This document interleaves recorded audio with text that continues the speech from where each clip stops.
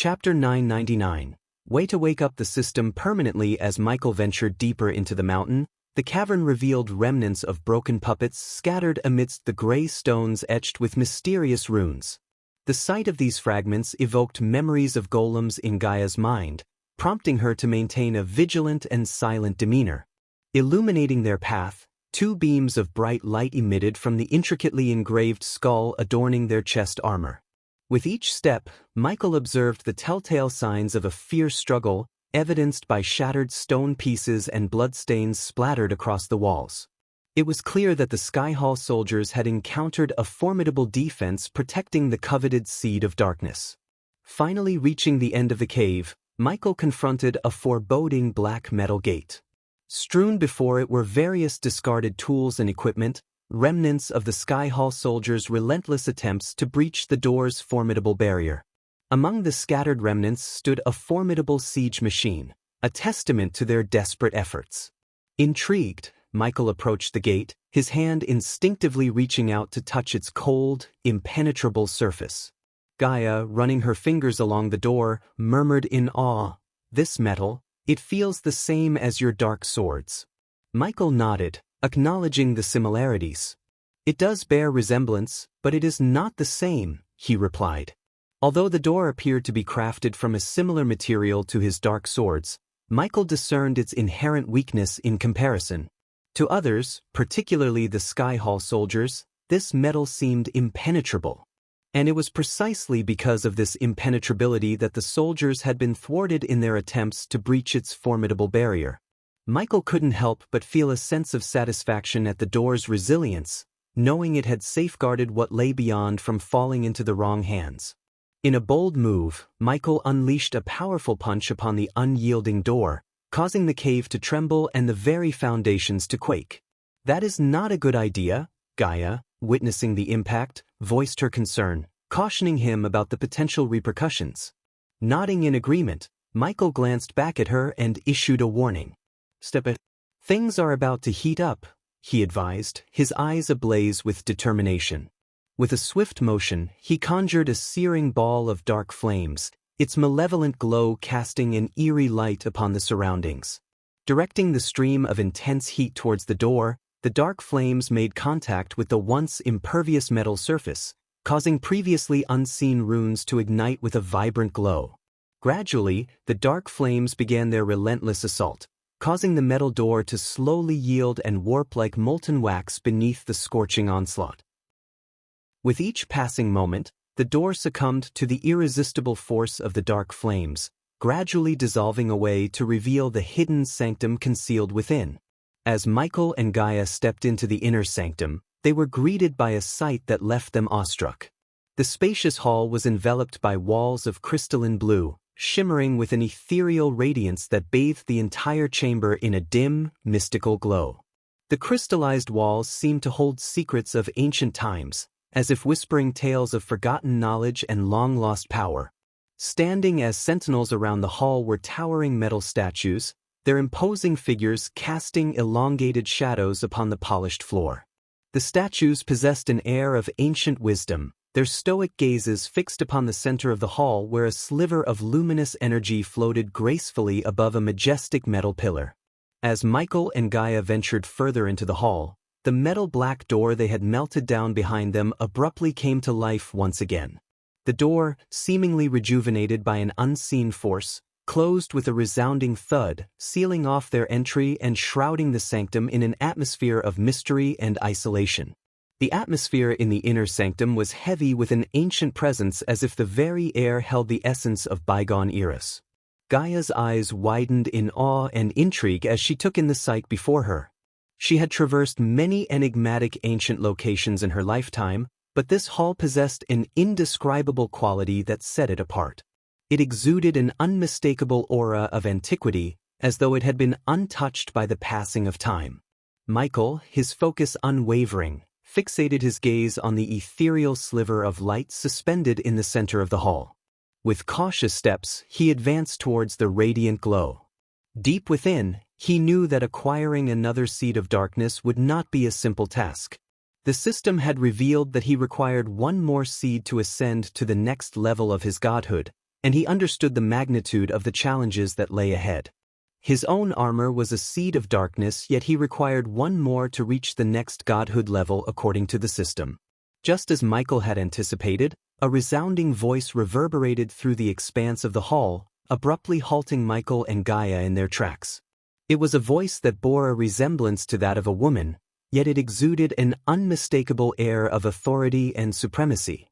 "Welcome, God of Darkness, to your first trial," the voice boomed, its power intertwining with the very essence of the hall.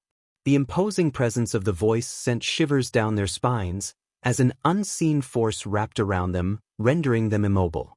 The once free movement of their bodies was now stifled by the grip of this invisible paralysis. And as Michael and Gaia stood there, helpless, the commanding voice continued its address. "Speed, dear God of Darkness, is a formidable power that transcends mortal limitations," the ancient voice proclaimed with an air of wisdom. "In the realm of gods, the swiftness of movement defines the boundaries of one's might. Your mortal speed, though impressive by mortal standards, is as sluggish as a turtle compared to even the most leisurely of gods." Michael and Gaia listened intently, their bodies held captive by the unseen force that bound them. They could only absorb the words of the voice, unable to react or respond. "Before you may claim the coveted seed of darkness," the voice continued, "you must prove yourself worthy by overcoming a trial that will test the very essence of your speed. Within this ancient hall lies a path fraught with challenges designed to push your limits and unlock the swiftness hidden within you. Only then shall you be deemed deserving of the seed that holds the power of darkness." The words of the ancient voice echoed in Michael's mind, leaving him with a lingering sense of uncertainty. Why was this trial necessary now, when he had obtained the dark flames without such an ordeal? He pondered the purpose behind this test of speed and its connection to acquiring the seed of darkness. The system remained dormant, unable to provide the answers he sought. Michael could only hope that once the system awakened, it would reveal the number of seeds required to awaken its power fully. The words of the ancient voice echoed in Michael's mind, leaving him with a lingering sense of uncertainty. Why was this trial necessary now, when he had obtained the dark flames without such an ordeal? He pondered the purpose behind this test of speed and its connection to acquiring the seed of darkness. The system remained dormant, unable to provide the answers he sought. Michael could only hope that once the system awakened, it would reveal the number of seeds required to fully awaken its power. As the echoes of the ancient voice faded, the oppressive force that had held Michael captive dissipated, granting him the freedom to move. However, Gaia remained ensnared, still trapped by the invisible grasp of the unseen power. Michael's concern for her was abruptly interrupted by a chilling rustling sound that sent a shiver down his spine. Reacting with lightning reflexes, Michael instinctively leaned back, his body contorting as an arrow whizzed past him, missing his face by a mere hair's breadth. The arrow buried itself deep into the wall, its presence a stark reminder of the dangers that lurked within the shadowy recesses of the hall.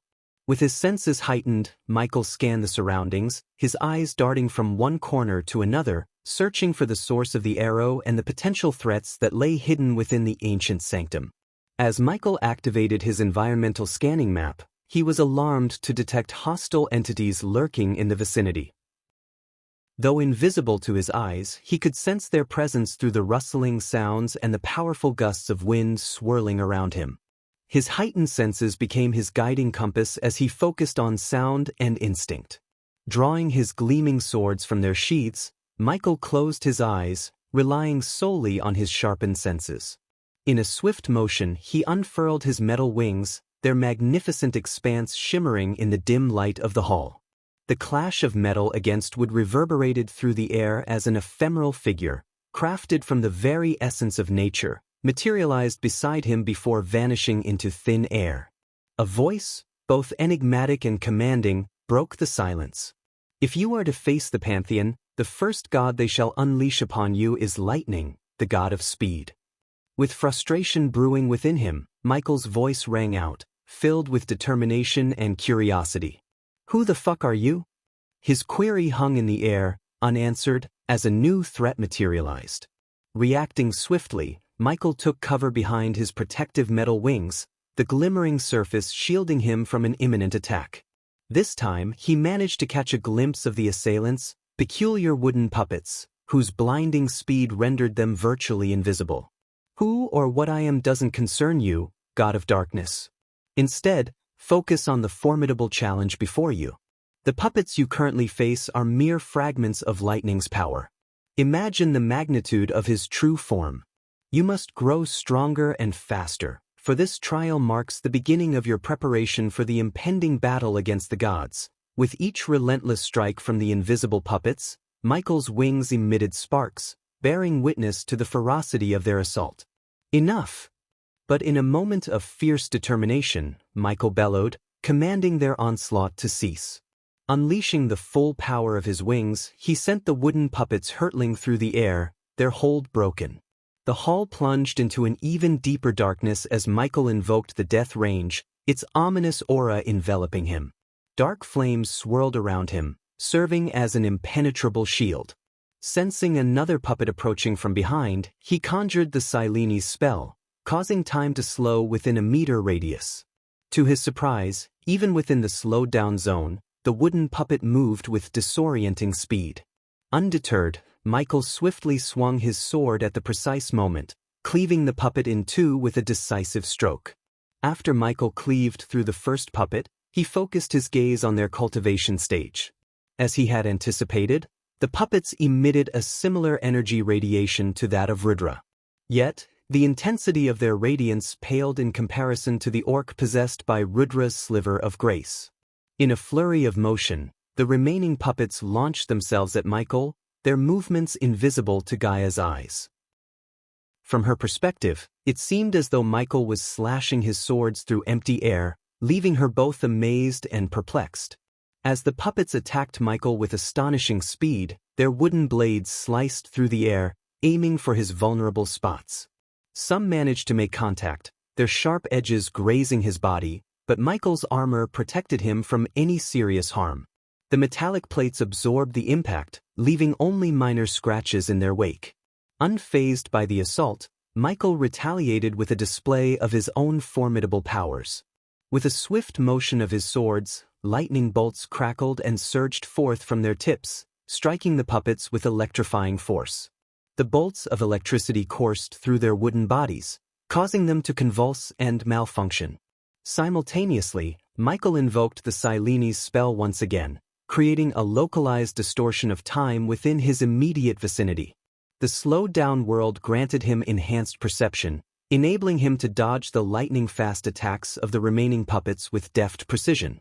His eyes, shining with a dark energy, emitted beams that pierced through the air, disintegrating the puppets in their path. The destructive power of his gaze left trails of dissipating darkness, marking their annihilation. But Michael wasn't finished yet. Drawing upon his inner reservoirs of power, he conjured the Ring of Flames. Black-colored flames erupted from his outstretched hands, forming a fiery vortex that engulfed the area around him. Waves of scorching heat radiated outwards, disintegrating any remnants of the puppets that dared to approach. The battle raged on, an intricate dance between the god of darkness and the seemingly invincible puppets. Michael's movements were fluid and precise, his attacks calculated and devastating. With each passing moment, the puppets dwindled in numbers, their wooden bodies succumbing to the relentless onslaught. The air crackled with energy, illuminated by the flashes of lightning, while the echoes of clashing metal and the roar of flames reverberated throughout the ancient hall.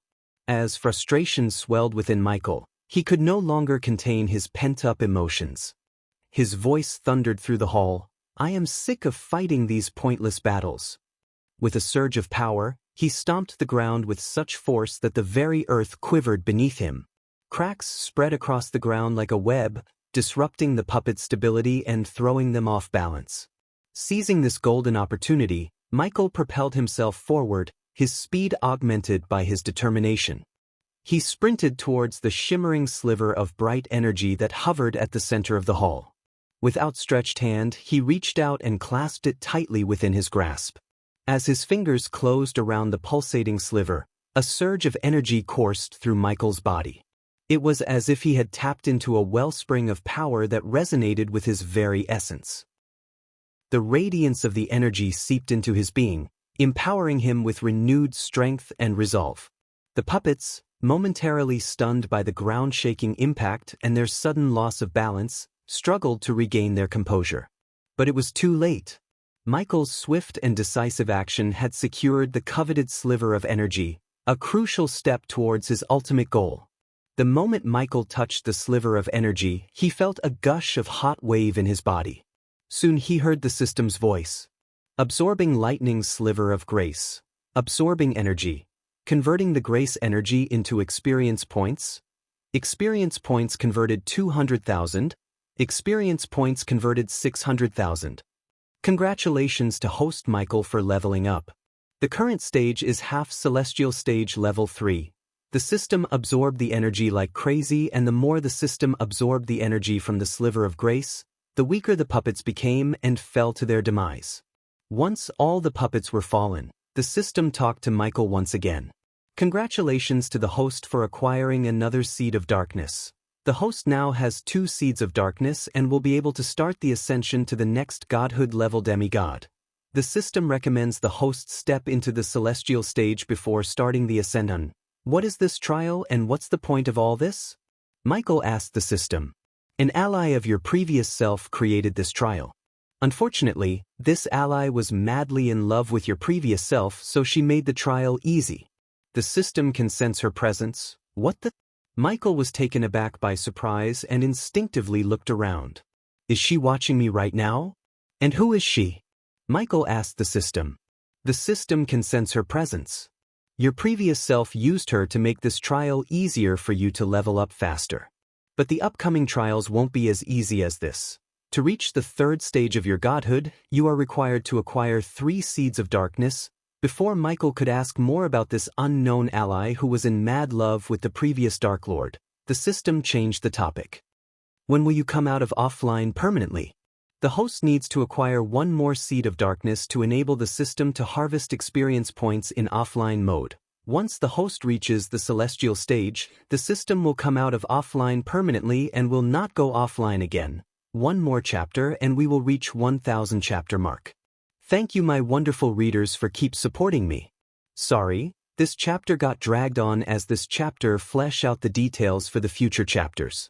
This is the filler chapter for the next arc, and the next arc will have so much actions and a fast-paced story.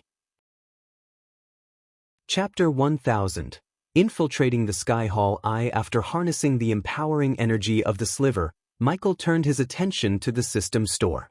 With his accumulated badass points, he swiftly purchased a special teleportation scroll and a potent rune to conceal Gaia's presence from the prying eyes of the fallen gods. The transaction depleted a significant portion of his hard-earned points, but he knew these items would be crucial for their upcoming missions. Gaia, fully aware of the importance of her role, prepared to depart from the inner sanctum. She clasped the rune in her hand, feeling its ancient power resonate within her. With a nod of determination, she stepped onto the designated teleportation circle, activating the scroll. A brilliant surge of energy engulfed her, and in an instant, she vanished from the hall before giving Michael a tender kiss on his lips. Stepping out of the hall, Michael found himself face to face with the black door he had melted earlier. To his surprise, the door opened on its own accord, allowing him to exit. As he emerged from the cave, his environmental scanning map alerted him to the presence of hostile entities in the vicinity. Reacting swiftly, Michael utilized his lightning dash ability, moving with incredible speed towards the cave opening. Once he reached the mouth of the cave, the Sky Hall soldiers who had been stationed at the outpost lay lifeless on the ground, their bodies riddled with bloody wounds. The devastating effects of the poison he had unleashed upon them were evident. The sight of the fallen soldiers left the surviving Sky Hall soldiers in a state of terror and shock. They gazed upon the grim scene, their faces etched with a mix of fear and disbelief. Michael's poison had taken its toll, and the soldiers lay motionless, their life forces drained away. The air hung heavy with the stench of blood, and a haunting silence enveloped the area. The Sky Hall soldiers stood frozen in shock and disbelief as they beheld the lifeless bodies of their fallen comrades. They gathered around, their faces filled with a mix of horror and confusion. One soldier exclaimed, "What happened here? How did they all die?" Another soldier knelt down beside a fallen comrade, examining the gruesome wounds on his body. "Look at this," he said, his voice trembling with disbelief. "There are no signs of a fight. It's like they were struck down without even raising a sword." A third soldier joined the examination, his eyes widening with realization. "Wait, these wounds, they look like the effects of poison," he said, his voice hushed. "But how? Who could have done this?" The soldiers exchanged worried glances, their minds racing to piece together the puzzle before them. One soldier spoke up, his voice laced with urgency.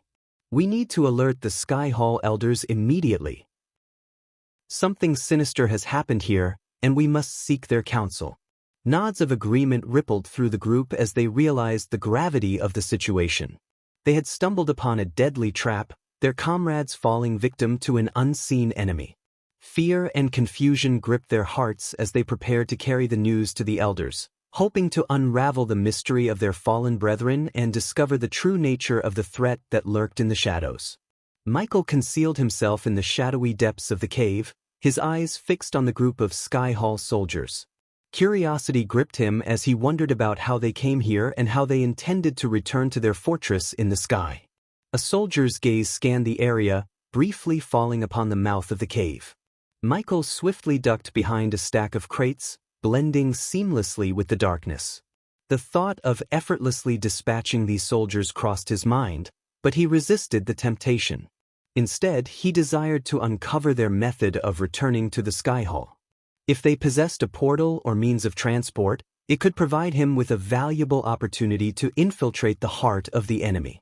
With caution and patience, Michael observed their movements, eagerly anticipating a glimpse of their plans. Hidden in the shadows, he remained vigilant, his mind focused on unraveling the secrets that lay before him. Silently, Michael maneuvered through the outpost, utilizing the various objects scattered throughout to conceal himself from the vigilant Sky Hall soldiers. He expertly slipped behind tents, carefully sidestepped boxes, and found refuge amidst the dummies, tables, and chairs. With each movement he blended seamlessly into his surroundings, becoming one with the shadows. Hidden behind a stack of crates, Michael listened intently to the soldiers as they continued to examine the lifeless bodies of their fallen comrades. The sight of purple veins, blood seeping from eyes, nose, and ears sent shivers down their spines. "What manner of death is this? It's gruesome and painful," one soldier growled, his voice filled with anger. "Indeed, this is no honorable death. It reeks of foul play," another soldier spat, voicing his disgust. Amidst their murmurs and expressions of dismay, some soldiers raised their voices, urging their comrades to stay vigilant, aware that the killer may still be lurking in their midst. "Keep your guard up. The perpetrator may be among us. Stay alert," a soldier shouted, his tone laced with urgency. Meanwhile, a group of soldiers was ordered to venture into the cave for further investigation. Their voices resonated through the air as they strategized their next move. "Go, see what lies within the cave. We must uncover the truth," one soldier commanded, determination evident in his voice. "The rest of us will make our way back to the Sky Hall and inform the elders of this atrocity." Their footsteps echoed as they departed, leaving Michael with a valuable window of opportunity. He silently observed their departure, noting their destination and their purpose. With this newfound knowledge, he formulated his own plan, his mind focused on the ultimate goal of infiltrating the Sky Hall and uncovering the mysteries that awaited him there. With unwavering determination, Michael fixated his gaze on the group of soldiers who were bound for the Sky Hall. He knew that shadowing them would be his best chance to penetrate deeper into enemy territory. As they began their march, Michael melded into the darkness, becoming a mere specter among the shadows. Moving with the grace of a predator, Michael skillfully navigated the outpost, his steps almost imperceptible as he avoided the gazes of the remaining soldiers. He hugged the walls, slipping behind tents and crates, always mindful of staying out of sight. His heart pounded in his chest, the adrenaline surging through his veins as he inched closer to his quarry. Every so often, he caught a glimpse of the soldiers he was tailing. Their voices murmured among themselves, discussing their mission and the urgency to report the grim discovery they had made. Michael stayed just far enough behind to remain undetected, his stealth a testament to his honed skills. The tension in the air was palpable as Michael maneuvered through the treacherous terrain, silently praying that the soldiers wouldn't glance back and catch a glimpse of his presence. He relied on his instincts, slipping into the darkest corners, blending seamlessly with the obscurity. The outpost seemed to hold its breath as Michael shadowed his targets, his movements choreographed with precision and caution. As Michael trailed the trio of Sky Hall soldiers, they came across a small cabin in the distance. Coming to a stop, they glanced back, suspicious of any followers. Sensing their scrutiny, Michael swiftly maneuvered under a nearby table, inadvertently knocking a wooden cup. Acting with lightning reflexes, he managed to catch the cup before it hit the ground and made a noise. Meanwhile, the soldiers scanned their surroundings before resuming their path towards the cabin. Seizing the opportunity, Michael emerged from beneath the table and hastened forward. Approaching the cabin's entrance, Michael positioned himself outside and discreetly eavesdropped on the soldiers' conversation. "He won't be pleased with this," remarked one soldier from inside. "I still think we should return after uncovering the source of these killings. Going back empty-handed could land us in serious trouble," complained another soldier. As he listened intently, Michael retrieved his trusty 8-legged spider and discreetly sent it into the cabin through a narrow crack beneath the door. Observing the scene through the spider's camera feed, Michael caught sight of the 3 soldiers within the cabin. "No way! We have to inform him immediately." "Let's activate the portal," insisted the brown-haired Sky Hall soldier. With mere seconds, or at best a minute, to make a decision, Michael weighed his options carefully. Killing the 3 soldiers might sever his only chance of reaching the Sky Hall. Until now, he had been clueless about the actual location of the Sky Hall headquarters, and he lacked the necessary power. However, things had changed, and he now possessed the strength and perhaps an opportunity to enter the heart of the enemy. Yet, if he wasted time without eliminating the soldiers, they could vanish from his sight, leaving him in the dark. Michael had only a few precious seconds to uncover their plan for reaching the Sky Hall. Fortunately, luck was on his side as he witnessed one of the Sky Hall soldiers retrieve a silver coin from his pocket. The copper coin bore a striking resemblance to the one he had taken from Jacobus' brother. Read chapter 838 to refresh your memories about this copper coin. Michael observed a rune on the wooden cabin wall, resembling a swirling vortex, before the soldier. Though he wasn't a rune master, his experience with Eladir had granted him some knowledge. It seemed that the coin needed to be placed on the rune to activate a portal, the probable means of teleportation. However, the predicament lay in the fact that if the soldiers placed the coin on the rune, they would be whisked away, leaving Michael with no means of reaching the Sky Hall. To prevent this, he swiftly cast the Sileni's spell, causing time to slow down within a confined bubble encompassing him and the soldiers. With the soldiers frozen in time, Michael sprang into action. He deftly unsheathed his dark sword from his back and swiftly severed the hand of the soldier holding the copper coin. The slowed time prevented blood from spraying or the soldier's scream from escaping his lips. Michael then swung his sword again, beheading the soldier, while simultaneously releasing a bolt of lightning from his outstretched finger, piercing the skull of the second soldier. With a swift motion, he cleaved the 3rd soldier in half with his sword. As the 3rd soldier perished, time resumed its normal flow, revealing the brutal aftermath in real time. Blood sprayed from the severed hand and neck of the 1st soldier while his decapitated head flew through the air. The 2nd soldier fell lifeless, a small wisp of smoke rising from the center of his forehead, indicating where the lightning bolt had struck. The 3rd soldier lay on the ground, bisected, blood staining the cabin red. However, not a single sound escaped, and no reinforcements rushed to their aid. The coin soared through the air, effortlessly caught by Michael's outstretched hand. Without wasting a moment, he pressed the skull-shaped engraving at the center of his armor. In a mesmerizing display, the armor began to shrink, folding in on itself until it vanished completely, leaving behind only a small skull. This remarkable ability was a testament to Michael's exceptional forging skills and his unique inventor trait. Swiftly, Michael stowed the skull into his system storage, a hidden compartment capable of holding various items. He then knelt beside the fallen soldier, the one whose head had been pierced by the lethal lightning bolt. Purposefully, he chose not to employ his dark sword, as he had a different plan in mind. With practiced efficiency, Michael stripped the soldier of his garments and carefully donned the soldier's silver armor atop his own attire, meticulously blending into the guise of a Sky Hall soldier. Then he took out a pale brown potion from the system storage and drank it in one gulp. "I'm coming for you, Sky Hall," Michael muttered, a fierce determination burning in his eyes. With a hint of anger flickering, he confidently positioned the coin on the shimmering rune. In an instant, a brilliant light erupted from the rune as the coin made contact, whisking Michael away from the cabin in a flash of teleportation. "We have reached the mark of 1,000 chapters, and I couldn't be happier. Thank you all for keep supporting me, and I pray and wish for your continuous support. Now, where are my super gifts and awesome other gifts?" Wink wink shamelessly. Chapter 1001. Infiltrating the Sky Hall 2 in an instant, Michael found himself standing in a vast hall that made him feel incredibly small. The sheer size of the hall was awe-inspiring, with a towering ceiling that could easily accommodate a 10-story building. As he entered the Sky Hall, Michael noticed that the potion he had consumed had caused his beard to grow thick and bushy, and his hair had lengthened into flowing black locks. Although venturing into the heart of the enemy without any prior knowledge was undeniably risky, Michael saw it as a golden opportunity to gather valuable information and, if he was fortunate, disrupt their operations from within.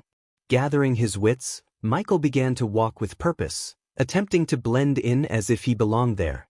His destination was the sole door located at the far end of the expansive hall.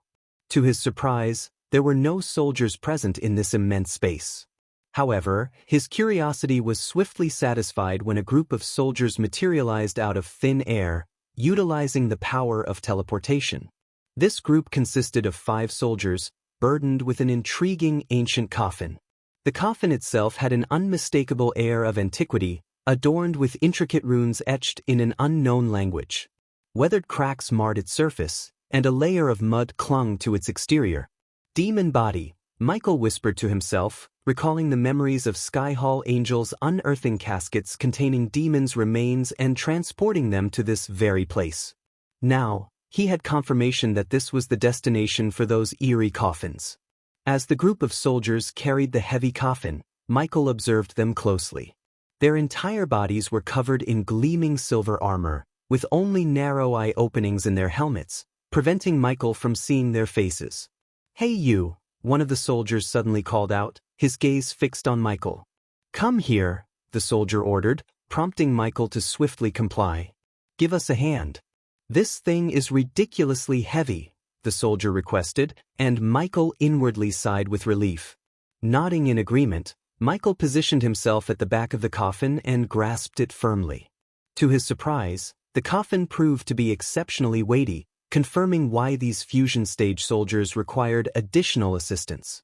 Unbeknownst to them, Michael intentionally concealed his true cultivation stage, disguising himself as a mere soul-refining stage soldier. It was crucial to maintain his cover, as revealing his half-celestial stage power would immediately expose his true identity. Even though the coffin was light as a feather to Michael's immense strength, he purposely pretended to struggle, exerting effort as if it were a formidable task. He lifted the coffin alongside the others, maintaining the facade. "Thaddeum, which outpost were you stationed at?" one of the armored soldiers inquired, curious about Michael's assignment. "I was stationed at the outpost in Itnes," Michael replied, listening attentively as the armored soldiers let out sighs of envy. "Damn lucky bastard. We were out there in demons' graves, tirelessly digging for these cursed things," another soldier grumbled, revealing their arduous duty. "Not so lucky, I'm afraid. Before our rotation, someone mercilessly killed the soldiers who were stationed there. I was on my way to inform the elders." Michael lied convincingly, portraying a loyal soldier deeply affected by the shocking incident. "What? Why didn't you mention it earlier?" One of the armored soldiers exclaimed, clearly taken aback by the revelation. All right, the toxic removal room is just over there. Once we place this coffin there, you can go and inform the elders, another soldier instructed, pointing towards their destination. Internally, Michael despised this risky plan. He had no knowledge of the layout or security measures in this place, making it a leap of faith. He relied solely on his adaptability and the teleportation scroll safely stored in his system storage, serving as a potential means of escape if things took a turn for the worse. This was the first time Michael had ventured into such perilous territory, fully aware of the stakes involved. Michael nodded in acknowledgement, observing the soldiers hasten their steps. As they reached the door, it automatically slid open, revealing a sprawling corridor lined with numerous rooms on both sides. Stepping out, Michael found himself amidst a bustling scene.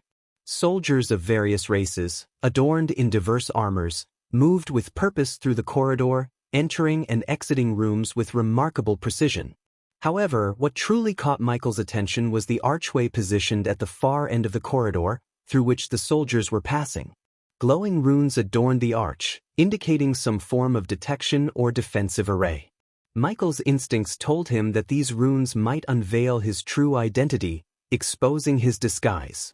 He swiftly assessed the situation, his mind working at its peak as he devised a new plan to navigate through the potential threat. As the armored soldiers continued carrying the coffin, they approached a room labeled Toxin Removal. "Remember, don't mention that we kept you here, all right?" One of the soldiers cautioned. "Of course not. We soldiers have to stick together, right?" Michael responded, skillfully manipulating their emotions. Although his words were calculated, they held a deeper purpose. Having observed the angels handling the coffins during the excavation, Michael deduced that these armored soldiers were likely under their command. If the angels had been directly involved, he would have witnessed their presence. Dressed as a foot soldier himself, Michael sympathized with his companions, reinforcing a sense of camaraderie. Fortunately, his manipulation proved successful, and the soldiers opened the door. To Michael's astonishment, instead of a mere room, he beheld a vast warehouse stretching before him. Countless coffins were meticulously stacked within, numbering in the hundreds or even thousands. At the far end of the room, he noticed a tubular structure, from which an invisible force lifted the coffins, propelling them along the tube-like pathway. "Well placed here," one of the armored soldiers pointed to a vacant spot that perfectly matched the size of the coffin. With coordinated efforts, the group of 6 carefully positioned the coffin in its designated spot. "Finished. Now, well, return to the demon's grave, and you can inform your elder," stated one of the soldiers, to which Michael nodded in agreement. Walking alongside the soldiers, Michael seized the opportunity as they approached the door. Swiftly, he retrieved a small metal plate from his belongings and discreetly inserted it between the door and its frame, ensuring that it wouldn't close completely. The soldiers remained oblivious to his actions, and as they reached the corridor, they expressed their gratitude to Michael for his assistance before proceeding back towards the door they had initially come through. Once they were out of sight, creating the impression that he would fulfill his supposed duty of informing the elder, Michael surveyed his surroundings cautiously. Confirming that he was alone, he reopened the door and re-entered the coffin warehouse. Closing the door behind him, Michael activated his X-ray vision, granting him the ability to see through the coffins. As expected, each coffin contained the skeletal remains of demons. Michael's face contorted with a mixture of surprise and concern. They must have some sinister plans involving these bodies. "If only I had a means to teleport them elsewhere," Michael muttered to himself. However, he recognized that his current abilities did not grant him such power, at least until the system was restored. Aware of the limited time he had before someone might stumble upon the room, Michael sprang into action. He swiftly retrieved a handful of spiders and strategically launched them toward the upper walls and concealed corners of the room. These spiders would function as his personal surveillance cameras, transmitting live footage to the dark castle and his tablet. After deploying more spiders to gather valuable information, Michael hastened toward the tubular structure that served as a pathway to another location. With swiftness, he affixed a spider onto one of the coffins, which was gradually lifted from the ground by an unseen force. As the coffin entered the tubular passage, Michael observed the spider's live feed in his mind. Within the feed, he witnessed the coffin arriving in a room where several individuals dressed in white robes meticulously examined its contents. They scribbled notes, assigned numbers to the coffins, and then directed them to be transported elsewhere. Number 422, in pristine condition, a bespectacled man remarked, thoroughly inspecting the coffin adorned with the tiny spider. "Send it to the rising hall," commanded a young man, waving his hand to guide the coffin to a designated corner of the room. "Fuck it." Frustration surged within Michael as he absorbed this information. His attention swiftly turned to the next coffin awaiting levitation and inspection. Without hesitation, Michael swiftly slid open the top of the coffin, allowing ancient dust and trapped air to escape into the surroundings. Within, he discovered the skeleton of a demon. Realizing time was of the essence, Michael made a split-second decision. He leaped into the coffin and swiftly closed its lid, ensconcing himself within its confines. After a few moments, Michael sensed the coffin being lifted from the ground, smoothly gliding through the tubular passage. So far, everything was proceeding without a hitch, and he silently prayed for this streak of good fortune to persist. As the coffin reached the subsequent room, the young man proceeded to examine its contents. From within the coffin, Michael could audibly hear and visually witness the unfolding events, thanks to the spider serving as his eyes and ears. "Number 423, in mint condition," the young man remarked, jotting down meticulous notes and affixing a number to the coffin, just as he had done previously. "Send this one to the rising hall," he directed, finalizing his assessment. Inside the confines of the coffin, Michael regulated his breathing and slowed his heartbeat to ensure his survival in the cramped space. As an undisclosed amount of time passed, a sudden and deafening bell echoed throughout the hall. Through the eyes of the spider, Michael witnessed a burst of red light illuminating the room. The abrupt alarm sent the workers into a state of panic, their voices filled with confusion and concern. "What's happening? Is it an emergency? Something's wrong. We need to evacuate. Quick, follow the protocol. Everyone out of the room." The room erupted into chaos as the workers hurriedly scrambled towards the exit, their movements hasty and disoriented. They hastily abandoned their tasks, leaving behind scattered notes and tools as they adhered to their emergency procedures. The air filled with a sense of urgency and apprehension, with anxious voices overlapping and the sound of hurried footsteps reverberating throughout the room. Michael found himself bewildered and amazed by his stroke of luck. Taking control of the spider outside the coffin, he deftly directed it to jump onto the back of a young man who was hastily making his way out of the room. Oblivious to the tiny spider clinging to his back, the young man continued his frantic rush. As Michael observed the chaotic corridor outside, he witnessed a scene of turmoil and confusion. Soldiers were sprinting in every direction, the entire hall trembling under their hurried footsteps. Moreover, a sudden eruption of destruction caught Michael's attention. A brilliant beam of light demolished everything in its path, reducing carpets to ashes and reducing once beautiful portraits to mere rubble. The archway, adorned with intricate runes, exploded in a haze of smoke. The young man and several other workers, guided by Sky Hall soldiers, sprinted away from the crumbling arch, seeking safety. Focused on capturing the unfolding chaos, Michael instructed the spider to leap from the young man's back to the nearby wall, diligently recording every detail. Amidst the billowing smoke, a figure gradually emerged, distinct even in the obscured atmosphere. "Noah," Michael murmured, recognizing the familiar presence. Chapter 1002, Finding Noah. As Michael witnessed the sight of Noah surrounded by the fusion stage Sky Hall soldiers, he noticed a fierce determination in Noah's eyes. They blazed with an intense, pure white light, a testament to his inner power. Standing there with his muscular frame and bare-chested, clad only in white trousers, Noah exuded an aura of strength. The Sky Hall soldiers, realizing the formidable opponent before them, shouted commands at Noah, their voices tinged with a mix of urgency and authority. "Stand down, Noah. "Surrender peacefully." One soldier barked, his voice filled with a hint of fear. "You're outnumbered, Noah. There's no escape." Another soldier called out, his tone laced with a mix of bravado and caution. Yet, Noah remained resolute, his fists clenched tightly.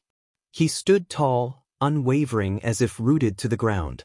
The white light in his eyes intensified, a reflection of his unwavering determination and unyielding spirit. The Skyhall soldiers cautiously circled Noah, their weapons drawn and ready for any sign of aggression. Tension hung heavy in the air as both sides stood at the precipice of confrontation. As Noah's eyes burned with pure white light, he channeled his inner power, snapping his fingers with a resounding crack. In an instant, a powerful wave of light erupted from his fingertips, radiating outward like a brilliant shockwave. The force of the blast sent the Skyhall soldiers surrounding him hurtling through the air, their bodies tumbling and crashing into the walls with a cacophony of impacts. Seizing the opportunity amidst the chaos, Michael swiftly assessed the situation. He realized that Noah, somehow brought to the Skyhall while he was unconscious, had tapped into a newfound strength, perhaps granted to him by his grace. Though questions and theories swirled in Michael's mind, he pushed them aside, recognizing the golden chance to infiltrate the Skyhall further while the soldiers were preoccupied with Noah. With a surge of determination, Michael seized the moment and leaped out of the coffin, his stealth and agility aiding his escape from its confining embrace.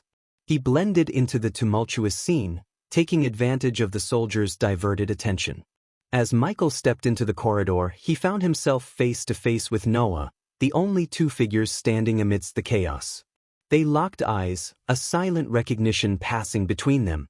Without uttering a word, Noah raised his hand, and from his fingertips, shot forth a bolt of white lightning, crackling with immense power. The lightning streaked towards Michael, who swiftly reacted by stomping the ground, causing a fallen Skyhall soldier's shield to soar into his hand. With the shield raised, Michael braced himself as the lightning collided with it. The impact sent a jolt of force rippling through Michael's body, pushing him back several steps. Theta M. In the brief moment of respite, Michael wasted no time. He seized the opportunity and, with quick thinking, snatched up a gleaming golden spear from the ground. Infusing his own energy into the weapon, he hurled it toward Noah. However, Noah responded with another surge of white lightning. The opposing energies clashed fiercely in the middle of the corridor, creating a cataclysmic explosion of light and darkness. The sheer intensity of the collision reverberated through the air, shaking the very foundation of the hallway. In an instant, the explosion unleashed a devastating impact, shattering the corridor into fragments. The force of the explosion shattered walls, fractured floors, and sent debris flying in all directions. The ground beneath Michael trembled and cracked, and with no time to react, he found himself plunging into the depths below, swallowed by the gaping abyss. The ensuing chaos enveloped the scene, dust billowing through the air and flames licking at the remnants of the shattered corridor, casting an eerie glow amidst the wreckage. As Michael descended into the depths, darkness enveloped him, and he found himself in a dark place. Looking up, he noticed a small crack above, a reminder of the great distance he had fallen. The realization struck him that he must have plummeted quite deeply for the once sizable crack to appear so minuscule. Contemplating his next move, he prepared to take flight towards the opening when he suddenly felt a hand rest on his back. A shiver ran down his spine, yet his surroundings showed no signs of hostility on his environmental map. Acting swiftly, he spun around and delivered a forceful punch to the figure behind him. To his surprise, his fist met an icy cold resistance as if striking a frozen entity. It was then that Michael became aware of the hall he stood in, a grim scene that resembled a macabre meat factory. The ceiling above was adorned with countless dead bodies, suspended by hooks like grotesque trophies. Conjuring a small ball of light to illuminate his surroundings, Michael's eyes widened in disbelief at the haunting sight that unfolded before him. He stood amidst a chamber filled with an unsettling array of corpses. Overwhelmed by shock, he aimlessly ventured forward, his mind struggling to comprehend the reasoning behind the Skyhall's collection of these lifeless forms. As he wandered through the eerie expanse for what felt like an eternity, his senses were further assaulted by an even more chilling discovery. Among the rows of bodies, he caught sight of a fallen Guardian Guild member, their silver armor still adorning their skeletal remains. The symbol of the Guardian Guild, etched on the chest plate, stood as a grim reminder of the once noble purpose this fallen warrior had served. The body appeared burnt and mutilated, a missing limb serving as a testament to the brutality it had endured. As Michael ventured deeper into the Hall of Death, the air grew heavy with a distinct metallic scent of blood. It permeated the space, creating an atmosphere of dread and morbidity. Each lifeless body within the chamber appeared eerily frozen, preserved in a macabre tableau. Their vacant eyes stared into nothingness, frozen expressions of despair etched upon their faces.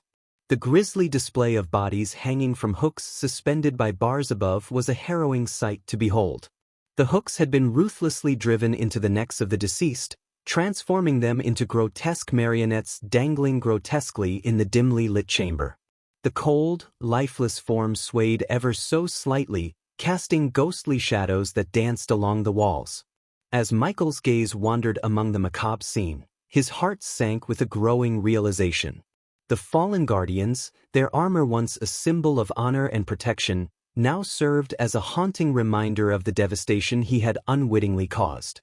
It became evident that these were the very guardians he had fought against, the ones who had perished when he unleashed destruction upon the Guardian Guild. Michael quickly established contact with his loyal servant, Eladir. It was unusual for Michael to reach out to Eladir instead of his trusted demon butler, Azazel. However, Azazel had been inaccessible since his arrival in Aitnes, leaving Eladir as the next best option. "Eladir, it's urgent," Michael began, his voice filled with a sense of urgency. He wasted no time in relaying the gravity of his discovery. "Use your mirror and witness what I've stumbled upon." With the spider on his neck capturing every detail, Michael transmitted the live feed to Eladir's mirror, ensuring that his loyal servant could witness the shocking scene. Eladir took a moment to process the incoming stream, and as the images unfolded before his eyes, a gasp of disbelief escaped his lips. The sheer horror of what he was witnessing rendered him momentarily speechless. He couldn't fathom the depths of the atrocities that lay within the Sky Hall. "My lord, where are you?" Eladir's voice trembled, his shock palpable even through the communication device. "Sky Hall," Michael replied, his tone revealing the weight of the situation. The silence that followed spoke volumes, as Eladir's mind grappled with the magnitude of the revelation. Time was of the essence, and Michael knew it. "We don't have much time for discussion," he declared in a resolute tone. "Record everything I see." Concern for his master's safety welled up within Eladir. "My lord, you must escape that place. The dangers are unknown, and we lack knowledge of the layout and security measures in the Sky Hall," he urged, his primary concern focused on Michael's well-being. But Michael's determination remained unyielding. "No. This is a rare opportunity to infiltrate the Sky Hall. Something sinister is unfolding within its walls. They have plundered the Nether Realm, then collected demons' corpses from demon graves, and now they amass these corpses. I cannot allow this army of the undead to be raised against me," he explained, his voice tinged with a sense of responsibility and the urgency to take action. Michael understood the immense potential the dead bodies held. If given the chance, he could have sent them to Dalar, where they could be transformed into an obedient undead army, serving him faithfully. However, without the means to do so, he couldn't allow the Sky Hall to exploit these bodies and create their own formidable force. "I know the Sky Hall all too well," Michael replied, acknowledging Eladir's concern. "They will undoubtedly turn these corpses into undead beings or something even more sinister," he added with a heavy sigh. Realizing the imminent threat, Michael was resolute in his decision. "That's precisely why I must destroy these bodies," he declared. While he didn't want to obliterate the demon bodies, given their rarity and potential value, he needed to find a way to utilize them to turn the tides against the Sky Hall once the system came online. Without wasting any time, Michael retrieved a container filled with highly flammable liquid from his system storage. He hurled the container into the air, causing it to burst open, and unleashed a bolt of lightning from his fingertips. The resulting explosion sent the liquid raining down upon the lifeless bodies below, thoroughly drenching them in the volatile substance. Satisfied that every body had been soaked, Michael sought an exit and discovered a door leading to an unknown hall. Before venturing further, he activated his X-ray vision to scan the next hall, revealing no signs of life. However, the absence of life was not enough to put his mind at ease. This place had shocked him repeatedly, and he remained prepared for any unexpected encounter. With a firm twist, Michael broke the lock and swung the door open. Simultaneously, he flicked his finger toward the drenched bodies, igniting a slender flame that danced through the air. Upon contact with the flammable liquid, the flame instantly erupted into a raging fire, engulfing the dead bodies in its relentless embrace. The crackling of flames filled the air, accompanied by the acrid scent of burning flesh, as the inferno consumed the corpses with a ferocity akin to a wild wildfire. The Sky Hall was facing a dire situation, with both Noah wreaking havoc from above and Michael setting ablaze the amassed bodies below. Noah's destruction had managed to disable the defense arrays, granting Michael a chance to venture deeper into the Sky Hall undetected. As Michael moved into the next hall, he encountered a stark contrast to the previous chamber. This expansive hall was devoid of any bodies or significant objects. It stood empty, an open space stretching out before him. Suddenly, the echoing sound of hurried footsteps reached Michael's ears. Reacting swiftly, he propelled himself off the ground with a single powerful leap, effortlessly scaling the walls to position himself on the ceiling, much like a spider observing its surroundings. From this vantage point, he watched as several soldiers, donned in dark armor, rushed into the hall with urgency. As the soldiers rushed into the hall, their footsteps echoed through the empty space. Their urgent voices filled the air as they realized the gravity of the situation. The leader of the group, distinguished by the golden lines adorning his black armor, barked out orders with authority. "Move quickly. We have a fire to extinguish," the leader commanded, his voice resonating with a sense of urgency. The soldiers hurriedly made their way toward the next chamber, their voices blending in a chorus of confusion and concern. "How did the fire start?" one soldier questioned, his voice tinged with bewilderment. "Could it be from the battle above with Noah?" suggested another soldier, trying to make sense of the situation. Amidst the rush, a soldier dared to question the decision of the Sky Hall elders. "Why did the elders keep Noah's presence hidden from us?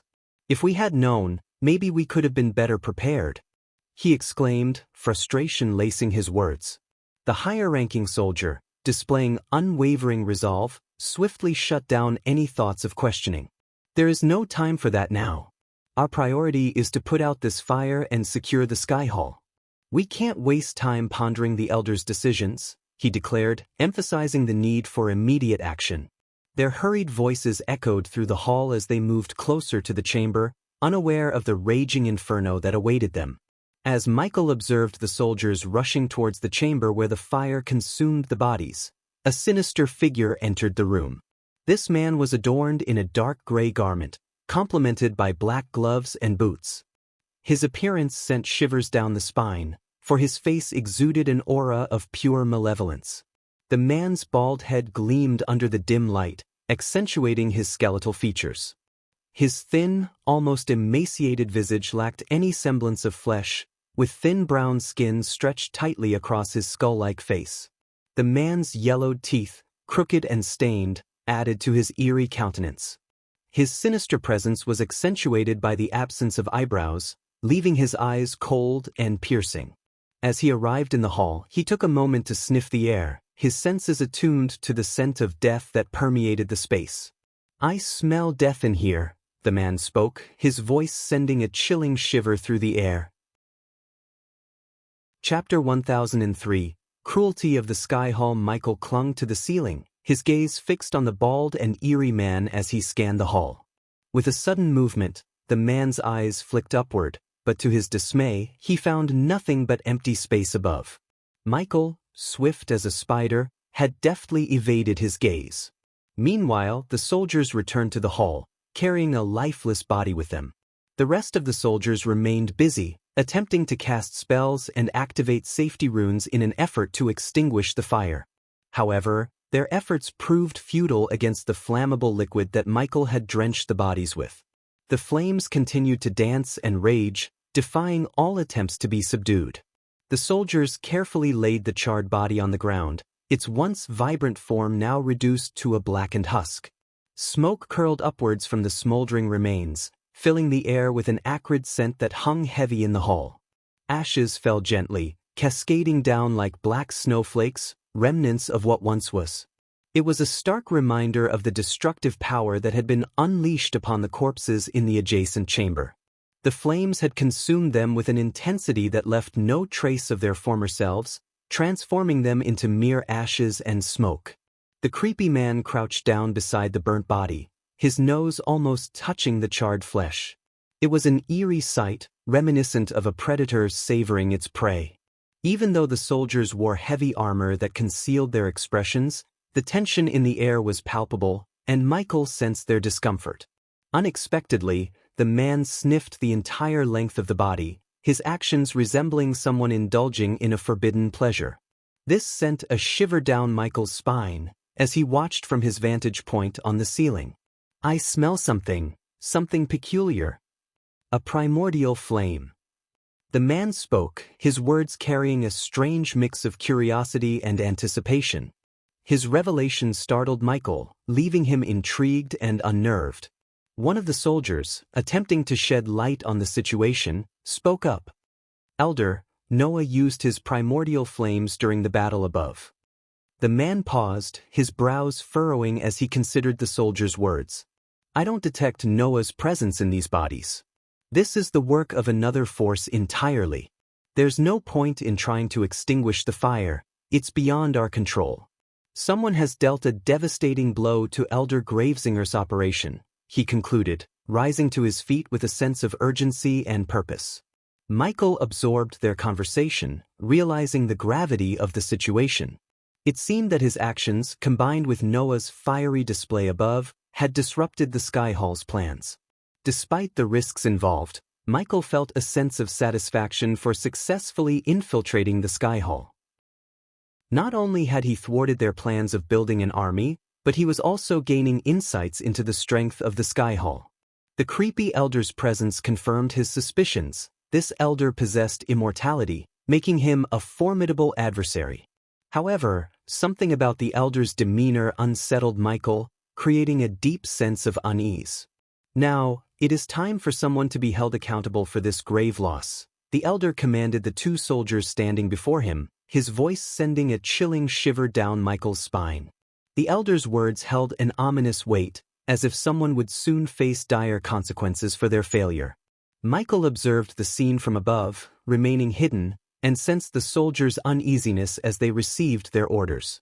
The two soldiers retrieved a small orb from their pockets, which fit snugly in the palm of their hands. With a sense of urgency, they activated the orb, causing it to glow and pulsate with a vibrant energy.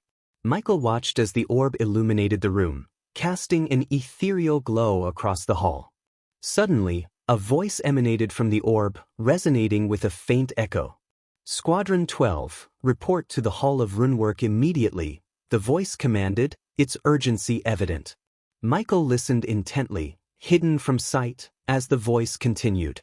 "Most of the squadron is injured from their encounter with Noah. Proceed with caution." The creepy elder's eyes narrowed, a sinister smile playing across his face. "Send all of them, regardless of their injuries," he declared in a bone-chilling tone, relishing the opportunity for further mayhem. Moments later, a group of 6 soldiers entered the hall, adorned in tattered silver robes that bore the marks of their battle with Noah. The robes were torn, bearing scorch marks and stains of blood. Fatigue weighed heavily upon their features, their bodies marked with bruises, and their hair disheveled from the intensity of their recent struggle. The soldiers stood before the elder, their weary gazes meeting his malevolent stare. The tension in the air was palpable as the elder prepared to address them, his voice dripping with a twisted enthusiasm for the impending task at hand. The elder's eyes narrowed further as he stared at the soldiers, a chilling aura surrounding him. "Explain yourselves," he demanded, his voice laced with an unsettling mix of anger and curiosity. Why did you leave your posts where you were supposed to guard the corpses for Elder Gravesinger? The soldiers, trembling with fear, stuttered in their response. We heard commotion above and went to investigate, one of them managed to utter, his voice quivering. We found Noah and we fought him to try and stop him. The elder's eyes gleamed with a sinister light as he circled around the soldiers, sniffing the air around them as though he was enjoying the fear in the air. And were you able to stop Noah from escaping the sky hall? He asked, his voice dripping with anticipation. The soldiers, their voices barely audible, whispered in unison, "No." A devilish chuckle escaped the elder's lips as he continued to circle the soldiers, his presence oozing malevolence. "Then what was the point of leaving your post?" he hissed, relishing in their fear and despair. The soldiers shivered uncontrollably, their faces pale as the elder's relentless circling intensified. Every move he made, every word he spoke, exuded a sense of darkness and wickedness. Finally, the elder pointed a bony finger toward the charred body on the ground. "Look around you," he sneered, his voice filled with venom. "All the corpses you were supposed to guard have been reduced to ashes. The fire still rages, consuming the remnants of our plans." And in that moment, the soldiers could feel the weight of their failure crushing them, as the elder reveled in their despair, a true embodiment of malevolence and darkness.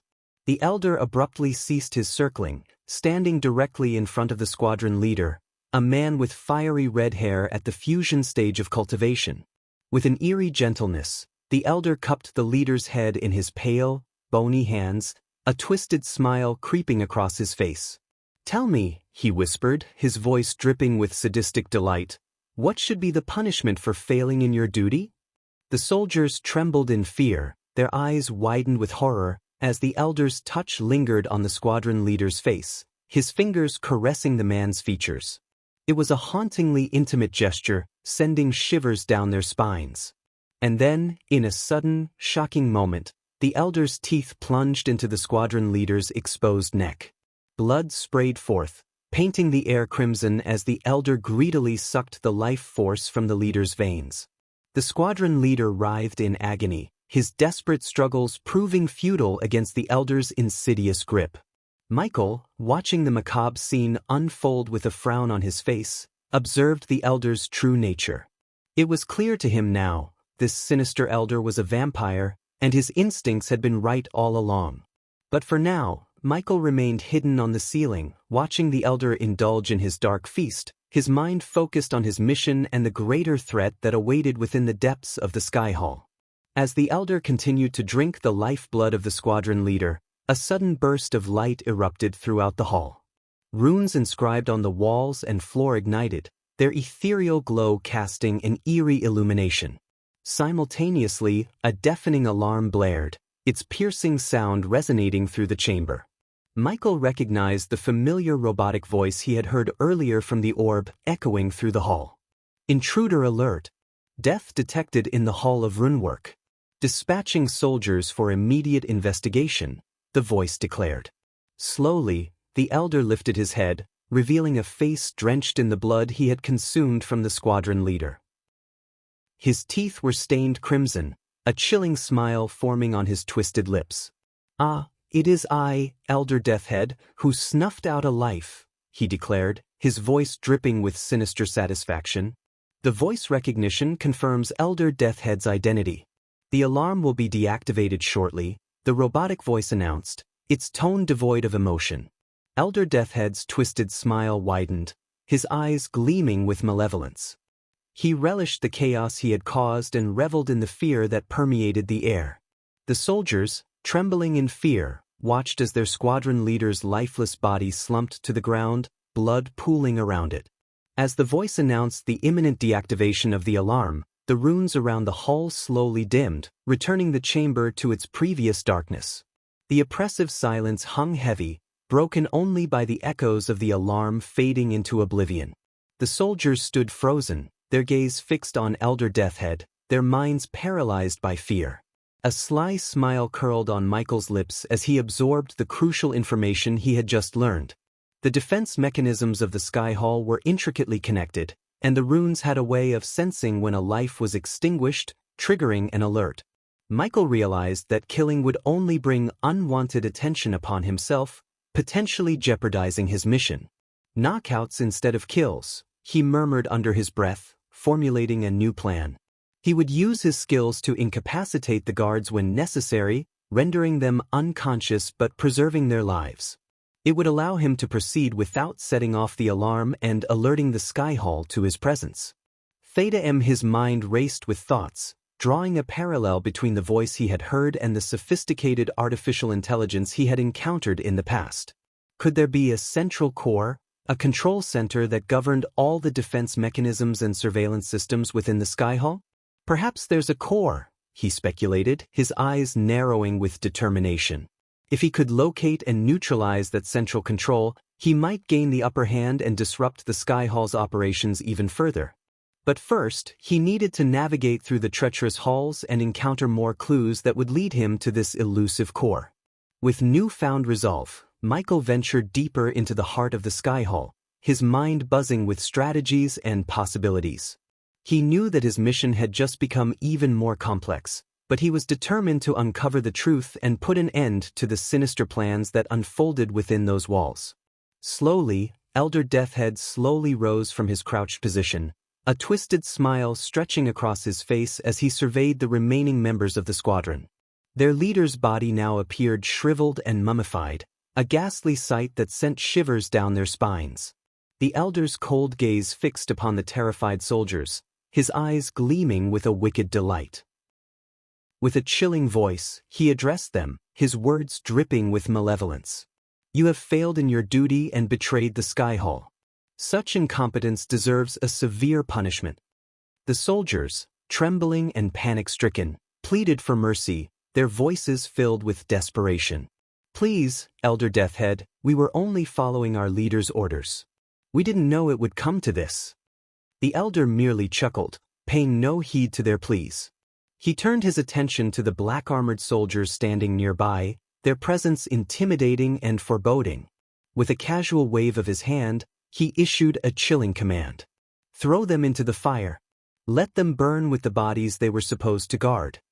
The squadron soldiers' screams echoed through the hall as they begged for forgiveness, their voices laced with terror and remorse.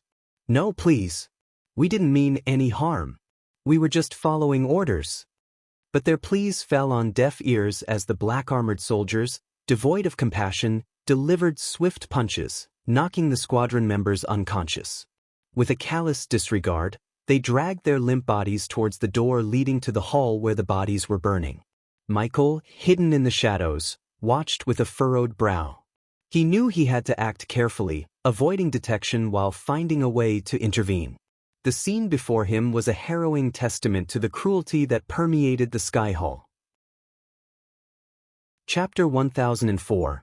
Michael being the sneaky assassin. As the two black-armored soldiers dragged the unconscious squadron soldiers toward the door leading to the hall where the bodies still burned, they exchanged grim remarks about their unfortunate fate. "These poor souls had the misfortune of catching Elder Deathhead's attention," remarked the first soldier, his voice laced with a mix of pity and indifference.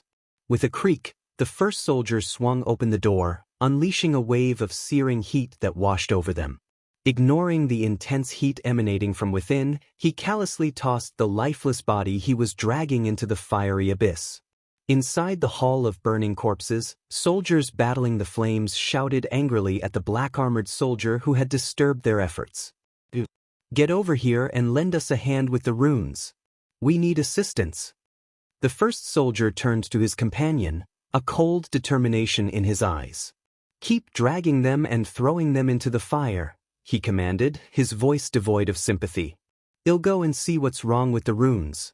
Without hesitation, the second soldier continued his grim task, each unconscious soldier meeting the same fiery fate. Meanwhile, the first soldier ventured into the chaotic hall, making his way towards the malfunctioning runes as the smell of the burning corpses permeated through the air. As the second soldier made his way back toward the unconscious squadron soldiers, Michael's sly smile grew wider. He had formulated a cunning plan to delve deeper into the secrets of the Sky Hall. With impeccable timing, As the soldier descended directly beneath him, Michael swiftly descended from the ceiling, landing with a precise and powerful punch that knocked the soldier unconscious. It was a calculated strike, carefully suppressing his strength to avoid killing the soldier. Moving swiftly, Michael wasted no time. He immediately removed the silver armor he had been wearing and put it away in his system storage. Disguising himself was second nature to him, and he deftly donned the black armored soldier's attire, blending seamlessly into the role. Like a chameleon changing its colors, Michael transitioned from disguise to disguise, utilizing his adaptability to navigate the intricate web of the Sky Hall undetected. As Michael lifted the unconscious black armored soldier, who was now stripped down to shorts, he propelled the body upward with a forceful throw. The soldier soared through the air, propelled by the strength of Michael's throw, until he reached the lofty heights of the ceiling.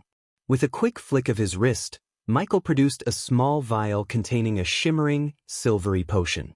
With calculated precision, he hurled the vial towards the suspended soldier. As the vial made contact, it shattered upon impact, releasing its contents in a burst of energy. In an instant, a translucent web-like substance enveloped the soldier, encasing him in a cocoon of magical threads. The cocoon adhered to the ceiling, clinging tightly to the surface, remaining hidden from prying eyes. The web cocoon, now plastered to the ceiling, concealed the soldier's presence, effectively removing him from sight. It was a clever maneuver, ensuring that no one would stumble upon the unconscious soldier as Michael continued his covert exploration of the Sky Hall. Disguised in the black armor, Michael lowered his helmet, concealing his face from view. With a cold and determined gaze, he surveyed the unconscious soldiers lying before him. Playfully, he muttered to himself, "I must look and act the part," his voice devoid of any mercy or compassion for the Sky Hall soldiers. In his mind, they were his enemies, and he felt no sympathy for their fate. Without hesitation, Michael began to drag the limp bodies, one by one, towards the hall where the corpses continued to burn. As he approached the door, a searing wave of intense heat washed over him, signaling the inferno raging within the hall. Undeterred, he pushed the door open, bracing himself against the scorching air that greeted him. With precise aim, Michael hurled the body he had been dragging into the raging fire. It was a ruthless act, symbolizing his complete disregard for the fallen soldier's fate. The flames greedily consumed the body, adding it to the macabre pyre of burning corpses. In that moment, Michael's determination remained resolute, his purpose unwavering. He was willing to go to any lengths to achieve his mission and bring justice to the Sky Hall, even if it meant killing everyone in his way. As Michael continued to toss the unconscious soldiers into the engulfing flames, a scene of horror unfolded. The intense heat and searing pain jolted the soldiers awake, their screams piercing the air. Desperate to escape the merciless inferno, they stumbled and tried to crawl away, their bodies engulfed in panic and agony. Yet, the black-armored soldiers remained unmoved, their indifference echoing in the face of such suffering. With a flick of their hands, the black-armored soldiers unleashed powerful spells upon the struggling soldiers. Arch energy crackled through the air, striking the victims with brutal force. Thunderous blasts sent shockwaves through the hall, further fueling the already raging flames. Each spell intensified the heat, making the fire burn hotter, as if the very air had turned into a scorching furnace. The soldiers' attempts to escape were swiftly thwarted by the merciless spells, rendering them unconscious once again.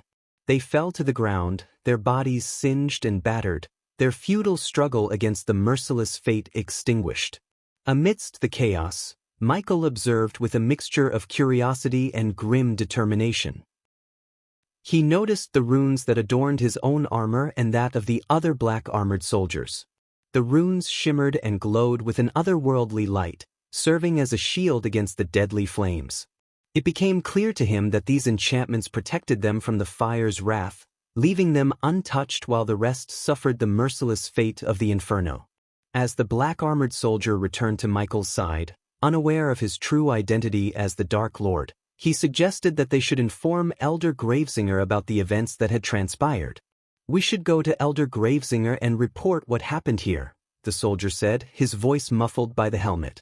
Michael nodded silently, falling into step behind the soldier without uttering a word. They made their way through the labyrinthine corridors of the Sky Hall, their footsteps echoing in the desolate halls. The soldier mentioned that the elders would be furious, particularly because Noah had managed to escape the Sky Hall. Finally, they arrived at a relatively small hall, its atmosphere heavy with anticipation. In the center of the hall, a glowing array resembling a complex chakra pattern adorned the floor. Without hesitation, the soldier and Michael stepped onto the array, triggering a surge of bright light that enveloped them. In the blink of an eye, Michael and the soldier found themselves transported to the top side of the Sky Hall. They emerged into a familiar corridor, the aftermath of Noah's fierce battle evident in the chaos that surrounded them. The walls lay in ruins, crumbled and scorched, while soldiers hurriedly worked to clean and repair the devastated area. Amidst the scene of destruction, the soldier continued to speak. "It's going to take a while to restore order here. Noah wreaked havoc on the Sky Hall. The elders won't be pleased." His voice carried a mixture of exhaustion and frustration. Michael remained silent, taking in the sight before him. He knew that his true intentions were far from aligning with the Sky Hall's interests. As Michael and the black-armored soldier made their way through the chaotic corridor, the silver-armored soldiers stationed along the path saluted them, acknowledging their authority within the Sky Hall's hierarchy. It became apparent to Michael that the black-armored soldiers held a position of high esteem among their ranks. Among the soldiers in the corridor, he witnessed many of them nursing wounds and injuries sustained during the confrontation with Noah. Some soldiers were seen drinking healing potions to expedite their recovery. Mixed in with their attempts to heal, Michael overheard a few injured soldiers cursing Noah with venomous words, expressing their frustration and anger. "Damn that bastard! He tore us apart. I hope he rots in the deepest pits of hell. What a bastard! He caught me off guard. Mark my words. God or not, I am going to get that son of a bitch." Michael listened to their bitter words and couldn't help but feel disappointed in Noah's actions. While he didn't share their sentiments, he understood their pain. However, he knew that their lives were not worth preserving, for they served the Sky Hall, an institution rife with darkness and malevolence. "How could he be my brother?" Michael muttered to himself, shaking his head. Does he truly believe these soldiers deserve to live? They're just pawns in the hands of monsters. The thought of elders like Deathhead and Gravesinger being the farthest thing from heroes amused him in a dark way. Their very names oozed with malevolence and evil. Deathhead and Gravesinger. Truly fitting names for these villains, Michael murmured with a sardonic smirk, recognizing the irony in their chosen titles. As Michael and the black-armored soldier maneuvered through the labyrinthine corridors and halls, a thought lingered in Michael's mind. Despite his personal disdain for Noah, he couldn't deny the effectiveness of Noah's assault on the Sky Hall. It made him wonder about the extent of power that the grace bestowed upon Noah, allowing him to wreak such havoc. Finally, they emerged from the dilapidated structure, stepping out into a sprawling graveyard. The scene before them was haunting, as countless headstones adorned the landscape, their names worn away by time and neglect. The graveyard seemed to stretch endlessly, shrouded in an eerie stillness. The air felt heavy with a somber atmosphere, and Michael wrinkled his brow as a sense of death permeated the surroundings. The trees that lined the graveyard stood tall, their leaves gray and lifeless, contrasting with their black, gnarled bark. It was as if even nature mourned within this desolate place. Michael took a moment to absorb the sight before him, his senses heightened by the lingering scent of death that seemed to cling to the air. A mix of emotions filled him, a tinge of unease but also a resolute determination to see his mission through.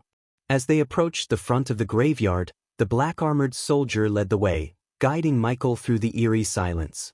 Suddenly, their attention was drawn to a figure standing near a grand tombstone adorned in flowing crimson-red robes. Intricate skull designs embellished the fabric, hinting at a sinister presence. The figure turned slowly, revealing a towering orc with a commanding presence. Elder Gravesinger, his gaze piercing and his countenance calm, surveyed the surroundings with a stoic demeanor. His massive physique exuded strength and power, muscles rippling beneath the fabric of his robes. Elder Gravesinger's green skin carried the scars of battles fought and won, a testament to his formidable nature. His eyes, deep and intense, held a keen intelligence within them. The weight of his authority and the dark energy that radiated from him were palpable. As Michael stood before Elder Gravesinger, memories of his subordinate Dalar surfaced in his mind. It was during one of their conversations that Dalar had mentioned a book called the Book of Death, which he had studied meticulously to become proficient in the dark arts of raising the dead. In their discussions, Dalar had revealed that the knowledge within the ancient book had been passed down through generations of their family. It was said that an ancestor of theirs, a powerful necromancer, had compiled the book, recording forbidden rituals and incantations that delved into the realm of life and death.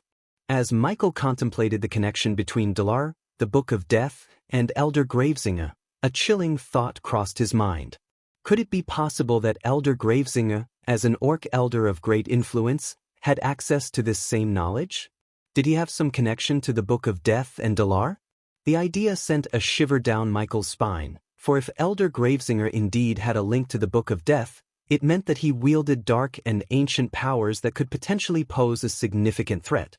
Michael vowed to remain cautious, aware that his encounter with the Elder would require a careful approach, as he could be facing an opponent with knowledge and abilities far beyond his own expectations.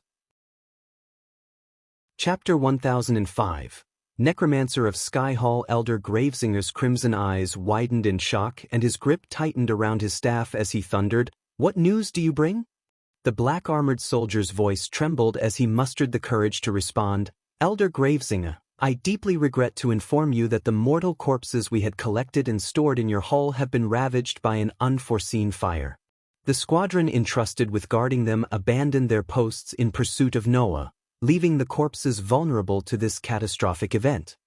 The orc's normally composed visage contorted with rage, veins bulging on his forehead as he roared, "You imbeciles! Those corpses were the linchpin of my intricate ritual. The flow of power necessary for our operation has been irrevocably disrupted."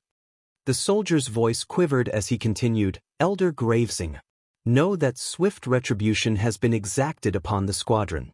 Elder Deathhead himself took charge, condemning the squadron leader to death and ordering the remaining members to be thrown alive into the fire as a chilling punishment."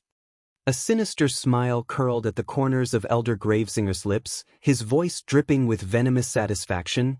"A quick death? Such mercy bestowed upon them. I would have relished in the opportunity to strip their flesh piece by piece, subjecting them to unimaginable torment for their grievous negligence." Meanwhile, Michael, disguised as a black-armored soldier, observed the furious orc with amusement concealed behind his mask. It was he who had orchestrated the fire that consumed the corpses, reveling in the chaos and destruction it brought upon the Skyhall. The sight of Elder Gravesinger seething with anger only served to reinforce his belief that the elders of the Skyhall were anything but righteous figures. Suddenly, Elder Gravesinger's hand shot up into the air, causing the very ground beneath him to tremble with an ominous resonance. Michael and the black-armored soldier instinctively took several steps back, their eyes widening with a mixture of awe and trepidation. As if responding to the orc's command, the earth began to split open, revealing deep, gaping cracks that snaked their way across the desolate graveyard. Elder Gravesinger's voice carried an arcane resonance as he chanted under his breath, his words barely audible but laced with dark power.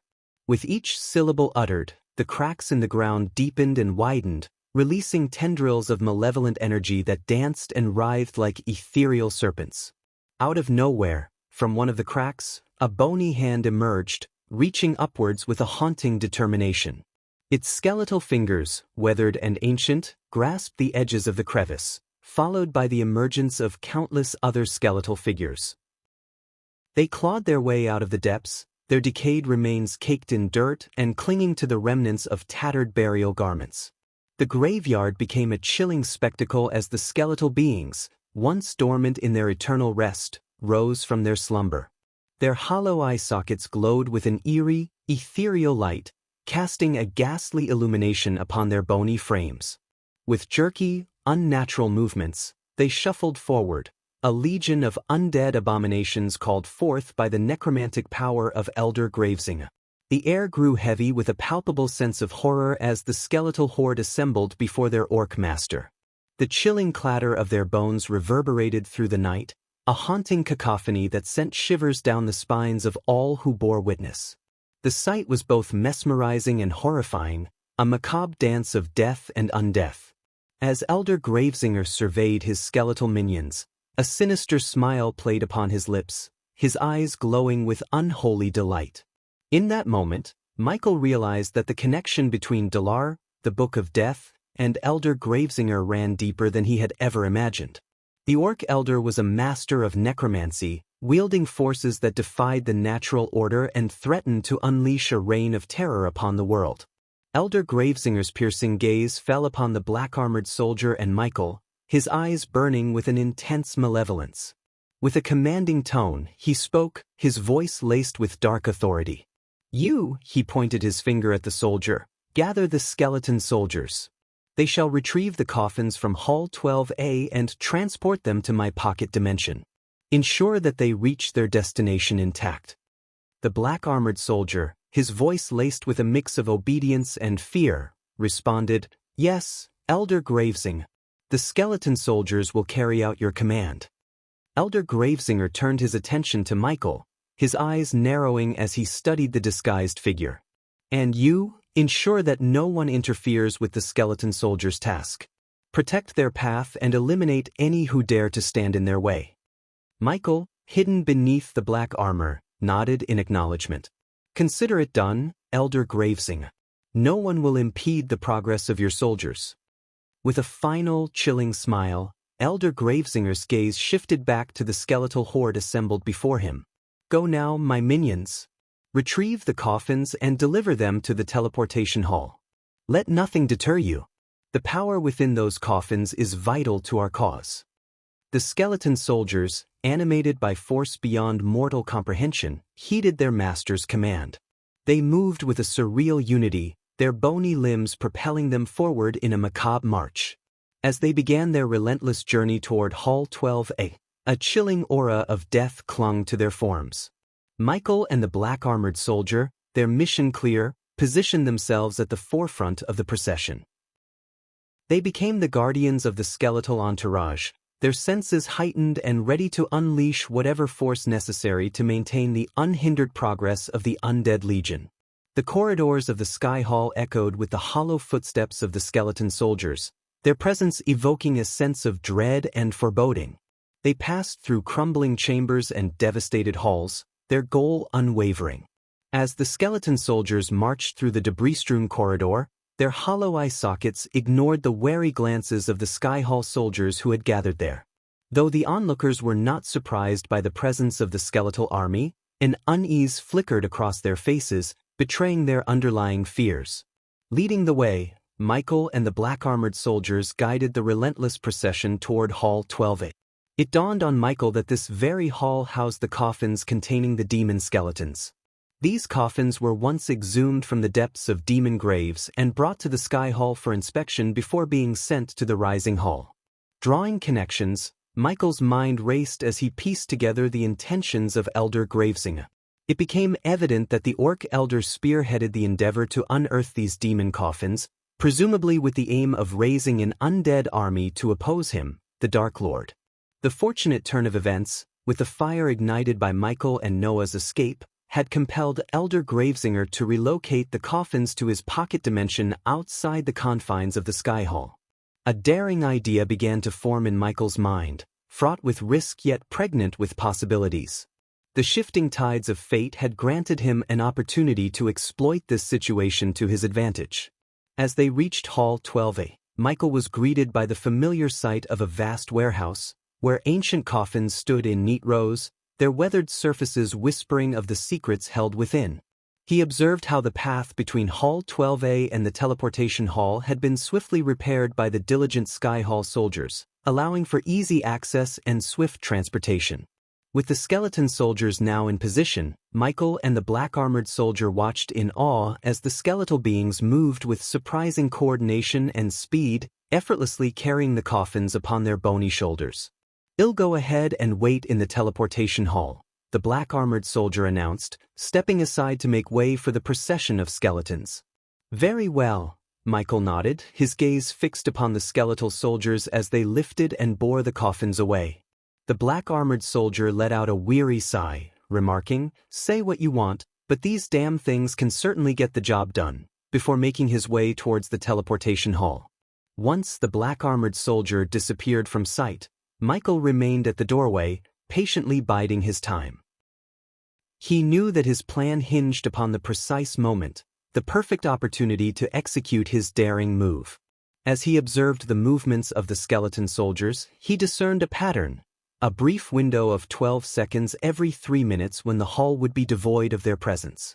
1, 2, 3.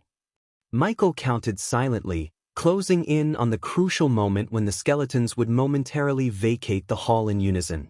When the awaited moment arrived, Michael sprung into action.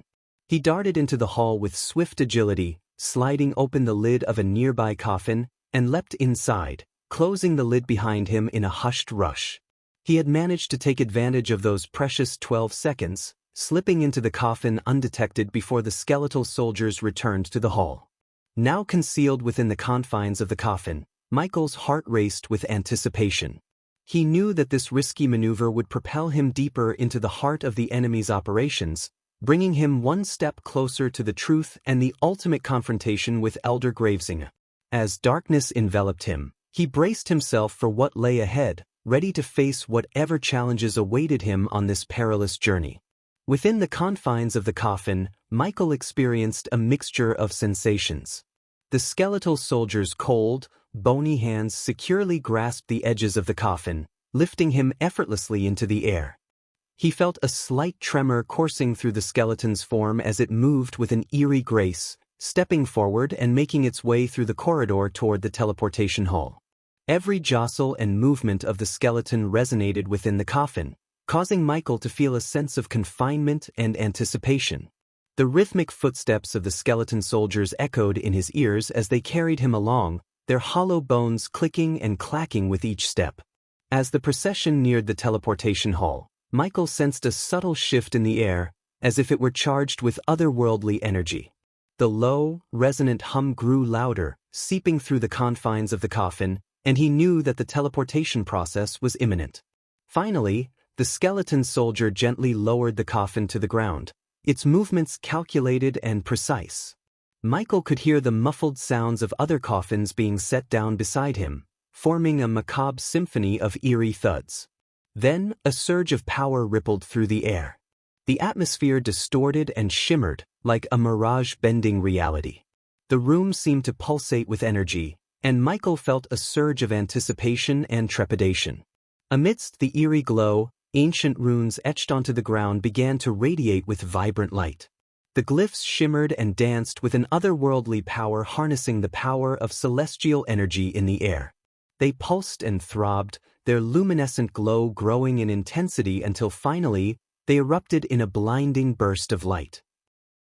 In an instant, the coffin, along with the others, vanished from the teleportation hall, leaving no trace behind. The rune's power had worked its mysterious magic, transporting the coffins to Elder Gravesinger's pocket dimension, where they would await his command. As the teleportation process concluded, the sensations that had enveloped Michael within the coffin dissipated into a still darkness. He felt a momentary disorientation, suspended in a void of uncertainty. His heightened senses strained to perceive any clues about the enigmatic pocket dimension he now found himself in. With anticipation pulsating through his veins, Michael awaited the moment when he would emerge from the coffin, revealing himself as the Dark Lord.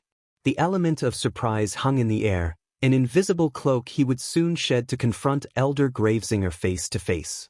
Little did the Elder know that fate had conspired to bring the one he sought to destroy directly to his doorstep. Chapter 1006, Getting the Demon Coffins. With the skull medallion clutched tightly in his hand, Elder Gravesinger made his way through the teleportation hall. As he pressed the medallion, the array beneath his feet glimmered, casting an ethereal light that engulfed the Elder. In an instant he vanished from the hall, transported to his very own pocket dimension. This pocket dimension, curated specifically for his sinister necromantic rituals, exuded an eerie ambience. Its dark and foreboding atmosphere was tailor-made to accommodate Elder Gravesinger's macabre experiments and the awakening of the deceased. 3,000 years ago, when the Skyhall and the Guardian Guild relentlessly hunted down the Order of Death and all those suspected of supporting or worshipping the Dark Lord, the bodies of their victims were amassed in this very dimension. It became a burial ground on a massive scale, entrusted to Elder Gravesinger for his unholy undertakings. The pocket dimension itself seemed to exist in perpetual twilight, with an oppressive gray sky overhead. A thick mist shrouded the entire dimension, lending an otherworldly quality to the surroundings. Towering trees, devoid of leaves, stretched out like skeletal giants, their branches reaching out with an air of malevolence. These darkened sentinels were scattered throughout the dimension, standing alongside countless coffins that lay in solemn repose. As Elder Gravesinger approached the coffins, the army of skeleton soldiers parted to make way for their master. The sounds of their rattling bones echoed in the stillness as he made his way through their ranks. With measured steps, the elder walked among the coffins, his gaze scanning the rows with a mix of anticipation and authority. A faint rustling sound reached Elder Gravesinger's ears, drawing his attention to one particular coffin. Frowning, he closed the distance, his eyes fixed on the source of the disturbance. Step by step, he closed in, his presence exuding a commanding aura. Finally, he stood before the coffin, the weight of his power hanging heavy in the air. Before opening the coffin, Elder Gravesinger paused, closing his eyes and attuning himself to the array's energies that permeated the pocket dimension. This place, devoid of any energy, was under his complete control. Anyone other than him who dared to step foot in this realm would be stripped of their powers, reduced to mere mortals. With a combination of carefully crafted arrays and the influence of his God-given abilities, Elder Gravesinger reigned supreme as the deity of this sinister dimension. What do we have here? Elder Gravesinger's brow furrowed as he reached out to push open the lid of the coffin. However, before his fingers could make contact, a sudden explosion shattered the coffin into fragments. The force of the blast rippled outward, knocking several of the skeleton soldiers off their feet. Yet, to the surprise of all, Elder Gravesinger remained rooted in place, defying the expected impact. In the blink of an eye, a hand emerged from the chaos, seizing hold of the skull-shaped medallion that adorned Gravesinger's neck. Before the stunned elder could react, the hand swiftly plucked the medallion from his possession. A potent gust of wind surged forth, catching Gravesinger off guard and propelling him through the air. The entire sequence of events unfolded in a mere heartbeat, leaving those who witnessed it bewildered and astounded. The explosion of the coffin sent a cloud of dust and smoke billowing through the air, obscuring the scene from view. As the particles settled, revealing the aftermath, Elder Gravesinger was found sprawled on the ground, his body covered in a layer of dirt and mud. He swiftly rose to his feet, brushing off the soil that clung to his robes with a frustrated swipe of his hand. In a state of urgency, Elder Gravesinger's hand instinctively reached for his neck, his fingers searching for the familiar weight of his precious skull medallion. However, a growing sense of dread engulfed him as his touch met nothing but empty space. His eyes widened in realization as he understood that his treasured talisman had been snatched away, leaving him vulnerable and unable to teleport out of this place without activating the special arrays, which would take time. As the dust and smoke settled, revealing the aftermath of the explosion, a figure emerged from the haze, donned in a suit of black armor. The armor bore an intricate skull emblem, its eyes radiating a haunting crimson glow. Elder Gravesinger's gaze locked onto the figure, and his heart skipped a beat. He knew this face all too well. It was the visage of the Dark Lord himself. Time seemed to stand still as Elder Gravesinger's eyes widened in shock and disbelief. He stumbled backward, his jaw slack, unable to comprehend the sight before him. The calmness etched upon the Dark Lord's face only deepened the sense of unease that gripped the elder's heart. The intensity of the crimson light in the skull's eyes contrasted sharply with the darkness of the armor, giving the Dark Lord an aura of both power and mystery.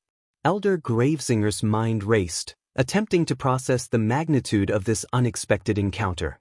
Fear and uncertainty mingled within him, his hands trembling involuntarily.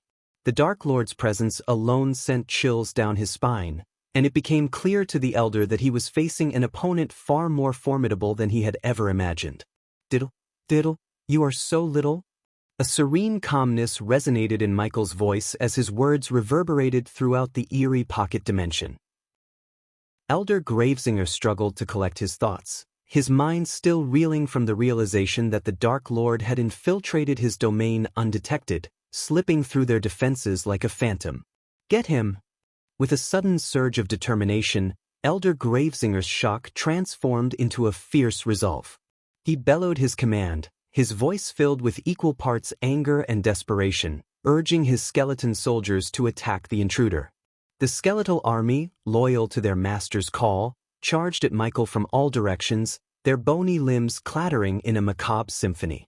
But Michael stood firm, an embodiment of unwavering confidence amidst the chaos. The billowing black cape that adorned his armored form danced gracefully in the ethereal wind, adding an air of mystique to his presence. His eyes, once filled with crimson radiance, transformed into pools of pure darkness, exuding an otherworldly aura. In an instant, Michael unleashed his power, a torrent of dark energy surging forth from his eyes. The beams of inky blackness sliced through the air with deadly precision, cleaving the skulls off the charging skeletons. The pocket dimension became a whirlwind of dislodged bone, as countless skulls were sent spiraling through the air in a grotesque ballet.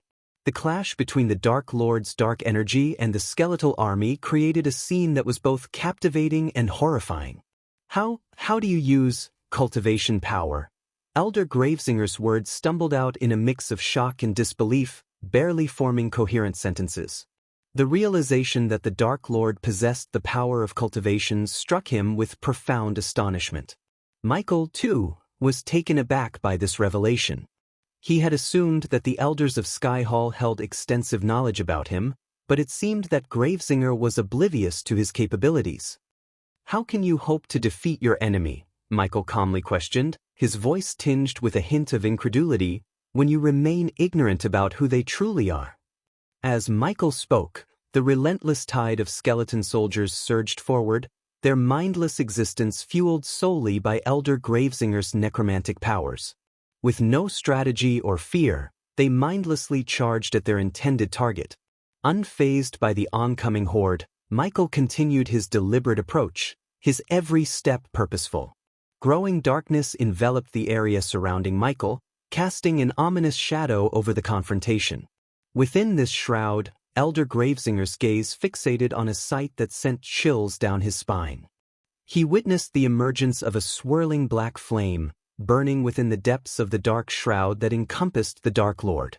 The intensity of these black flames emanated searing heat, causing beads of sweat to form on Gravesinger's forehead. As the flame blazed forth, it consumed the approaching skeleton soldiers with ruthless efficiency. Before the mindless soldiers could draw near to the Dark Lord, their bones turned to ash, carried away by the whispering winds of the pocket dimension. The scene unfolded like a macabre dance as the relentless advance of the skeletons was met with the all-consuming power of the black flames. The air grew heavy with the scent of burning bone, mingling with the acrid tang of charred remains. With a mixture of frustration and desperation, Elder Gravesinger let out an enraged roar, his voice reverberating through the eerie pocket dimension. He realized that extracting any valuable information from the Dark Lord seemed futile. Enough! Gravesinger bellowed, his voice laced with fury. You won't get anything out of me with your pathetic attempts at conversation. In an act of grotesque defiance, his expression contorted into a deranged grin. With a swift, unnerving motion, he thrust his hand towards his own mouth, clutching his tongue tightly. The veins on his forehead bulged as the elder's face contorted in agony. Blood gushed from between his fingers, spraying in every direction, creating a macabre crimson mist in the dimly lit atmosphere.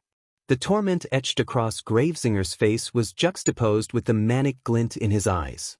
He plucked his own tongue out, ripping it from his mouth with a sickening squelch. Blood cascaded from the severed tongue, splattering onto the ground in a grotesque display. The elder's twisted act of self-mutilation sent shockwaves through the air, mingling with the scent of blood and the stifled gasps of disbelief from those witnessing the scene. The sound of dripping blood and Gravesinger's pained gurgles filled the void, underscoring the depravity that unfolded before them. In this twisted moment, the dark forces at play revealed the depths to which Elder Gravesinger was willing to go, his madness and desperation laid bare for all to witness. The silence that followed was punctuated only by the faint whispers of the wind, carrying the weight of an unsettling realization. The battle between the Dark Lord and the Elder had descended into a realm far beyond the boundaries of sanity. As the macabre scene unfolded, a chilling laughter erupted from the lips of the Dark Lord. The sound reverberated through the twisted pocket dimension, mingling with the echoes of Gravesinger's pained gurgles and the lingering scent of blood. Amidst his laughter, the Dark Lord's voice rang out, cold and menacing. "Oh, Gravesinger, you misunderstand. I have no interest in torturing you for information. You possess nothing I need." His laughter subsided, replaced by an unsettling calmness that sent shivers down the spines of those present. Leaning closer, the Dark Lord's crimson eyes pierced through the shadows, fixed upon Gravesinger's bloodied form. "No, my dear Elder, I am here for a much simpler purpose. I have come to kill you and claim all these coffins that you have amassed." The casualness in the Dark Lord's tone was unnerving, his words laced with a dangerous certainty. There was no room for negotiation or compromise. His intentions were clear, and the weight of his words hung heavy in the air. Chapter 1007. Meeting the god of necromancy surrounded by the engulfing dark flames, Michael strode forward with an air of calm determination. The skeleton soldiers, drawn to Elder Gravesinger's agonizing roar, found themselves consumed by the intense heat before they could even reach their intended target. One by one, they crumbled into ashes, their lifeless forms scattering into the wind. Approaching the fallen elder, Michael raised his finger, summoning a bolt of black lightning that crackled with potent energy. With precision and power, he directed the lightning at the orc's knees, shattering them in an instant. A gut-wrenching cry of pain escaped Gravesinger's lips, and his skeletal minions, sensing their master's anguish, froze in their tracks and collapsed to the ground. Crouching down, Michael locked eyes with the wounded elder, his voice dripping with a calm authority. "I do not need you, orc. I am a god, and it comes with the power to make anyone become anyone, including the best necromancer. But I have to thank you for collecting all these demon coffins. I'll make sure they were put into good use," he said, a sinister smile playing upon his lips. "You are meddling with forces you don't comprehend, bastard." In a feeble attempt to defy his impending demise, Elder Gravesinger waved his fingers in the air, forming words made of his own blood. But Michael's laughter echoed in response, void of any trace of fear or concern. "Forcrux, the god of all that is dead will avenge me. Tisk.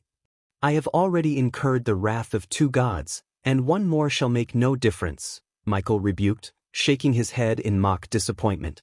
Rising to his full height, he resolved to bring an end to Gravesinger's life once and for all. Rising to his feet, Michael prepared to deliver the final blow, ending the orc's life once and for all. "If you see your so-called god after you die, do convey my message. Stay the fuck away from my path," he declared, his voice laced with both conviction and a chilling disregard for any divine entity. Dark beams erupted from his eyes, slicing through the feeble body of Elder Gravesinger, spattering the surroundings with a crimson spray of blood. With his demise, the skeletal soldiers, now bereft of their master, collapsed into a cloud of fine white dust, their existence fading into nothingness. However, as Michael turned around, his attention momentarily shifted to the skull medallion clutched within his hand. He needed to talk to Eladir about the medallion and this pocket dimension. But before he could utter a single word, a faint tremor reverberated through the ground beneath him. At first, it was subtle, like the distant rumbling of an approaching storm. However, the tremors grew in intensity, causing the very earth to crack and fissure beneath his feet. Curiosity tinged with a hint of caution, Michael slowly turned his gaze toward the source of this seismic disturbance. What he beheld left him spellbound and awestruck. Emerging from the fragmented ground, a colossal shadow began to take form, stretching and elongating with every passing moment. As the tremors intensified, the skeletal frame of an enormous dragon materialized before Michael's eyes. Each bone glimmered with an eerie phosphorescence as if infused with the remnants of countless fallen creatures. Sinewy wings unfolded, casting a haunting silhouette against the bleak sky, and bony spines protruded from its formidable back. The dragon's hollow eye sockets flickered with a malevolent crimson glow, fixating its gaze upon Michael. The ground beneath him continued to quake as the monstrous creature flexed its immense skeletal muscles, ready to unleash its wrath upon the intruder within its domain. In this moment, Michael stood in the presence of a fearsome entity, an embodiment of death and decay. "What the fuck?" Michael exclaimed, his voice laden with disbelief, as he watched the skeletal dragon steadily grow in size before him. Its bone structure expanded and elongated, stretching further into the sky with an eerie grace. The ground quaked violently beneath Michael's feet, threatening to knock him off balance. As the dragon reached a colossal magnitude, its presence seemed to transcend the physical realm. Suddenly, a chilling voice echoed through the dimension, reverberating in Michael's ears. "You have slain one of my devoted worshippers, Dark Lord," the voice intoned with an otherworldly resonance. "Now, you shall pay the price for your audacity." A sense of foreboding washed over Michael as he recognized the voice as that of Forcrux, the self-proclaimed god of all that is death. His calm facade faltered for a moment, replaced by a flicker of uncertainty. Gathering his composure, he muttered under his breath, "Is this the work of Forcrux?" The monstrous skeletal dragon continued to grow, its colossal form dwarfing Michael in comparison. Its bones creaked and groaned, an unsettling symphony accompanying its expansion. The dark voids of its eye sockets bore into Michael's very essence, and an aura of malevolence permeated the air. Panda's novel. Calm in the face of this menacing monstrosity, Michael's expression remained remarkably composed. His mind raced, assessing the situation and formulating a plan to confront this embodiment of death and destruction. As the skeletal dragon unleashed a torrent of cold crimson flames from its gaping maw, Michael's instincts kicked in. He swiftly dodged to the side, narrowly avoiding the searing heat that threatened to engulf him. The flames licked at the air, scorching the ground where he had stood just moments before. The dragon, undeterred by its missed attack, lunged forward, its immense jaws snapping hungrily in Michael's direction. With lightning reflexes, he evaded the razor-sharp teeth that aimed to tear him apart. The force of the dragon's jaws clamped shut, sending a shockwave through the air that rattled the nearby coffins. In that moment, Michael's mind raced, analyzing the situation. He realized that engaging in a direct confrontation with the dragon amidst the coffins would risk damaging the very resources he sought to claim. He swiftly deduced that his best course of action was to lure the beast away from the vulnerable coffins, where collateral damage could be minimized. With determination in his eyes, Michael swiftly formulated a plan.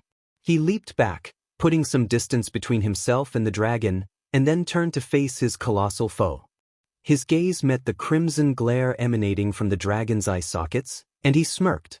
"I'll take this dance elsewhere," he murmured under his breath, his voice laced with a calculated resolve. Taking advantage of his agility, Michael sprinted toward the outskirts of the pocket dimension, deftly maneuvering between the towering skeletal trees.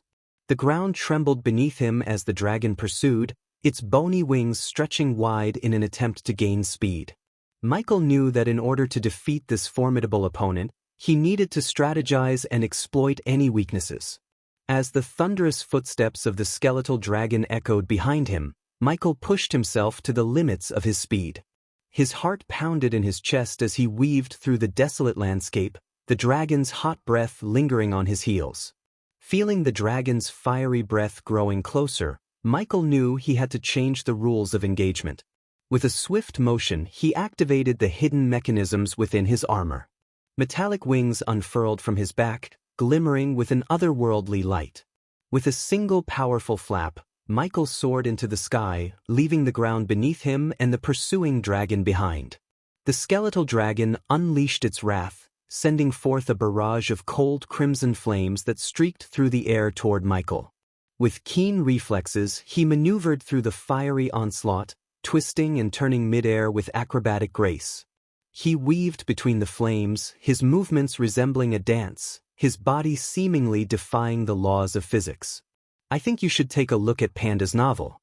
Commissing his agile wings to their fullest advantage, Michael executed swift dives and sudden ascents, evading the lethal breath of the dragon. He could feel the searing heat as the flames grazed his armored form, but he refused to let it hinder his focus. His mind raced, calculating the dragon's patterns and anticipating its every move. At times, he executed daring barrel rolls, spinning in midair to narrowly avoid the encroaching flames. Other moments saw him executing sharp turns and spirals, exploiting the dragon's sheer size and lack of agility. With each evasive maneuver, Michael demonstrated his mastery over the skies, staying one step ahead of the skeletal menace. The chase continued, the dragon's relentless pursuit matched only by Michael's unwavering determination. With every passing moment, he grew more adept at evading the dragon's destructive flames, his movements becoming increasingly fluid and precise. He danced with the danger, embracing the thrill of the chase while staying ever vigilant. Through his agile aerial acrobatics, Michael skillfully defied the dragon's attempts to corner him. He utilized every advantage his metallic wings granted him, soaring higher and swooping lower, taunting the beast with his elusiveness. The dragon's enraged roars filled the air as its frustration mounted, unable to catch hold of its elusive prey. In this exhilarating game of cat and mouse, Michael's skill and quick thinking kept him one step ahead. With a burst of determination, Michael flapped his wings with all his might, propelling himself higher and higher into the sky. As he ascended, the force of gravity became an enemy to the skeletal dragon. The higher they flew, the harder it became for the dragon to maintain its grip on the physical realm. Bones began to dislodge from the dragon's skeletal form, cascading down like macabre rain. The dragon's once mighty frame showed signs of strain, its movements becoming sluggish and erratic. It struggled to keep pace with Michael, who now circled above it, observing the dragon's plight with a mix of amusement and triumph. Michael's voice echoed through the air, laced with a mocking tone. "Is this the extent of your power?" The skeletal dragon emitted a low, guttural growl, a mix of frustration and rage. But its attempts to retaliate were feeble, its once powerful flames reduced to weak flickers. It thrashed and flapped its remaining bony wings, desperately trying to maintain its altitude, but to no avail. Michael continued to taunt the dragon, reveling in his advantage. "Come on, just a little further." The dragon's weakened form trembled under the strain, bones cracking and splintering as it struggled to stay afloat.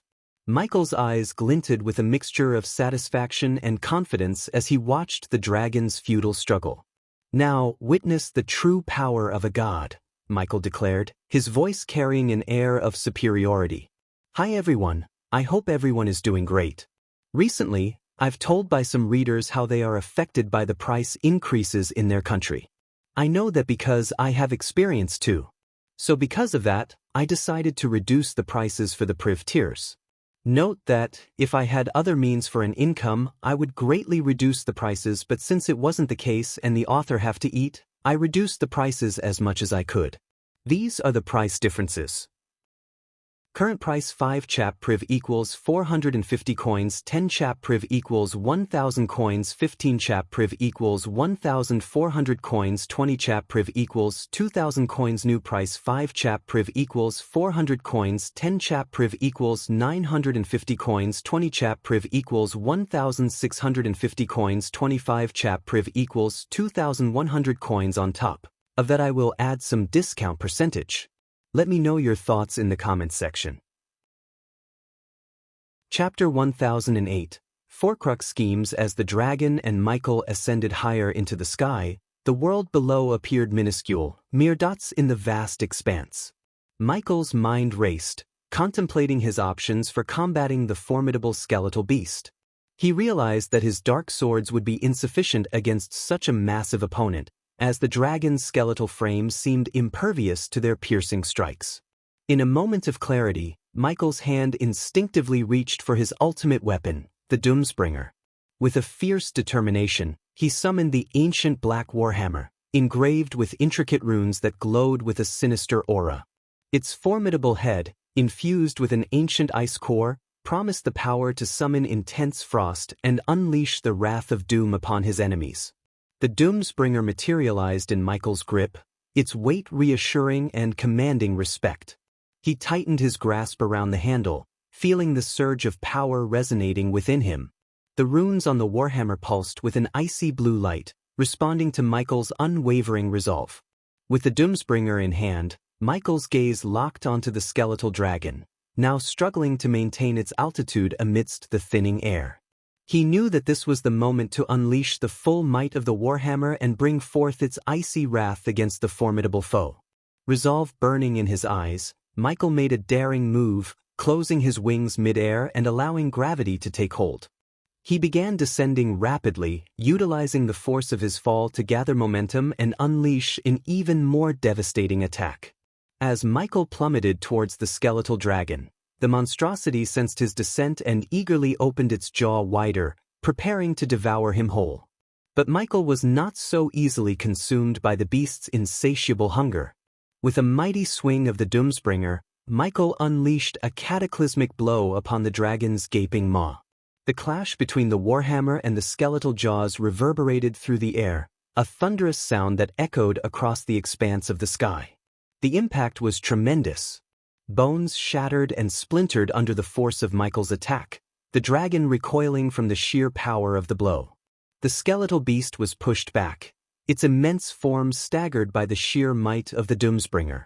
The resounding collision sent shockwaves rippling through the air, accompanied by an otherworldly howl that pierced the sky. Fragments of shattered bone were scattered like fallen stars, creating a macabre spectacle against the backdrop of the darkened heavens. Michael, his grip unwavering on the Doomsbringer, stood defiant amidst the chaos. The warhammer's icy aura intensified, surrounding him in an ethereal mist, as if the very essence of frost was drawn to his presence. He surveyed the aftermath of his powerful strike, a glimmer of satisfaction dancing in his eyes. But the battle was far from over. The skeletal dragon, though wounded, still possessed an unyielding determination. Its hollow sockets glowed with an ominous light, and its fragmented form began to slowly reassemble, drawing upon the dark energies that sustained its existence. Summoning the frigid powers imbued within the Doomsbringer, Michael focused his energy and channeled it into a concentrated blast of icy frost. From the warhammer's enchanted head, a torrent of intense cold erupted, streaking towards the skeletal dragon with blinding speed. The freezing blast engulfed the dragon, coating its bones in a layer of frost that crackled with an ethereal glow. The dragon's movements became sluggish as the biting cold sapped its vitality, hindering its ability to retaliate effectively. With lightning-fast agility, Michael maneuvered around the aerial battlefield, his movements a blur as he swung the Doomsbringer with calculated precision. Each strike connected with bone-shattering force, causing the dragon's skeletal structure to splinter and crumble under the onslaught. Fragmented bones scattered through the air like a ghastly rain, leaving a trail of destruction in their wake. The skeletal dragon, once an imposing behemoth, now trembled under the relentless assault, its form gradually disintegrating. In a display of unwavering control, Michael gracefully leaped atop the dragon's crumbling skull, a calm and determined expression etched upon his face. His eyes met the fading glimmer within the dragon's hollow sockets, and with a composed voice, he uttered, "Let's finish this." The battle seemed to hang in suspended animation for a moment as Michael's words resounded through the air. The skeletal dragon, its essence fading, responded with a feeble attempt at defiance, its shattered jaw twitching in a futile snarl. Knowing that victory was within reach, Michael raised the Doomsbringer high above his head, channeling the last reserves of his power into a final devastating strike. The warhammer crackled with unleashed energy, resonating with Michael's unwavering determination.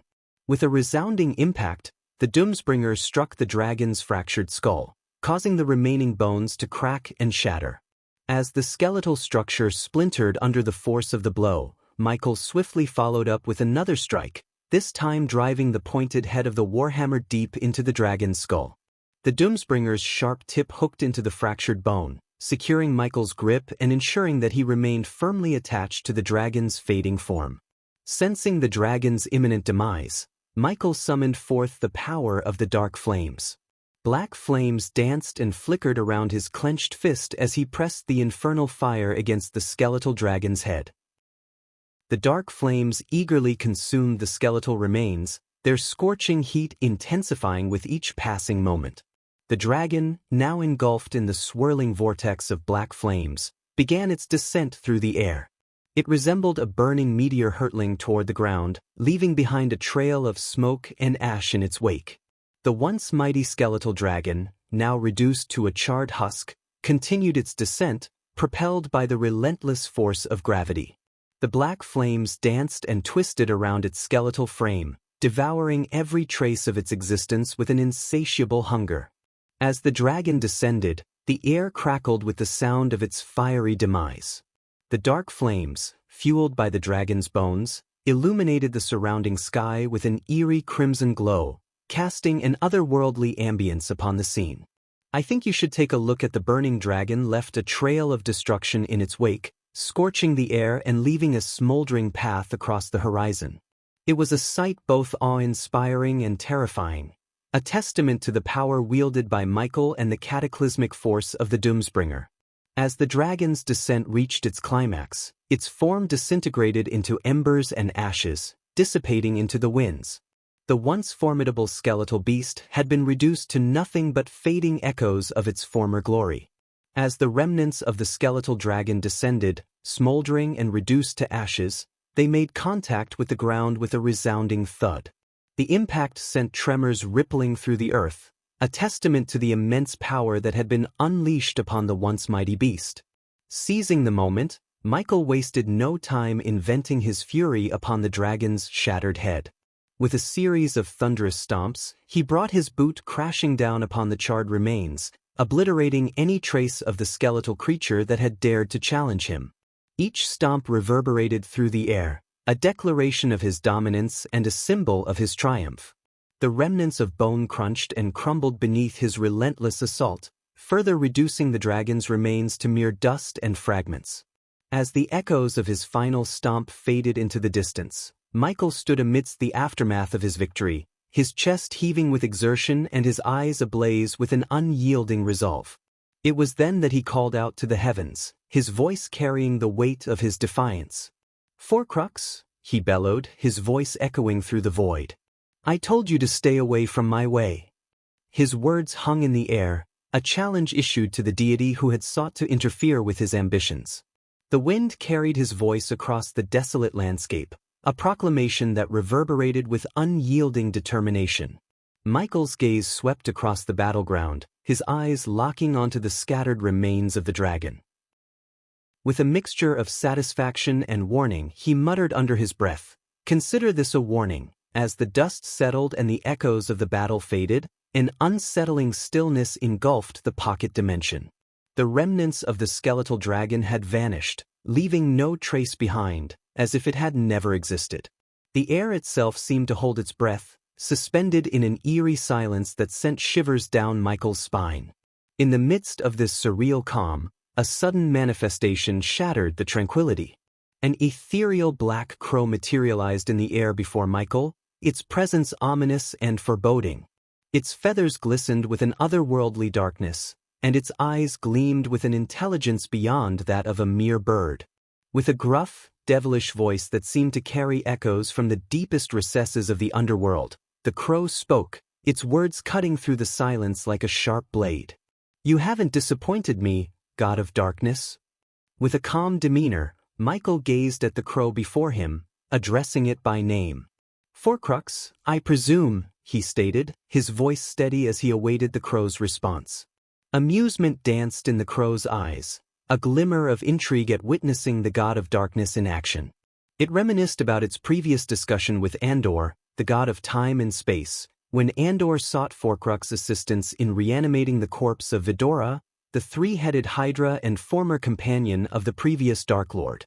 The ethereal crow, embodying the essence of Forcrux, acknowledged Michael's actions. "You have slain two of my creations today," it uttered, its words carrying a sense of authority and understanding. Forcrux, as the creator of this pocket dimension, possessed the ability to manifest within it, drawing upon the concentrated death energy that permeated the realm. Despite the barrier imposed by the previous Dark Lord, Forcrux could manifest itself in its crow form within places where the threads of death were tightly woven. Michael maintained his composure, unyielding in the face of the god before him. He met Forcrux's gaze with unwavering resolve, unburdened by fear, for if Forcrux had intended harm, it could have enacted it already.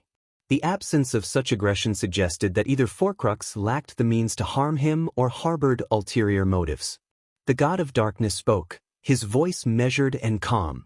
"That orc tried to steal something that belonged to me," he explained, his eyes momentarily glancing at the minuscule remnants of bone dust scattered on the ground. He returned his focus to the crow, unmoved by the god's presence.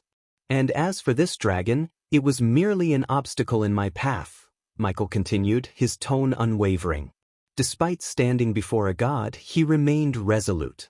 The Dark Lord's confidence stemmed from the knowledge that if Forcrux truly desired his downfall, it would have already transpired. Thus, the god's motives remained cloaked in uncertainty. However, Forcrux's next words hinted at a greater threat, one that surpassed the demon corpses sealed within the coveted coffins. Michael's curiosity was piqued as he sought to unravel the enigma before him. "And what, pray tell, might that be?" he inquired, his voice betraying a glimmer of intrigue. Forcrux posed a thought-provoking question to Michael, his voice laced with a touch of intrigue. "Have you ever pondered the fate of your companion, Vidora, in your previous timeline?" The god of darkness furrowed his brow, taken aback by the sudden revelation that Forcrux delivered so calmly. Michael's silence betrayed his lack of awareness, prompting Forcrux to enlighten him further. "It seems you are in the dark, and rightly so. Allow me to expand your understanding, god of darkness. In this present timeline, your former pet Hydra has been unearthed by Andor. The god of time and space intends to resurrect the creature, harnessing its power to wage war against you." The weight of Forcrux's words settled upon Michael, his mind racing to grasp the implications of such a revelation. Tension filled the air as Michael contemplated the magnitude of this newfound threat. Unbeknownst to Michael, Forcrux, the god of necromancy, had been covertly aiding in the resurrection of Vidora's corpse. However, Forcrux harbored no allegiance toward Andor or the god of darkness. As a deity who had been shunned by the pantheon and the majority of gods in the realm, Forcrux's loyalty rested solely with himself.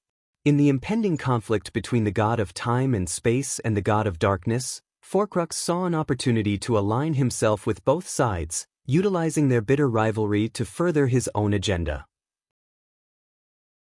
Chapter 1009. Harry and Layla perched atop a serene mountaintop. A young boy with golden locks sat amidst a sprawling meadow, his gaze fixed upon the breathtaking canvas of colors painted across the sky as the sun gracefully descended. The hues of orange, pink, and purple melded together, casting a warm glow that bathed the world in a tranquil embrace. Deep in thought, Harry displayed a pensive expression beyond his tender age. Lost in contemplation, he seemed oblivious to the approach of a graceful woman carrying a bowl. This woman, none other than Layla Alden, quietly settled beside him on the grass, her presence a gentle interruption to his musings. "Harry, you haven't had a proper meal today," Layla gently reminded him, her voice carrying a blend of concern and affection. Startled by his mother's voice, Harry blinked and turned his attention to her. His young mind wrestled with a pressing question that weighed heavily upon him. With a mixture of curiosity and innocence, he ventured to ask, "Mom, why does everyone say that Dad is evil?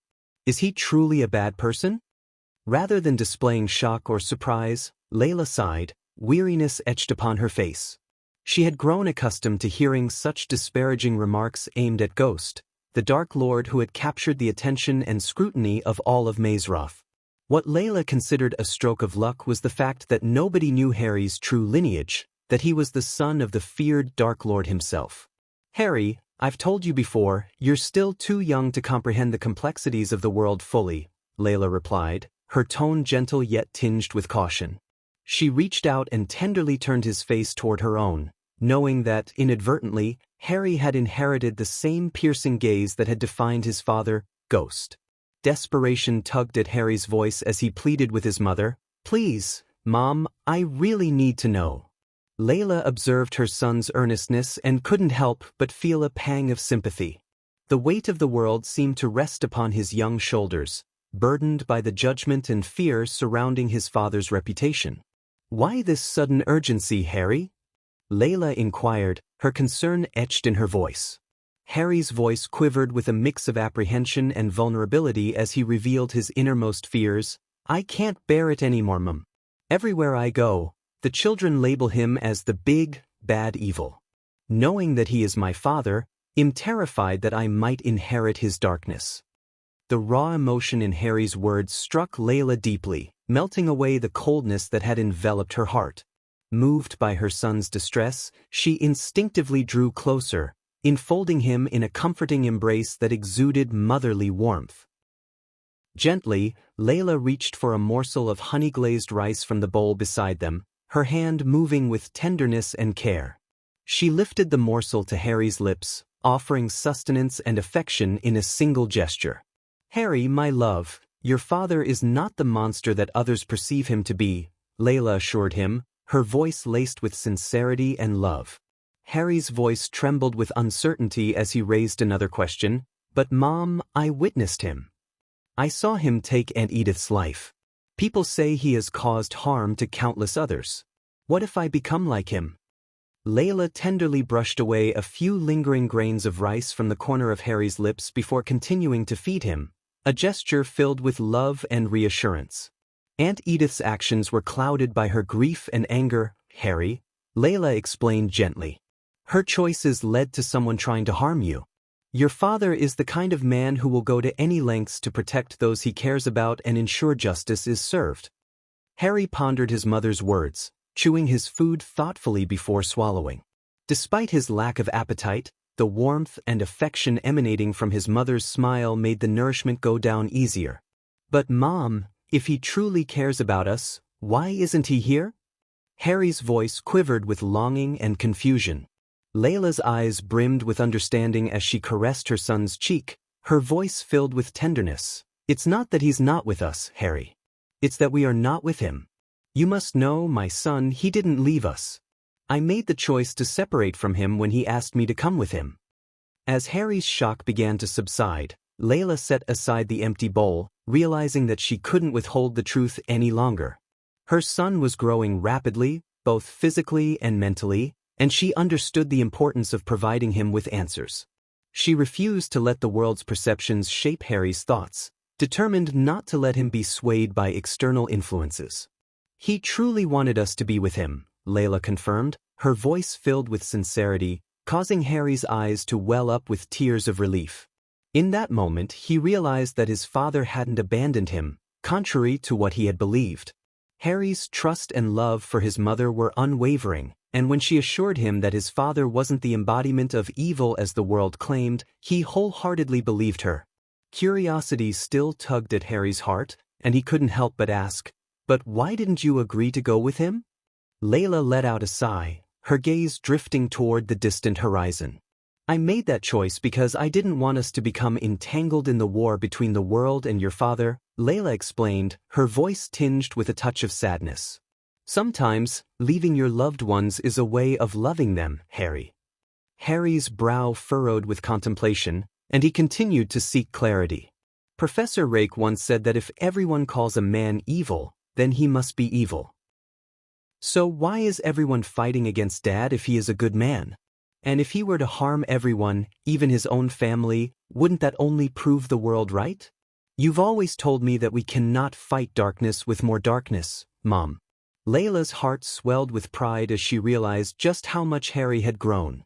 The image of him as a spirit child, ethereal and delicate, flashed in her mind. Now, standing before her, he was no longer a child or a baby she used to carry in her arms. He was a young man seeking truth and grappling with complex questions, and it was her duty to guide him through this labyrinth of uncertainty. Layla took a deep breath, her eyes fixed on Harry's searching gaze. It was time to shed light on the truth, to reveal the complexities of their circumstances. Your father, Harry, once fought tirelessly to change the world's perception of him. But as time went on, he realized the futility of that battle. Instead, he chose to embrace the label placed upon him and set out to change the world itself. It's a fight he's winning, my dear. He'd rather be feared by everyone than allow them to pose a threat to him. But that doesn't make him evil. Your father has endured unimaginable suffering, more than anyone I've ever known. No one has the right to pass judgment on him. If they call him evil, then the world itself must bear that burden. Layla understood Ghost's plight intimately, for she too had been caught in the web of difficult choices, trying to do what was best for their loved ones. She couldn't forget the words of Wulfric, which had weighed heavily on her decision to leave Ghost. The safest place for you and Harry is within the enemy lines, Layla.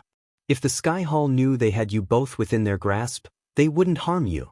But if you chose to go with Ghost, they would hunt you down to hurt him. Those words echoed in her mind, reminding her of the risks they faced.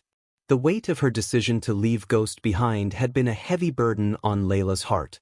But in her mind, it was the choice that would ensure their safety, even if it meant being apart from the man they loved.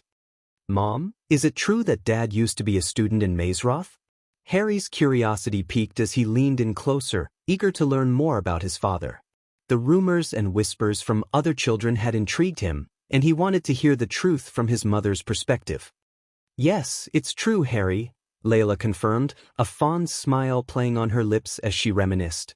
Your father was not only a student, but he was also considered one of the brightest.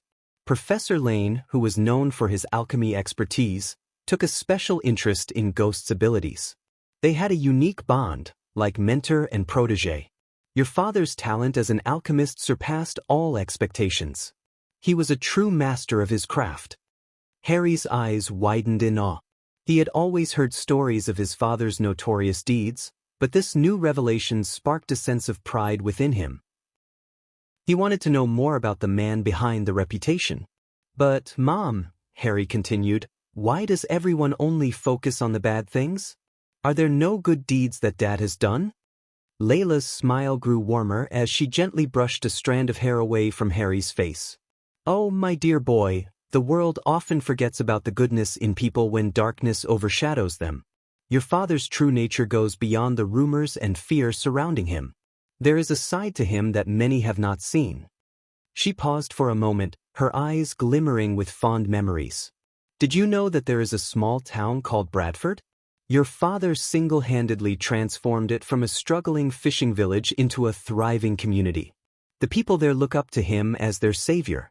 He used his alchemical knowledge and resources to bring prosperity and happiness to their lives. Does that sound like something an evil man would do? Harry's eyes widened with amazement. He never imagined his father as a hero or a bringer of happiness. This newfound knowledge shattered the image the world had painted of Ghost. Dad walks the line between good and bad, my love, Layla continued, her voice filled with affection.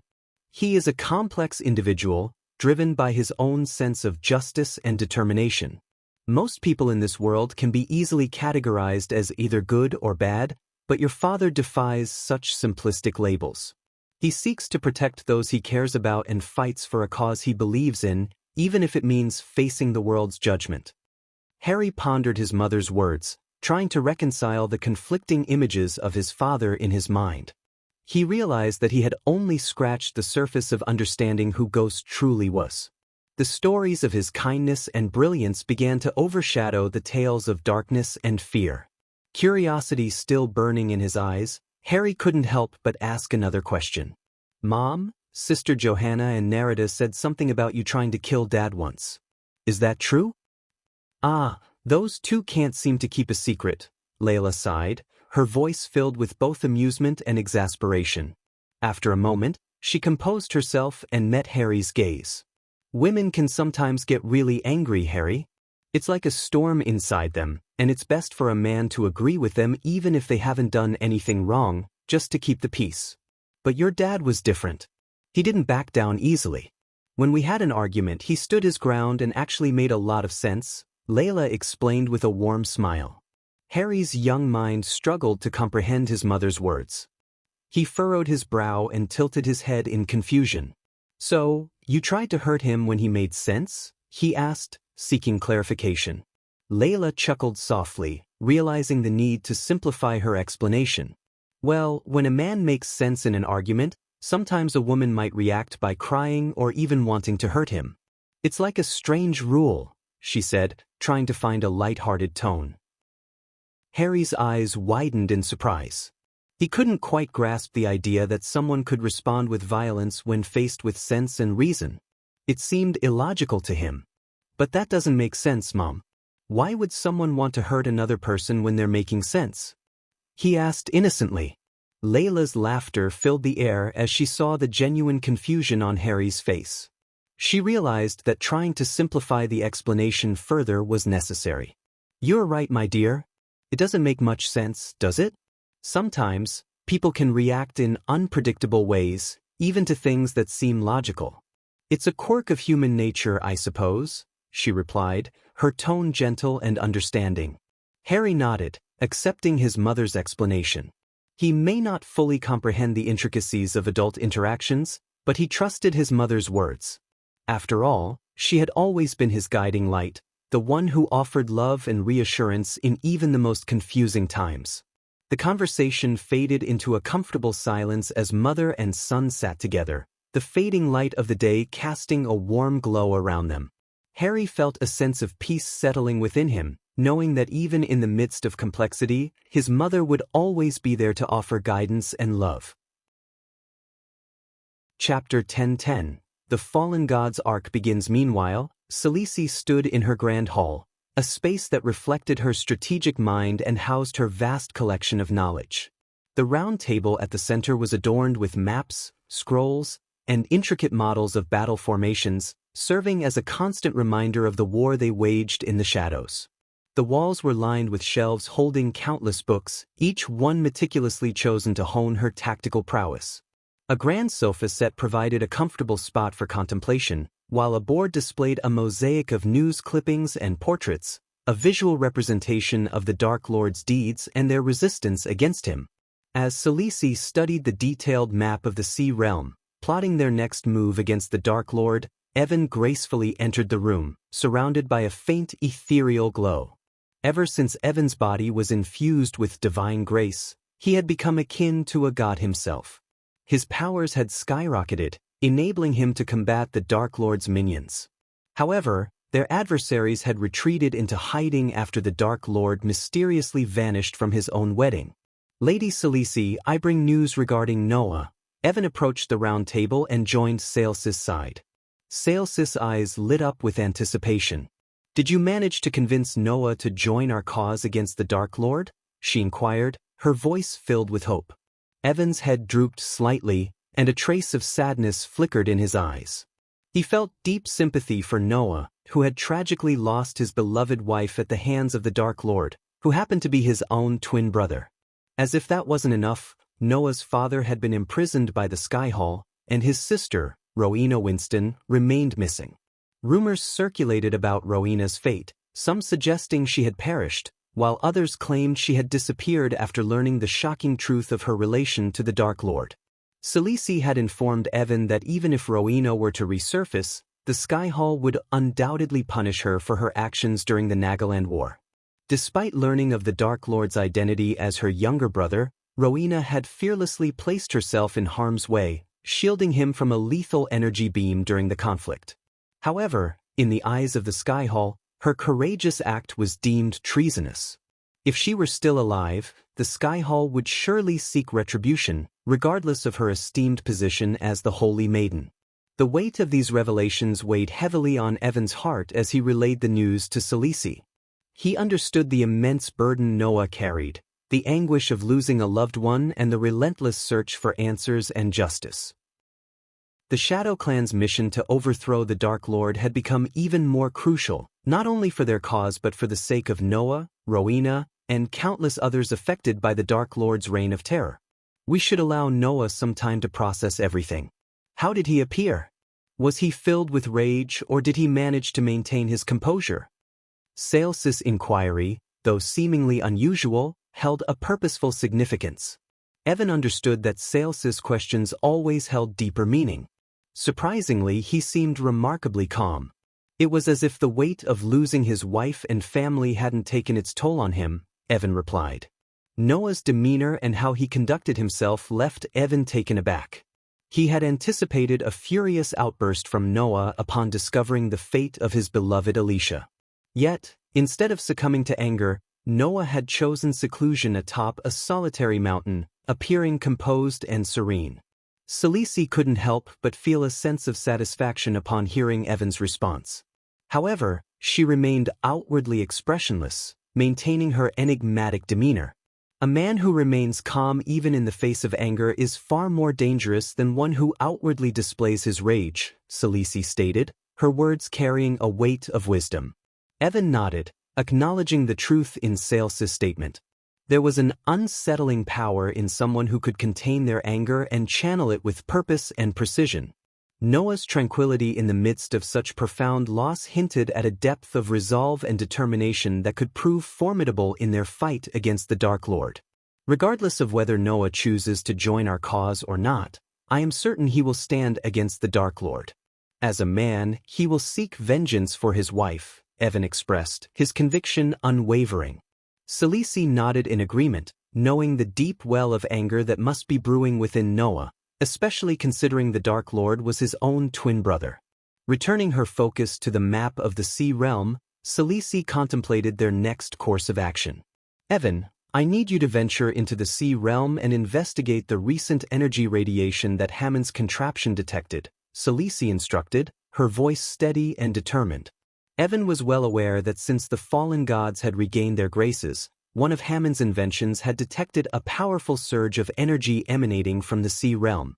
Reports from Sales's spies revealed that the Water God Hull had also discovered this anomaly and dispatched a team deep into the depths of the ocean to investigate. Keep in mind that the Water God Hull's team may pose some resistance. Try to handle the situation peacefully, but if necessary, dispose of them, Salisi added, emphasizing the importance of securing the energy source before the Dark Lord could lay claim to it. Leaning against the table, Evan studied the map, absorbing the details. Salisi continued her explanation, her voice tinged with a sense of urgency.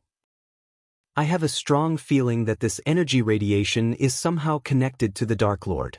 We cannot allow him to obtain it. As long as the Dark Lord remains below the heavenly stage of power, we can hold our ground with the aid of the fallen gods. Evan's brows furrowed in concern as he posed a crucial question. What if the Dark Lord surpasses the heavenly stage? What will happen then? He inquired, fully aware of the formidable might possessed by the Dark Lord, the God of Darkness. I think you should take a look at Panda's novel. Salisis' gaze turned solemn, her voice tinged with a hint of worry. If that happens, the fallen gods will stand no chance against the Dark Lord.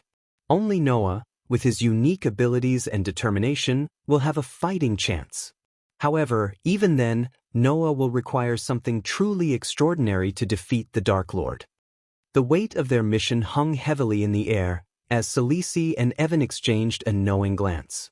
The stakes were higher than ever, and the impending confrontation with the Dark Lord loomed ominously on the horizon. Sales's mind raced with strategic plans and contingencies, recognizing the crucial role they played in preventing the Dark Lord from obtaining the mysterious energy source. The fate of their world rested in their hands, and they would stop at nothing to ensure that darkness would not prevail. We must also consider the possibility that the Dark Lord has spies within the Sea Realm. Time is of the essence, Evan. You need to depart today, Salisi stated with a sense of urgency, emphasizing the need for swift action. Before Evan embarked on his mission, he felt compelled to address a pressing concern regarding Princess Zanali and the situation in Nagaland. Evan couldn't help but question whether leaving Zanali in Nagaland was the best course of action, given the perilous circumstances. Furthermore, he wondered if there was any way to heal Zanala's broken meridians, a consequence of the Dark Queen's treacherous actions. Lady Selisi, is it truly wise to leave Princess Zanali in Nagaland?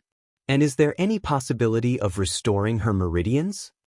Evan inquired, his voice tinged with genuine concern. While he respected Sales's unwavering dedication to their cause, he couldn't shake the feeling that Zanali was being sacrificed in the process. Having already lost her husband at the hands of Gaia, who happened to be both the Dark Lord's wife and Sales's stepdaughter, Evan couldn't help but worry for Zanala's well-being. The revelation that Gaia, the Dark Queen, had slain her own father and shattered Zanala's meridians had shocked many, leaving a sense of disbelief in its wake. Pandas novel. Calm Selisi took a moment to gather her thoughts, her expression composed yet carrying a subtle hint of sadness. She understood the underlying concerns and the weight of her decision regarding Zanala's fate. The kingdom is in capable hands, Evan. As for the Dark Lord, he has no reason to harm Zanali, Selisi reassured, her words intended to provide solace. However, deep down, even Zanali, her own daughter, was but a pawn in her intricate game against the Dark Lord. Selisi harbored a hidden agenda, using Zanala's relationship with Noah to stoke his flames of anger and vengeance further. Selisi desired for Noah to be consumed by his fury before facing the Dark Lord, ensuring that no remnants of brotherly affection would sway him. She knew all too well that the Dark Lord would show no mercy towards Noah, and Selisi wanted him to be prepared for the ruthless battle ahead. Unbeknownst to Evan, Sales's motives remained shrouded in the depths of her complex strategy. The sacrifices she made for the greater good weighed heavily on her conscience, but she remained resolute in her pursuit to dismantle the Dark Lord's reign. For now, Zanala's safety rested on the delicate edge of their plans, an unavoidable casualty in the battle against darkness. "I have faith in your judgment, Lady Selisi," Evan conveyed before departing from the Grand Hall, leaving Selisi to contemplate the intricate web of her plans. As Evan made his way out, the ethereal form of Andreas materialized before Selisi, their clandestine alliance continuing to take shape. "Andreas, it's time to make our move with Noah. Let us ignite the long-awaited clash between the two brothers," Selisi declared with a mischievous grin. Andreas' face mirrored her cunning expression, fully aware of the manipulative path they were about to tread. "Remember, Andreas, you must conceal your true identity from Noah. You cannot reveal that you are allied with me or that you are not his mentor," Selisi cautioned, emphasizing the need for secrecy. Andreas, the second soul piece of the enigmatic mentor, simply shrugged in response. "Trust me, Selisi. I know exactly what I'm doing." Noah teeters on the precipice of losing himself to his seething rage. "I understand his emotions all too well. All we need to do is fan the flames," the second soul piece of Andreas assured, exuding a sense of confidence in their calculated maneuvers. Sales's grin widened as she contemplated the upcoming chess match of manipulation and hidden agendas. The stakes were high, but she was willing to gamble everything in her quest to dismantle the Dark Lord's dominion. Andreas, her steadfast ally, shared her determination, both of them fully committed to pushing Noah toward his ultimate destiny. "Before you depart, ensure that Alara remains in Hammond's company at all times. You understand the vital role Hammond and his intelligence play in our mission to bring down the Dark Lord," Selisi instructed Andreas, emphasizing the importance of protecting their valuable asset. Andreas nodded in agreement, his ethereal form fading away, leaving Selisi alone in the Grand Hall. As she contemplated her next strategic moves against the Dark Lord, unbeknownst to her, a treacherous twist was already in motion. The energy radiation she had dispatched Evan to investigate was not what it seemed. It was a seed of darkness, and the Dark Lord himself was swiftly closing in to claim it. Little did Selisi know that her plans were about to be upended by a malevolent force, setting in motion a chain of events that would challenge her every strategy. The Dark Lord's relentless pursuit of power and domination threatened to unravel everything she had meticulously built. With the seed of darkness at the center of this unfolding calamity, Sales's intricate web of alliances and calculations hung in the balance. In other words, the Dark Lord was on his way to get the seed of darkness. Chapter 10:11. Lord Information's True Identity. Lord Information, the wise and serene elf with flowing blonde hair, sat in his study behind a magnificent mahogany table adorned with flickering candles in delicate holders. The room was a sanctuary of knowledge, with book racks lining the walls, filled to the brim with ancient tomes, weathered scrolls, and carefully preserved parchments. The shelves overflowed with the accumulated wisdom of countless generations. In this sanctuary of knowledge, Lord Information was engrossed in his studies, surrounded by a sea of scrolls that he meticulously perused. His sharp eyes danced across the ancient text, absorbing the profound knowledge and insights contained within. As his fingertips delicately unfurled each scroll, the room suddenly quivered, a faint tremor that only he could perceive. Lord Information, attuned to the subtle vibrations of the world, sensed the disturbance and paused. With a composed demeanor, he tapped his slender fingers upon the smooth mahogany table in a rhythm known only to him, a coded language between him and the enchantments that surrounded him. The table responded, and two intricate runes, resembling eyes, glimmered with ethereal light. As the runes sparked to life, the atmosphere in the room shifted. Hidden mechanisms whirred into action, revealing a small potion nestled within the heart of the table. The vial glinted with a silvery radiance, catching the flickering candlelight. Lord Information's calm gaze fixed upon the glistening orb as its secrets were unveiled. With a gentle yet purposeful touch, Lord Information reached out, his fingertips hovering above the gleaming orb. His aura of wisdom and calmness remained unshaken, even as anticipation coursed through his veins. The room was hushed, the only sound the soft rustling of parchment and the beating of his own heart. The room reverberated with a subtle hum as the silver orb emitted a soft, melodic tone. Lord Information, his heart brimming with reverence, rose from his chair and gracefully sank to one knee upon the floor. "Humble servant of the divine goddess Seraphine, I offer my greetings," Lord Information spoke, his head respectfully bowed. Unbeknownst to the world, Lord Information was among the hidden devotees of Seraphine, the goddess of information. Seraphine's power derived from the vast accumulation of knowledge provided by her followers. Within an intricate network of information, Seraphine acted as the central hub.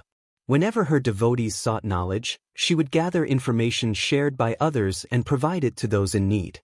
This unique connection allowed Lord Information to possess exclusive and invaluable insights that eluded the grasp of ordinary mortals. "Arise, Thelion," Seraphine's voice resonated from the luminous orb, addressing Lord Information by his true name, Thelion Whisperwind. Only Seraphine and Thelion himself knew this deeply personal connection. "Andor, the High God, has granted me permission to aid Noah Winston, Thelion. It is time for the long-awaited meeting of the two brothers upon the battlefield," Seraphine declared. Thelion, upon hearing these words from his goddess, felt a shiver cascade down his spine. He had witnessed the immense power wielded by the Dark Lord and the devastating aftermath that unfolded whenever he clashed with the mortal realm. The thought of the Dark Lord, a god in his own right, engaging in a cataclysmic battle with his twin brother Noah, also a god, sent chills through Thelion's soul. The Dark Lord has acquired 2 god-killing arrows forged by Chinjio, and Noah possesses 2 as well. Unfortunately, the Dark Lord has obtained the upper hand in this regard. To vanquish the Dark Lord, Noah must wield all 8 arrows at his disposal. Since acquiring the Dark Lord's arrows is not within our grasp, we must assist Noah in locating the rest while the Dark Lord is absent from the mortal realm, Seraphine urgently conveyed, her voice tinged with a sense of urgency. Thelion listened intently, understanding the critical importance of their mission. The fate of the world hung in the balance, and it was his divine duty to guide Noah on this perilous path. With Seraphine's guidance and the wisdom he had amassed, Thelion would ensure that Noah possessed the tools necessary to confront the Dark Lord, their fateful encounter drawing ever closer. "Now, Thelion, I shall entrust you with the vital information regarding the possible locations of the remaining god-killing arrows. It is imperative that you personally deliver this map into Noah's hands. I am well aware that the Dark Lord's minions are keeping a watchful eye on you, but you must not falter in this crucial task," Seraphine declared. As she spoke, a golden map adorned with glowing points materialized on the table beside the shimmering orb, illuminating the room with its radiant presence. Divine Goddess, please forgive your humble devotee for daring to question your wisdom, but as far as my understanding goes, Noah will be unable to defeat the Dark Lord without all 8 god-killing arrows. With the Dark Lord already in possession of 2 arrows, Noah's chances of victory seem slim. Thelion voiced his concerns. Seraphine responded with unwavering serenity, addressing Thelion's query. The same holds true for the Dark Lord. Without all 8 arrows, he too will be unable to vanquish Noah. Thus, the outcome of their battle will depend on Noah's skill and resourcefulness in somehow wresting the Dark Lord's 2 arrows from his grasp, thereby harnessing the combined power of all 8 to deliver the final blow, Seraphine explained. In which realm will this ultimate confrontation take place, Divine Goddess? Thelion inquired, his curiosity piqued. If everything transpires according to Andor's plan, the final battle shall unfold in the realm of Akilon, Seraphine revealed, her words resonating with a sense of destiny and inevitability. Thus far, you have displayed remarkable skill in maintaining your guise as an information merchant. Neither the Dark Lord nor Noah suspects your true allegiance to me. I implore you to continue concealing this fact for as long as possible, even after delivering the map to Noah. Should the Dark Lord emerge triumphant in his battle against Noah, only the Divine Pantheon would possess the power to vanquish him. However, given the current circumstances, the Pantheon is unable to intervene directly in the mortal realm. Therefore, it is crucial that all our devoted followers remain vigilant and keep a watchful eye on the Dark Lord for as long as we can, Seraphine advised, her voice resonating with a sense of urgency and caution. I think you should take a look at Panda's novel. Calm ******. Neela and Alvaro soared through the vast expanse of the evening sky, their wings carrying them gracefully over the world below. The sun began its descent, casting a warm golden glow across the horizon, painting the sky in hues of pink and orange. Wispy clouds scattered across the canvas, creating a breathtaking tapestry against the fading light. As they flew, Neela and Alvaro looked down upon the sprawling forest that stretched out beneath them. The dense canopy of trees, adorned in shades of emerald and jade, appeared like a lush carpet blanketing the earth. Shafts of sunlight filtered through the leaves, creating dappled patterns on the forest floor. As Neela and Alvaro soared through the vast sky, a heavy silence hung between them. Alvaro, who worked as a double agent for the Dark Lord, felt a growing unease in the absence of conversation. The risks he took by serving both sides weighed heavily on his mind. Among the members of Noah's elite unit, Neela's unwavering loyalty to their leader made Alvaro particularly cautious. In recent weeks, he had sensed that Neela might have noticed something amiss, suspecting his true allegiance. Attempting to gauge her suspicions, Alvaro cautiously broke the silence. "Is something bothering you, Neela?" he inquired, his voice laced with uncertainty. Neela's response was initially curt. "Nothing," she replied. Alvaro, positioned behind her in flight, couldn't discern her expression. However, after a brief pause, Neela spoke again, suggesting they take a break to conserve their energy. She guided them towards a tranquil mountaintop, its peaceful ambience contrasting with the turmoil in Alvaro's heart. Serving the Dark Lord had brought Alvaro considerable wealth, but it also entailed grave risks. The presence of the fallen gods and the increasing influence of the Sky Hall in the mortal realm meant that enemies of the Dark Lord were multiplying by the day. Alvaro understood that severing ties with the Dark Lord would result in dire consequences, possibly costing him his life. He found himself caught in a perilous web, entangled too deeply to extricate himself easily. Neela's gaze lingered upon the expanse of the crystal ocean, stretching far into the distance under the shimmering moonlight and starry night sky. The beauty of the tranquil scene was momentarily overshadowed by the weight of her thoughts. With a deep breath, she mustered the courage to address the growing doubts that plagued her. "You've changed, Alvaro," Neela spoke softly, her words hanging in the air. The impact of her statement sent a jolt through Alvaro's heart, making it skip a beat. Trying to mask his unease with a playful tone, Alvaro responded, "What do you mean? Are you just messing with me?" He forced a chuckle, hoping to deflect the seriousness of the situation. Neela remained still, her back turned towards him, as she grappled with her inner turmoil. Though lacking concrete evidence of Alvaro's betrayal, her instincts screamed that something was amiss. 3 weeks prior, a death squad loyal to the Dark Lord had ruthlessly attacked a supposed safe house that Neela herself had fabricated, leading her fellow elite unit members to believe Noah was hiding there. The safe house's existence had been shared only among the elite soldiers, making the targeted attack all the more suspicious.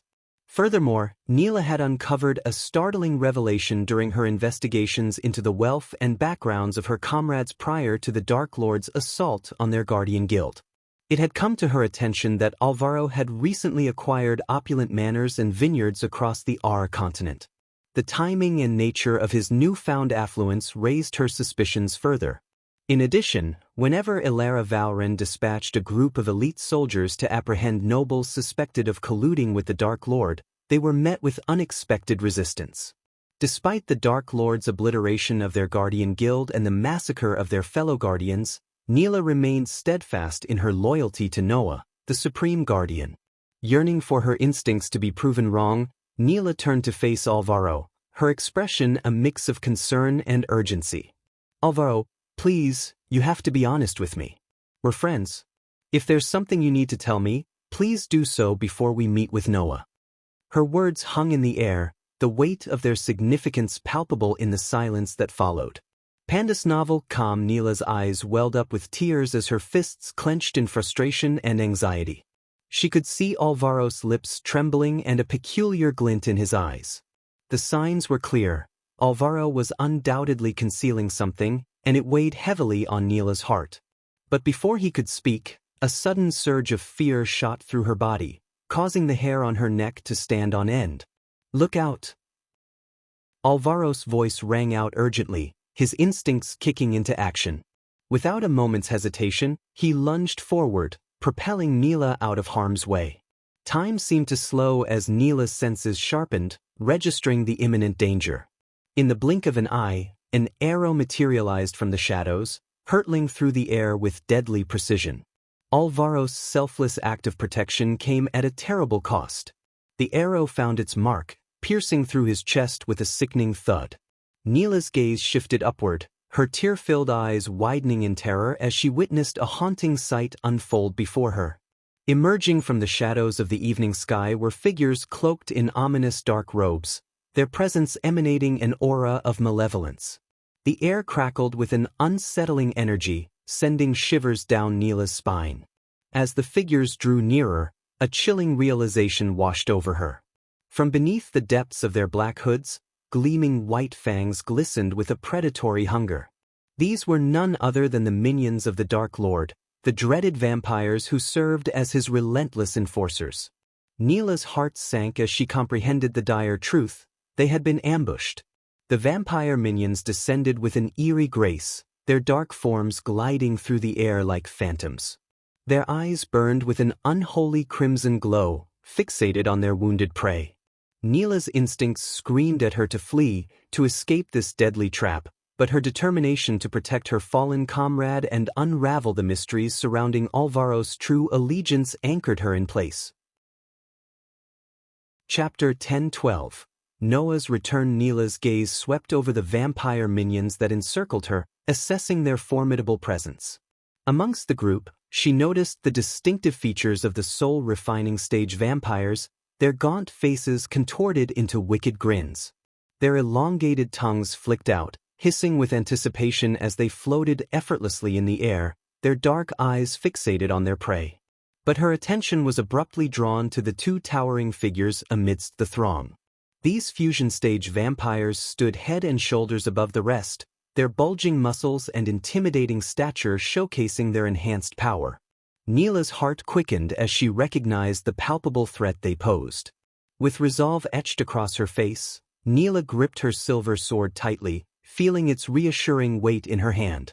She channeled her magic, preparing to cast a defensive spell to shield herself against the impending assault. The words of incantation formed on her lips, ready to be unleashed at a moment's notice. Yet, amidst the chaos, a groan escaped Alvaro's lips. Against all odds, he struggled to his feet, his face etched with pain and determination. It was a testament to his resilience and an unwavering spirit. As the tension reached its peak, one of the fusion stage vampires stepped forward, his voice dripping with cruel amusement.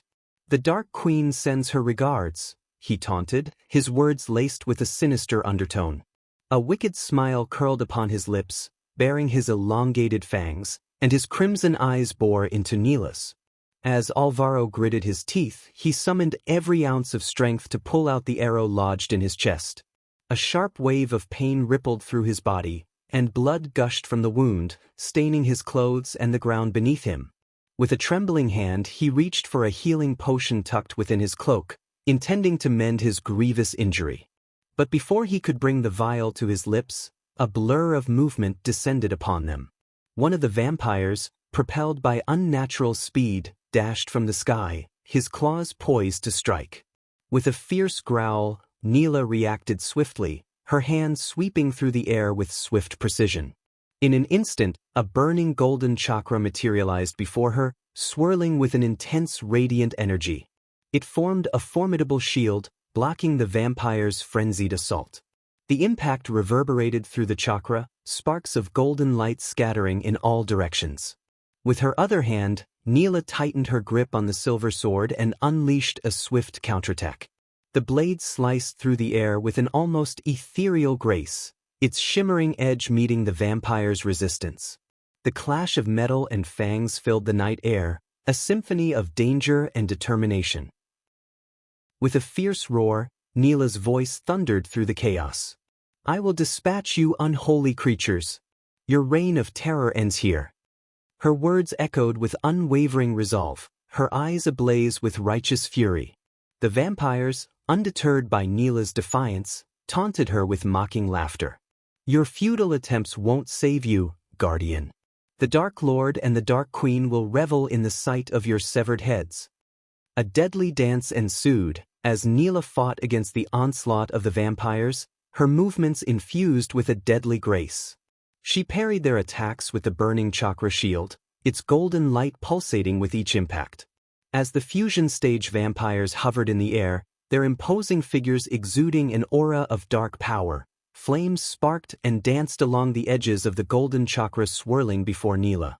The intense heat radiating from the shield formed a protective barrier, its radiant energy crackling with every movement. The remaining vampires, moving with blinding speed, launched themselves at Neela and Alvaro with a ferocity that matched their bloodlust. Their attacks were swift and relentless, claws slashing through the air in a deadly frenzy. Neela's senses sharpened, her focus honed to a razor's edge as she parried their strikes, her silver sword a blur of steel. Yet, amidst the chaos, Neela's eyes widened in realization. The vampires were not merely engaging her in combat, they were deliberately targeting Alvaro with lethal intent. Their frenzied attacks held no trace of restraint or mercy.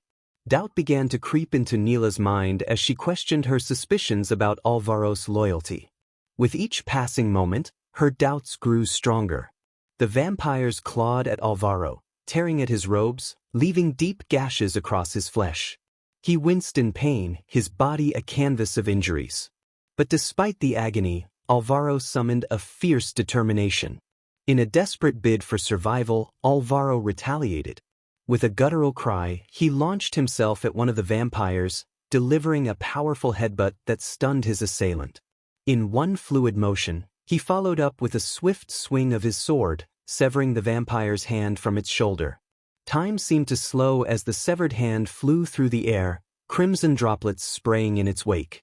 The vampire let out a howl of pain, dark ichor spilling from the wound, as the severed appendage landed with a sickening thud on the ground. Neela's mind raced as she witnessed Alvaro's unwavering resolve and the visceral battle playing out before her. A nagging voice inside her wondered if she had been wrong all along, suspecting Alvaro without concrete evidence. She couldn't deny the sight before her eyes, the brutal assault on Alvaro and his valiant defense against the vampires. With a sudden burst of determination, Neela leaped back from the vampires, landing gracefully on the ground. As she plunged her sword into the earth, A wave of golden flames erupted around her, engulfing the area in a blazing inferno. The intense heat licked at the vampires' bodies, searing their flesh with its divine fury. However, before the flames could consume them completely, the vampires swiftly retrieved a silver vial from their space rings, pouring its contents over their burning forms. The liquid extinguished the fire in an instant, leaving Neela shocked at the effectiveness of the silver potion. Her mind raced, connecting the dots. She knew the Dark Lord possessed formidable alchemical talents, and it seemed he had bestowed his vampiric minions with a means to counteract her fiery onslaught. The vampire's wounds healed before her eyes, their burned flesh regenerating with visible speed. Even the vampire who had lost his arm witnessed the appendage regrowing, seamlessly reattaching itself to his shoulder. The fusion stage vampires, their dark eyes gleaming with malice, taunted Neela and Alvaro amidst their renewed strength. One of them sneered, "Is that all you have? You'll need to do better than that to stand a chance against us." The other vampires joined in, their mocking laughter echoing through the night. "You should have perished when the Dark Lord destroyed your guild. Pathetic guardians, powerless against the might of our master." Neela gritted her teeth, the weight of their words fueling her determination. She refused to let their taunts break her spirit. Rising to her feet, she met their gazes with unwavering resolve. "We may have been wounded, but our will remains unyielding. We fight for justice, for the Supreme Guardian Noah Winston. You vampires may have the Dark Lord's aid, but we will find a way to overcome." They erupted into laughter, their taunting voices echoing through the night. "Oh look, the Guardians think they're actors in some grand play. Do they rehearse these silly dialogues in their spare time? How amusing!" The vampires, their voices dripping with mockery, repeated Neela's words in exaggerated tones. "Oh, look at us, we fight for justice and loyalty. How noble and righteous." They chuckled among themselves, unable to contain their amusement. "Do you Guardians have any brain at all? Or are you just created to spout these cliché dialogues?" One of the vampires sneered, "Resolve? Loyalty? That won't save you from overwhelming power, my dear Guardians. Your words mean nothing in the face of our might." The others joined in, their laughter filling the air. "Oh, look at them, thinking their resolve will magically make us tremble. How adorable!" The vampires continued their mocking spree, targeting Neela directly. "Did you really think your words would scare us? We've seen Guardians like you before. Full of empty promises and weak attempts at heroics. You're nothing but a bunch of fools." Neela's eyes narrowed, her determination unyielding. She shot back, "You underestimate the strength of our unity and our determination to protect the innocent. Our resolve will prevail. I think you should take a look at Panda's novel." But the vampires only laughed harder, finding her words even more amusing. "Oh, listen to her. The Guardians still believe in hope and justice. How precious."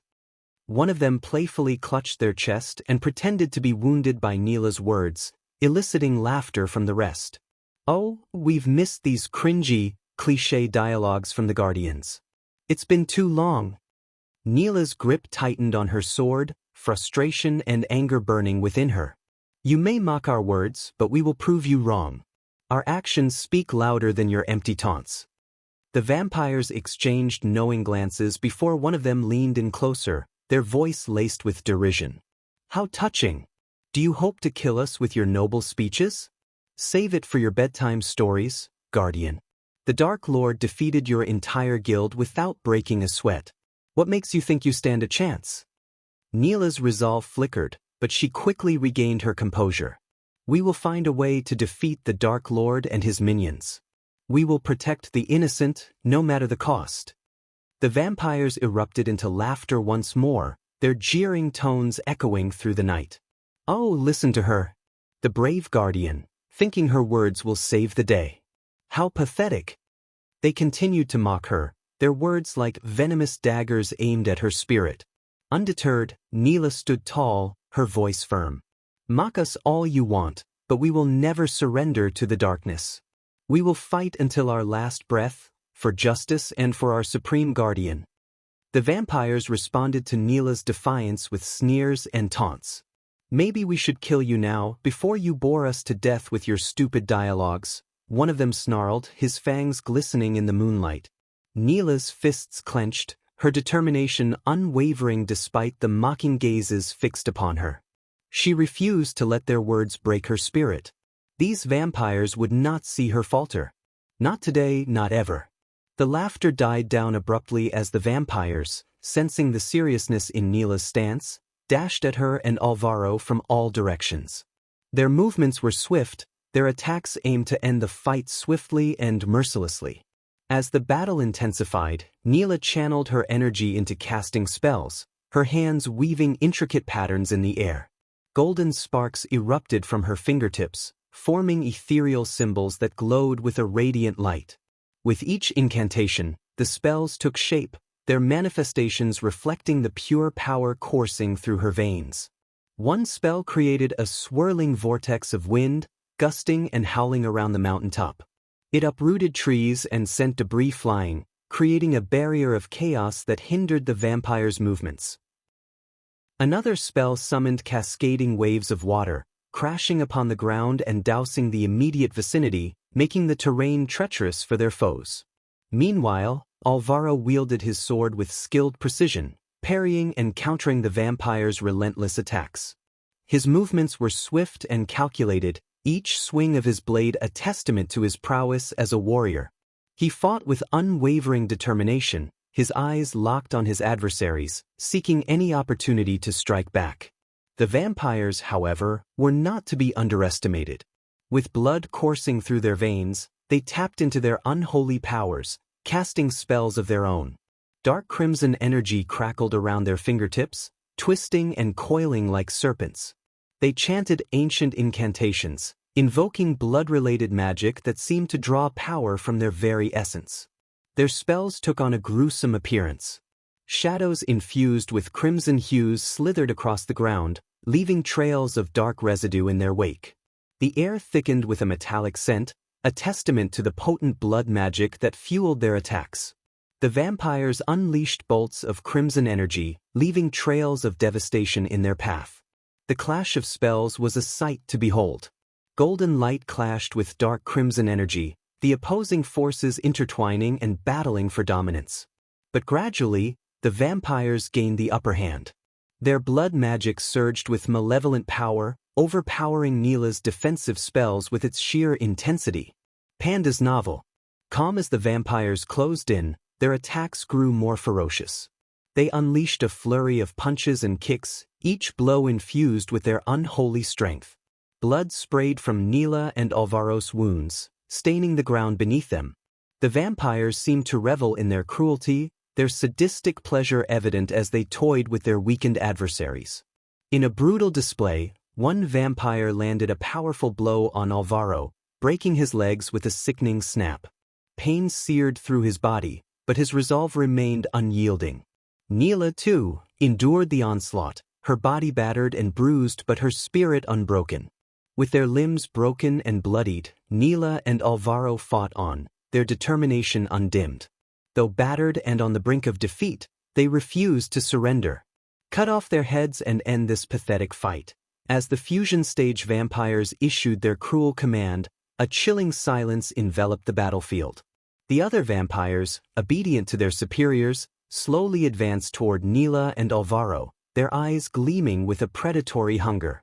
The atmosphere grew heavy with impending doom as the vampires closed in, their steps deliberate and unhurried. Neela's heart pounded in her chest, her instincts screaming at her to fight, to resist until the very end. But as she tried to grip her sword, her trembling fingers betrayed her, refusing to respond to her desperate command. Alvaro's eyes welled up with tears as he locked gazes with Neela, his voice choked with sorrow. "I'm sorry, Neela," he whispered, a mixture of regret and resignation lacing his words. He understood the gravity of their situation, the overwhelming odds stacked against them. Neela fought against the overwhelming despair threatening to consume her.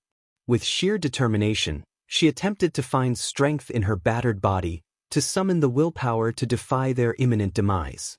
But her body, battered and exhausted, betrayed her resolve. Her limbs trembled, her movements sluggish and unresponsive. And then, just as all hope seemed lost, a blinding light erupted from the sky. It bathed the battlefield in a radiant brilliance, its intensity searing the eyes of all who beheld it. The vampires recoiled in agony, their flesh sizzling and burning as the divine light consumed them. The fusion stage vampires let out blood-curdling screams, their voices filled with anguish and despair. "No, this cannot be," they howled, their arrogant demeanor crumbling in the face of the unstoppable force that sought to obliterate them. Their bodies began to disintegrate, turning to ash that scattered on the wind.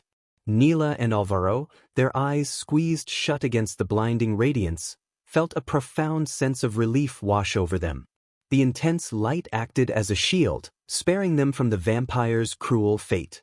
They huddled close together, finding solace in each other's presence as the world around them was consumed by the divine blaze. As Neela slowly peeked through her hands, she saw a familiar figure standing amidst the bright light. "Noah," mumbled Neela. Chapter 10:13. Noah will fight the Dark Lord. As the radiant light began to fade, revealing the figure of Noah hovering in the air, a hushed stillness settled over the battlefield. His long, black hair fluttered in the ethereal breeze, contrasting against his once immaculate white robes. What caught the attention of Neela and Alvaro the most was the beard that adorned Noah's usually clean-shaven face, a testament to the hardships he had endured. Noah's piercing eyes, usually filled with warmth and wisdom, now burned with a fiery mixture of rage and pain. The weight of his responsibilities and the losses suffered weighed heavily upon him, fueling the power that radiated from his very being. The vampires, sensitive to the aura of authority and strength emanating from Noah, shuddered involuntarily, their instincts recognizing a force greater than their own. Noah's gaze swept over the fallen vampires and the broken bodies of Neela and Alvaro. It was a gaze that carried a multitude of emotions: grief for the fallen, determination to protect those he cared for, and a simmering anger directed at the forces that sought to extinguish hope and justice. The vampire minions, once full of arrogance and malice, now quivered under the weight of Noah's presence. They realized the grave mistake they had made in crossing paths with the Supreme Guardian. The balance of power had shifted, and their newfound bravado wilted in the face of Noah's righteous fury. As the vampires laid eyes upon Noah, their hearts skipped a beat. The sheer power emanating from him sent tremors through their undead bodies. However, a glimmer of confidence flickered within them as they remembered Noah's unwavering commitment to his no-kill rule. "Impressive display of light, Noah. But fear not, for we are not afraid of you," one vampire sneered, attempting to mask their unease with bravado. "What can you possibly do? Bore us to death? It's unfortunate for you, Noah, that vampires possess regenerative abilities. And even if you were to suppress our powers, the Dark Lord would simply restore them," another vampire taunted, reveling in their perceived invincibility. Little did they know, they had gravely underestimated the magnitude of the situation. Neela, standing beside Noah, couldn't help but mumble under her breath, "You fools have no idea whom you're trifling with." Noah, consumed by a righteous rage, remained silent. He closed his eyes, allowing his fury to intensify. The air around him crackled with anticipation as his body began to glow, an ethereal light radiating from within. The humming sound of his power filled the air, a testament to the immense energy brewing within him. Unfazed by Noah's impending surge, the vampires jeered and lunged forward, intent on attacking him. Oblivious to the imminent danger, they dismissed the radiant aura enveloping Noah. However, their arrogance proved to be their undoing. In a breathtaking display, the intensity of Noah's light reached a crescendo, surpassing the vampires' supposed immunity granted by the Dark Lord's protections. The blazing radiance disregarded their defenses and unleashed a scorching heat upon them. Anguished screams erupted from the vampires as they writhed in excruciating pain. Their once formidable forms crumbled into ash, reduced to mere remnants of their former selves. Even the two powerful fusion-stage vampires met their demise, unable to withstand the searing brilliance emanating from Noah. Neela and Alvaro, witnessing the cataclysmic event unfold before them, felt the heat wash over them even with their eyes tightly shut. A mixture of awe and trepidation coursed through their beings as they realized the sheer magnitude of Noah's power. With Noah's mortal body merging with his divine essence, he had ascended to the realm of gods.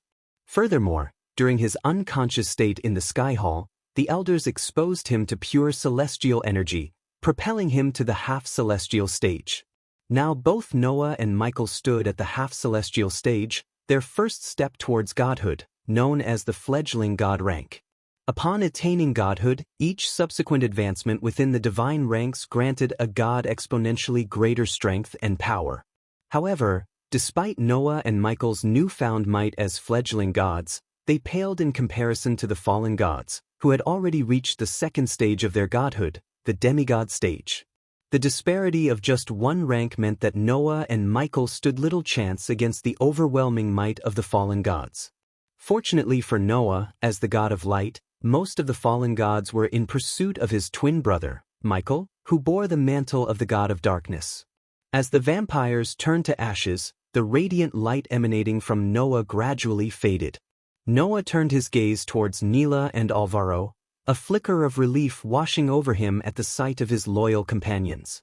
Amidst the overwhelming sadness and burning rage stemming from the loss of his wife Alicia and his family, he found solace in the presence of familiar faces. However, before Noah could descend to the ground, Alvaro collapsed, his body giving way. "Alvaro!"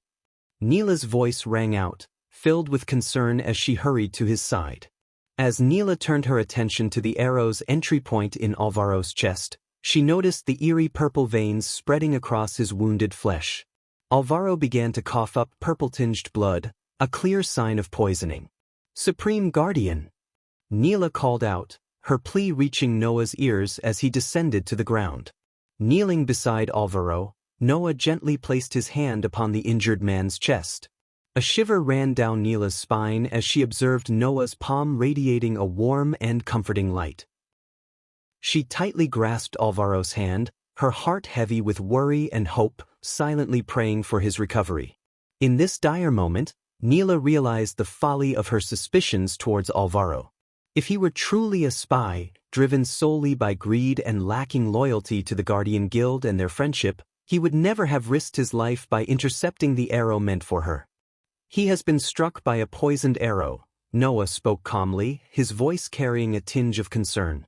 Neela's desperation trembled in her voice as she asked, "Can you save him, Supreme Guardian?" Without uttering a single word, Noah firmly grasped Neela's hand with his other hand and closed his eyes. In an instant, a brilliant flash of light illuminated the mountaintop, and the trio vanished from sight, carried away by the mysterious radiance. The trio found themselves instantly transported into a cozy cabin, its inviting atmosphere providing a stark contrast to the chaotic battleground they had just left behind. Neela's eyes took in the surroundings, and she couldn't help but feel a sense of relief wash over her. The cabin exuded warmth and comfort, with wooden walls adorned by paintings of serene landscapes and a crackling fireplace casting a gentle glow. Noah swiftly placed Alvaro onto a nearby table, his expression focused and determined. He turned to Neela and instructed her to retrieve a crimson-red flower from one of the nearby racks. Neela's eyes scanned the room until they settled upon a small vase containing the vibrant blossom. She carefully plucked a single petal, its deep red hue reminding her of life's resilience. Handing the petal to Noah, he crushed it delicately between his fingers, releasing the crimson juices. With a precise motion, Noah allowed the red liquid to trickle into Alvaro's wounded chest, the essence of the flower's healing properties mingling with the poison coursing through his veins. Noah then placed his hand upon Alvaro's chest, his palm emanating a gentle heat and a radiant, luminous glow.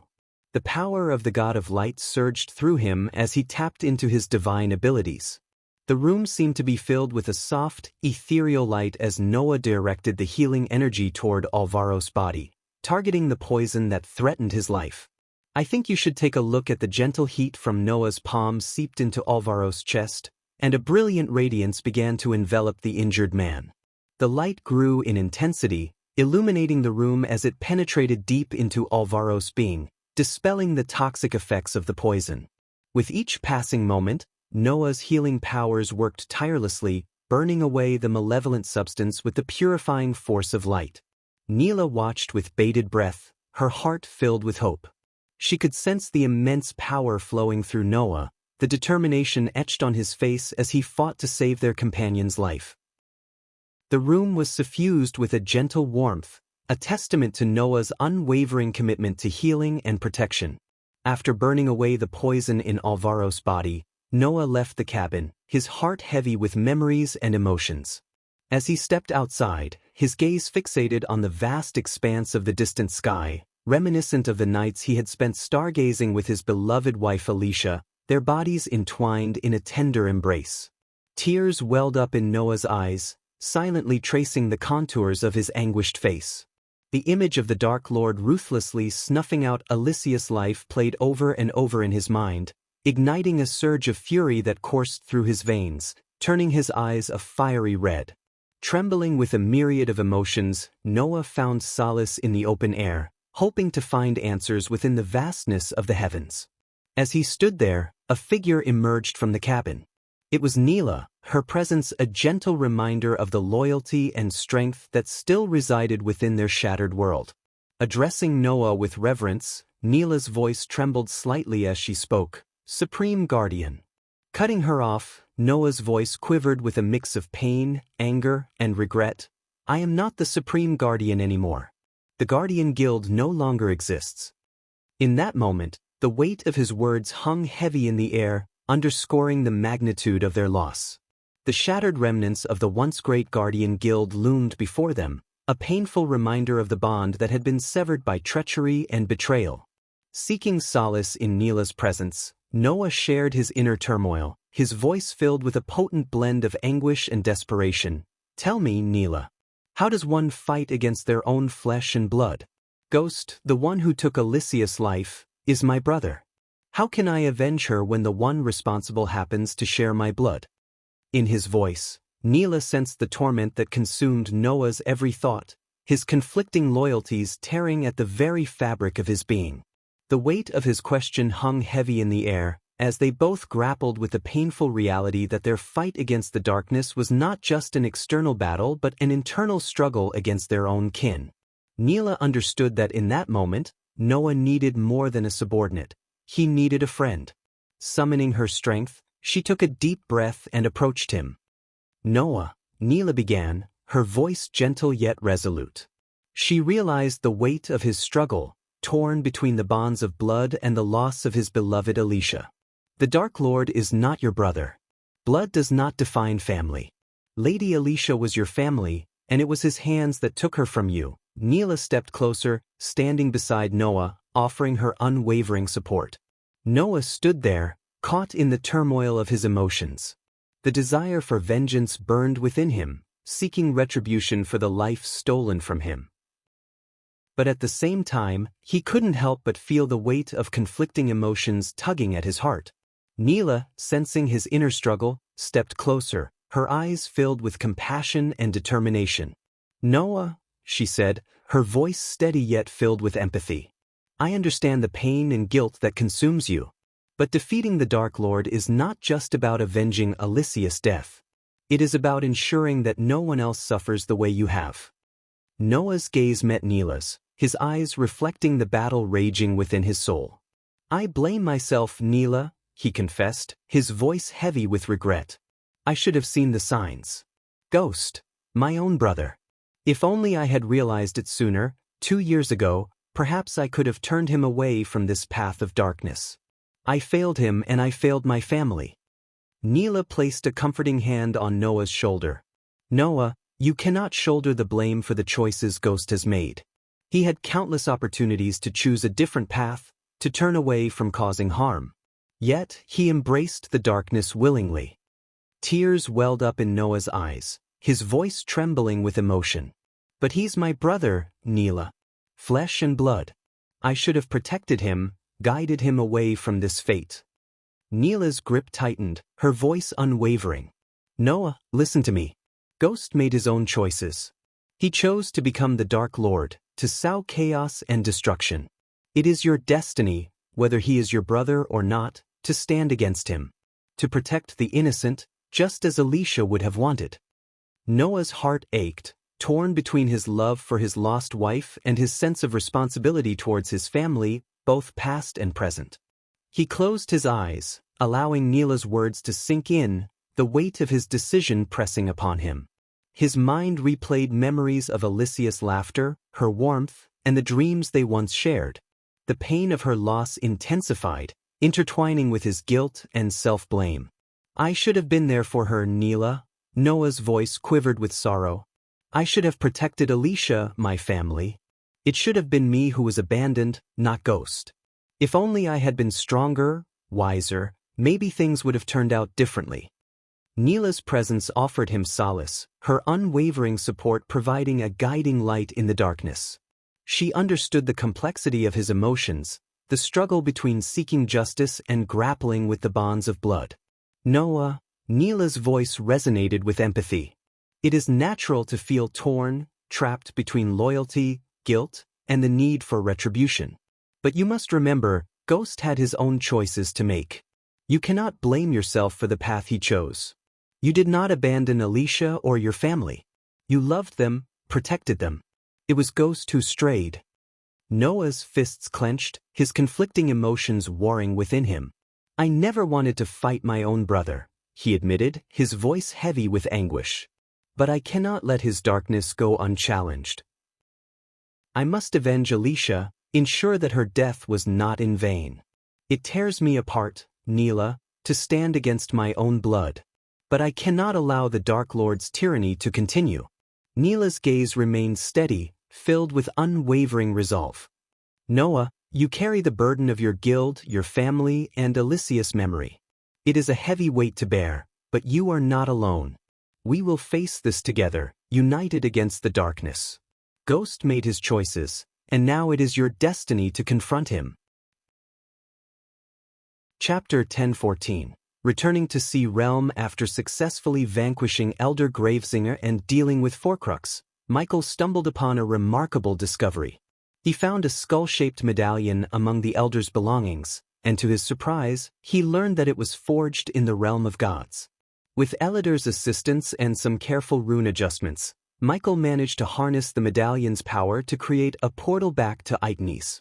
Rubbing the smooth surface of the skull medallion, Michael witnessed a mysterious purple vortex materialize before him. Taking a deep breath to steady his nerves, he mustered the courage to step into the swirling abyss, vanishing from Elder Gravesinger's pocket dimension in an instant. Meanwhile, in the Wood Elves' village, the curious and enthusiastic children had gathered around Elidar. Eager for tales of adventure and heroism, they huddled closely, their eyes wide with anticipation. Thelv and Taskin, on the other hand, stood slightly apart, leaning against a sturdy tree trunk, listening attentively to Elidar's captivating narrative about their god, the Dark Lord.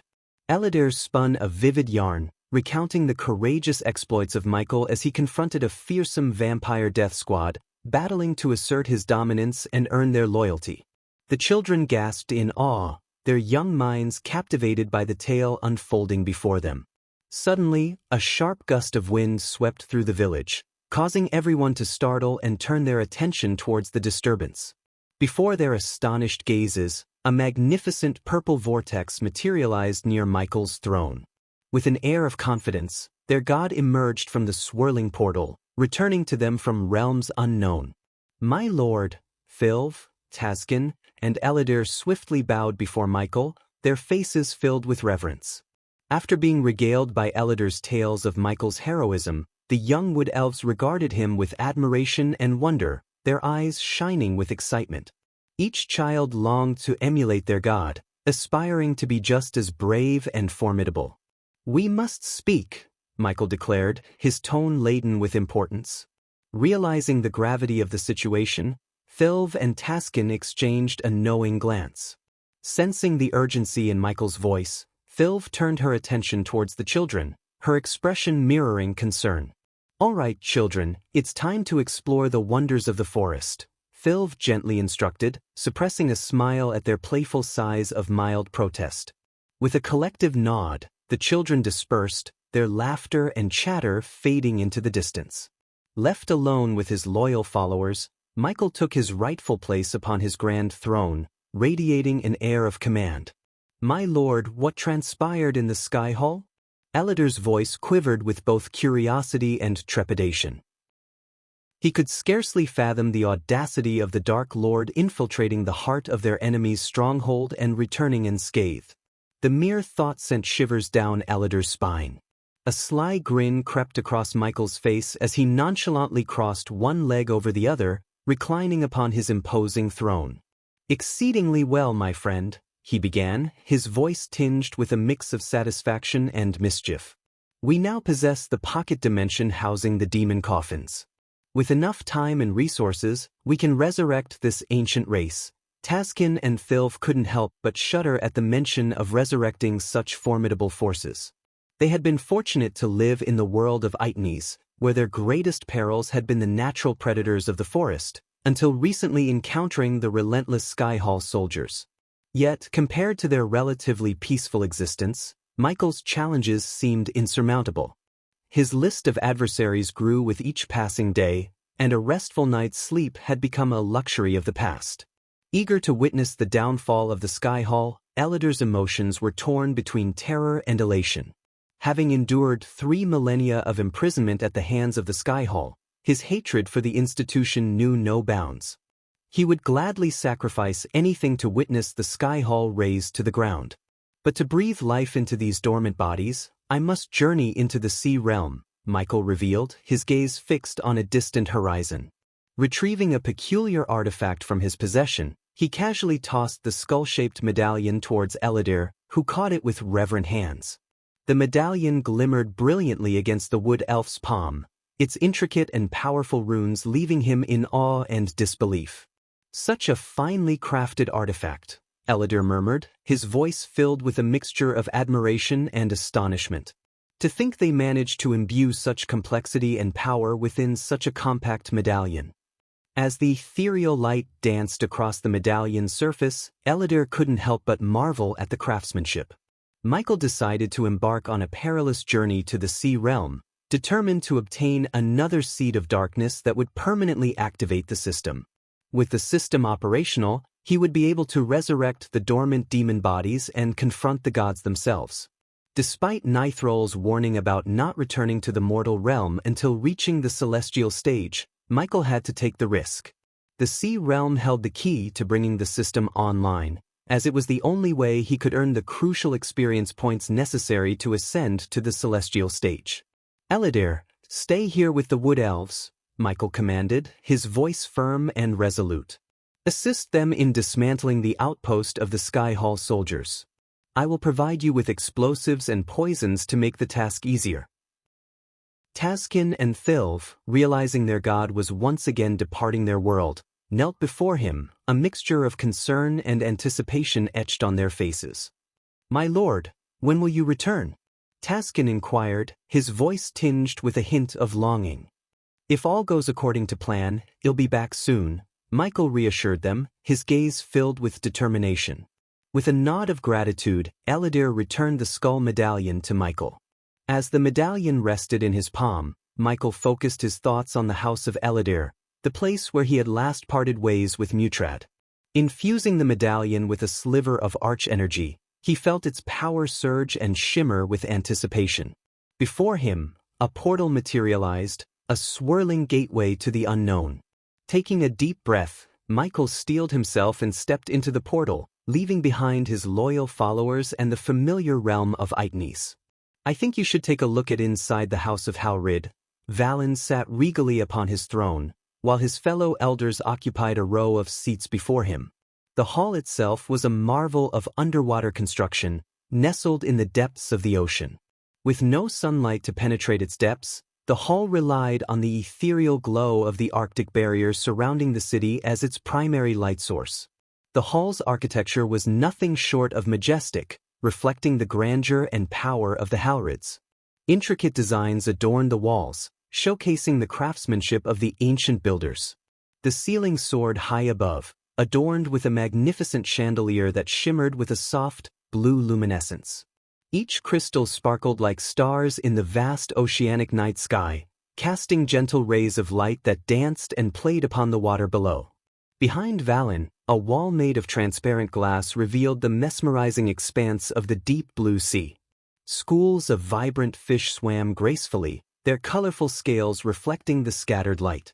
Their presence added a sense of tranquility to the hull, as if the creatures of the ocean were drawn to witness the council of the Halrid elders. The gentle currents outside the glass wall swayed the seaweed and coral, creating a mesmerizing display of movement and life. The vibrant hues of the underwater flora and fauna painted a vivid tapestry against the backdrop of the endless blue sea. It was a sight that reminded the elders of their connection to the vast oceanic realm they called home. Unlike the calm sea behind them, Valen and the elders bore a frown on their faces, indicating the turmoil in their hearts. Among the elders, Mutrad was one of them. In fact, after Michael, the Dark Lord slaughtered the elders of House Arctic and majority of the House Gladrath, Mutrad had been assisting Valen in regaining the stability in Arctic Hall. Without the Arctic Hall elders and House Gladrath, some of the Serpent Hall elders were making their moves against Arctic Hall. This was a delicate era for the Sea Realm as their peace was overridden by people's greed for power, especially the people of Sea Serpent Hall. Contrary to the serene sea beyond, the faces of Valen and the elders bore a collective frown, betraying the internal turmoil they experienced. Among them, Mutrad stood as one of the key figures. After the Dark Lord, Michael, had mercilessly slain the elders of House Arctic and decimated House Gladrath, Mutrad had tirelessly assisted Valen in restoring stability to the Arctic Hall. However, with the absence of the Arctic Hall elders and the weakened House Gladrath, the Serpent Hall elders had begun to make their moves, driven by their thirst for power. This delicate era tested the peace of the Sea Realm, as the ambition of the Serpent Hall threatened to overshadow their harmonious existence. We must heed the information provided by our spies in Watergod Hall, Lord Valen, voiced one of the gray-haired elders. Elder Keelan speaks the truth. Our scholars suspect that the recent tremors in Widow's Down are a result of some form of energy radiation. If our spies are correct, Watergod Hall has already dispatched a team to investigate the matter, added another elder. Mutrad, with a somber tone, interjected, with all due respect to Elder Keelan and Elder Mirian, investigating unknown energy radiation in Widow's Down should be our least pressing concern. We have received multiple reports indicating that the Sea Serpent Hall is preparing for an invasion, and numerous elders in House Gormak are conspiring with them. If we do not address the threat posed by the Sea Serpent Hall promptly, the House of Halrid itself will be at risk. Mutrad's words were met with a tumultuous response from the gathered elders, filled with curses and shouts of disagreement. Do not create a scene, boy. The last time we followed your advice and sought the Dark Lord's aid, it resulted in the deaths of our esteemed elders and the ruin of House Gladrath. If anyone is to blame for the instability within the Arctic Hall, it is you, rebuked Elder Keelan. As soon as the name Dark Lord escaped Elder Keelan's lips, an uneasy silence enveloped the hall. The air grew heavy with a mix of fear and trepidation. Elder Keelan himself realized the weight of his words, having uttered the name of the man who instilled terror in their hearts.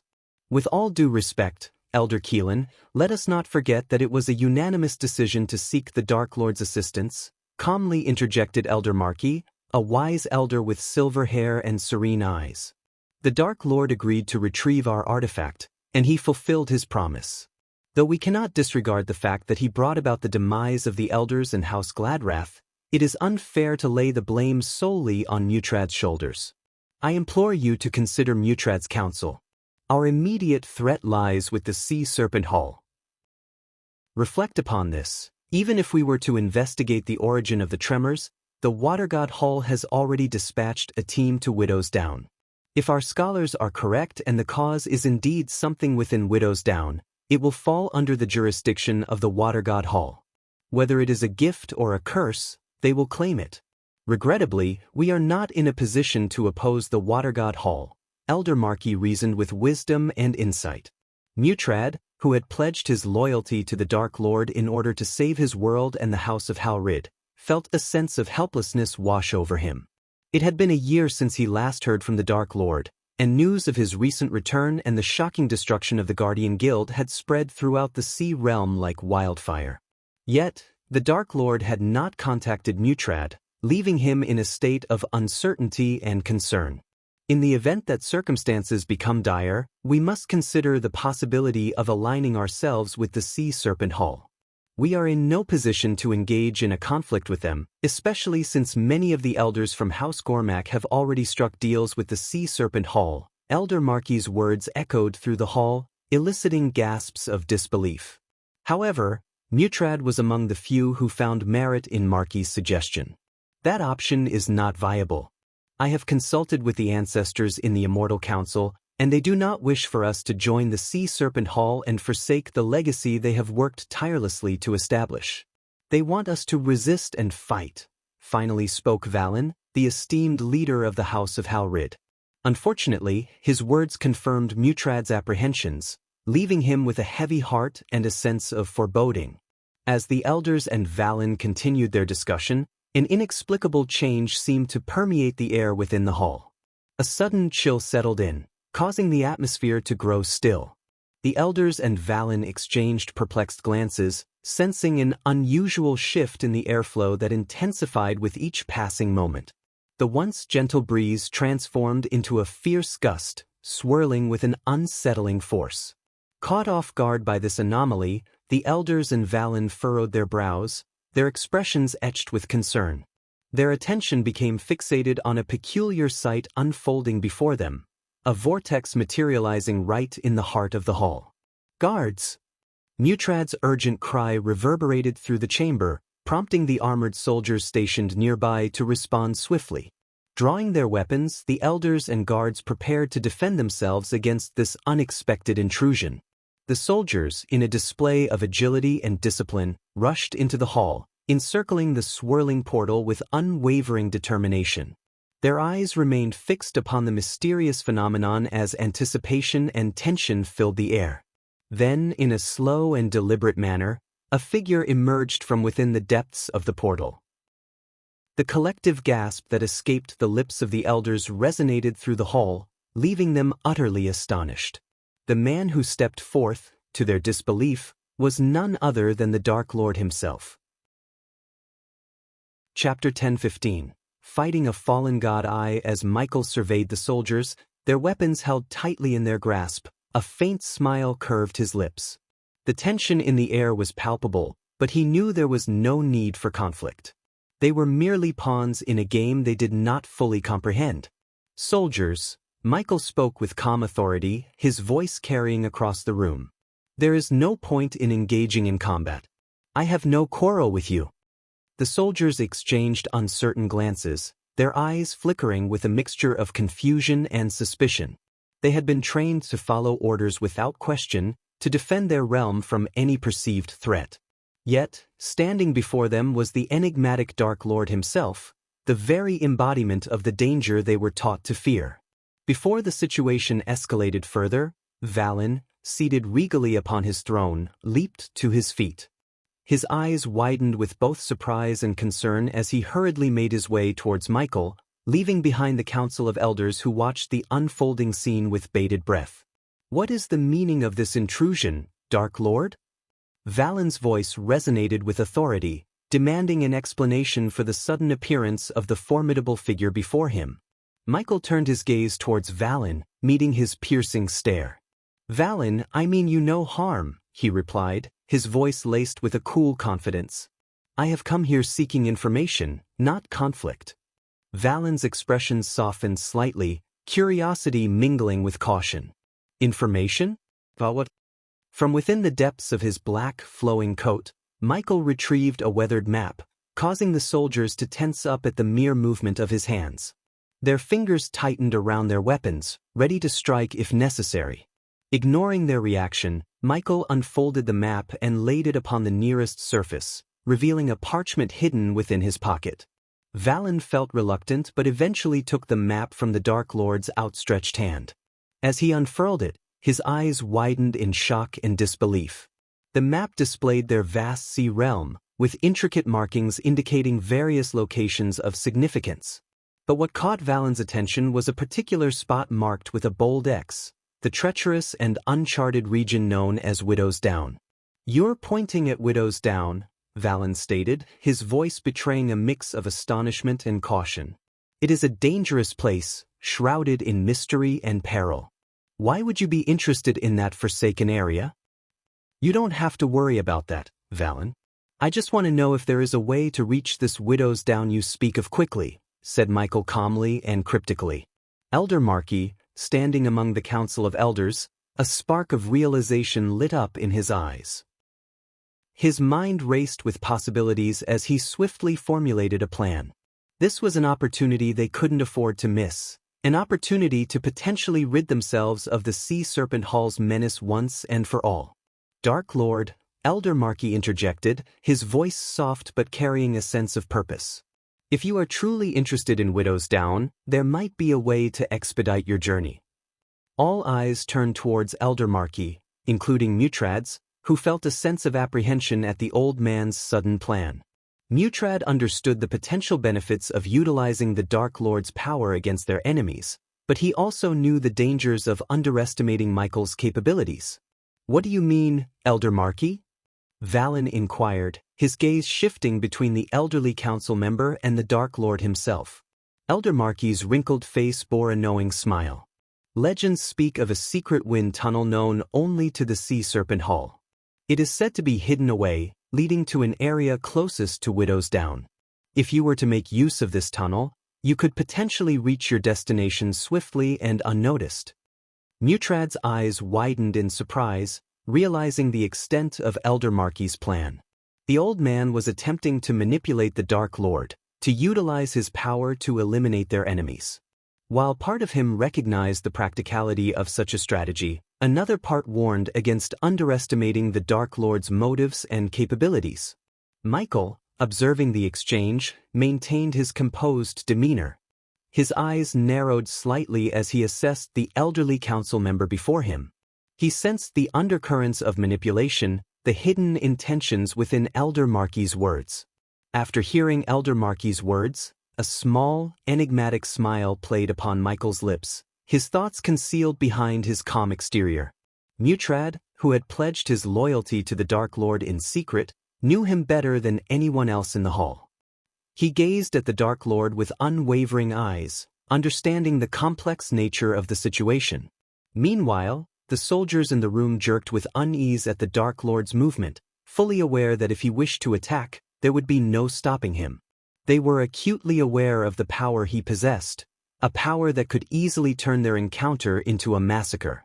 However, the Dark Lord's purpose in being there was not to unleash destruction upon them but to seek a swift path to Widow's Down. With his hands casually clasped behind his back, Michael began to pace around Valen and his entourage, his footsteps measured and deliberate.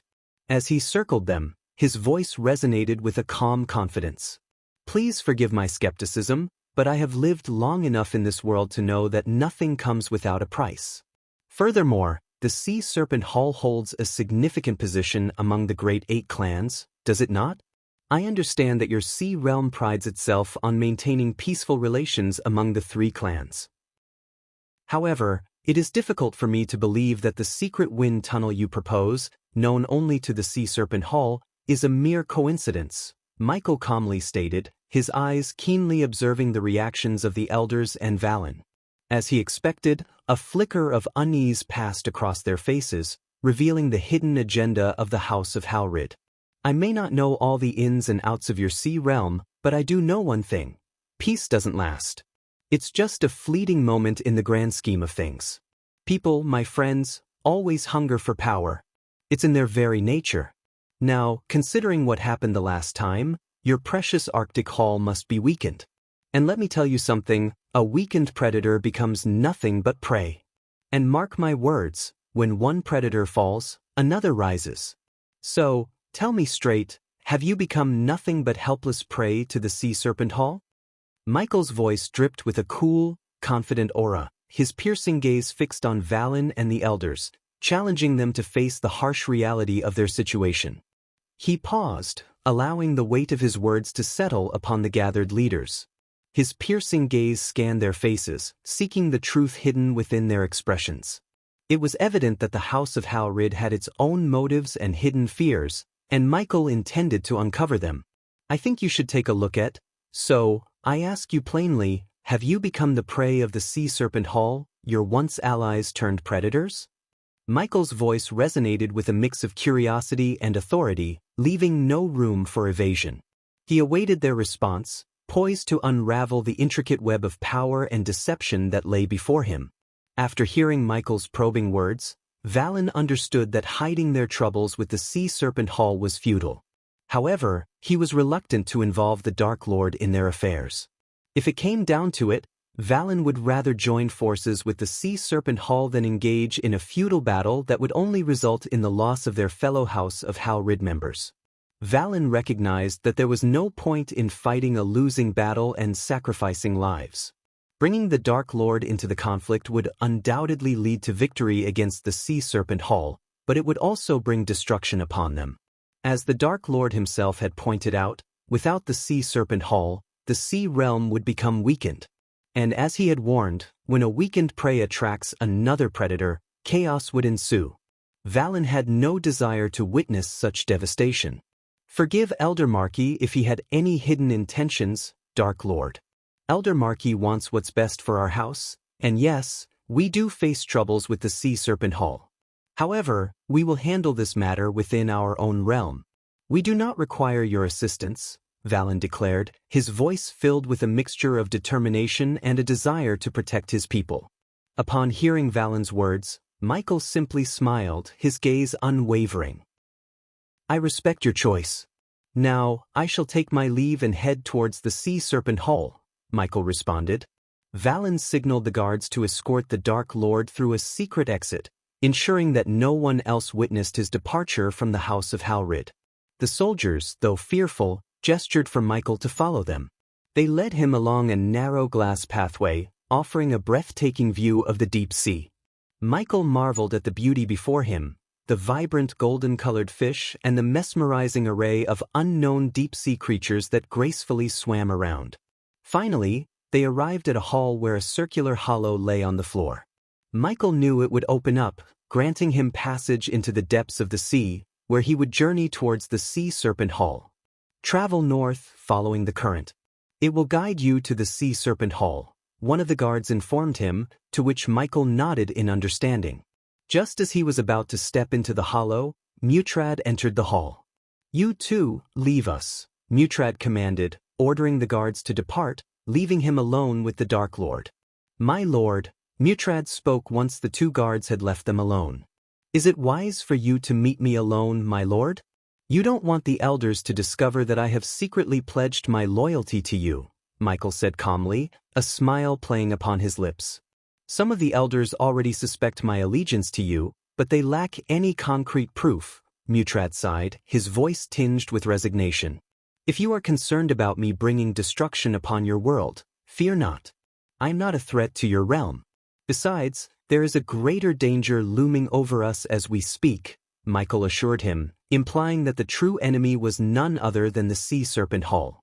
The gods have arrived, Mutrad, and I have reliable information that they seek to make every sentient being their worshipper.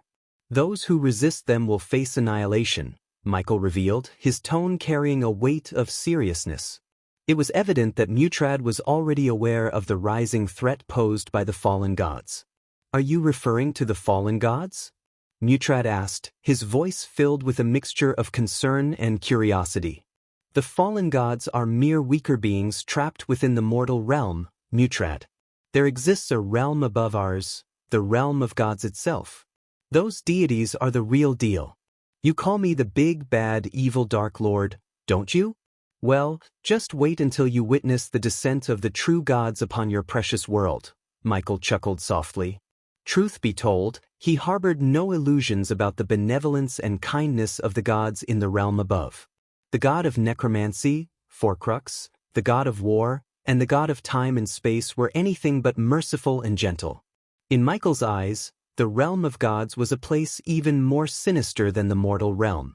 So, you can relax. I am not the greatest threat you should fear at this moment, Michael chuckled again, turning to leave. Dark Lord, wait. Mutrad halted Michael in his tracks. I have information about the Sea Serpent Hall that you should know before you depart, Mutrad said, causing Michael to slowly turn around, his interest piqued. The leader of the Sea Serpent Hall has awakened. He is what you refer to as a fallen god. Expect intense battles and goosebumps badass scenes in this arc. It is time for the Dark Lord's enemies to fall down one by one. The rise of the Dark Lord begins. You're tuning in to the Passion Pages YouTube channel. We're so grateful for your support, and don't forget to subscribe to join us on this incredible journey through captivating stories. Your generosity through donations truly makes a world of difference, as it's the primary source of revenue that allows me to expand and enhance this channel for you. Thank you from the bottom of my heart for being a part of this adventure.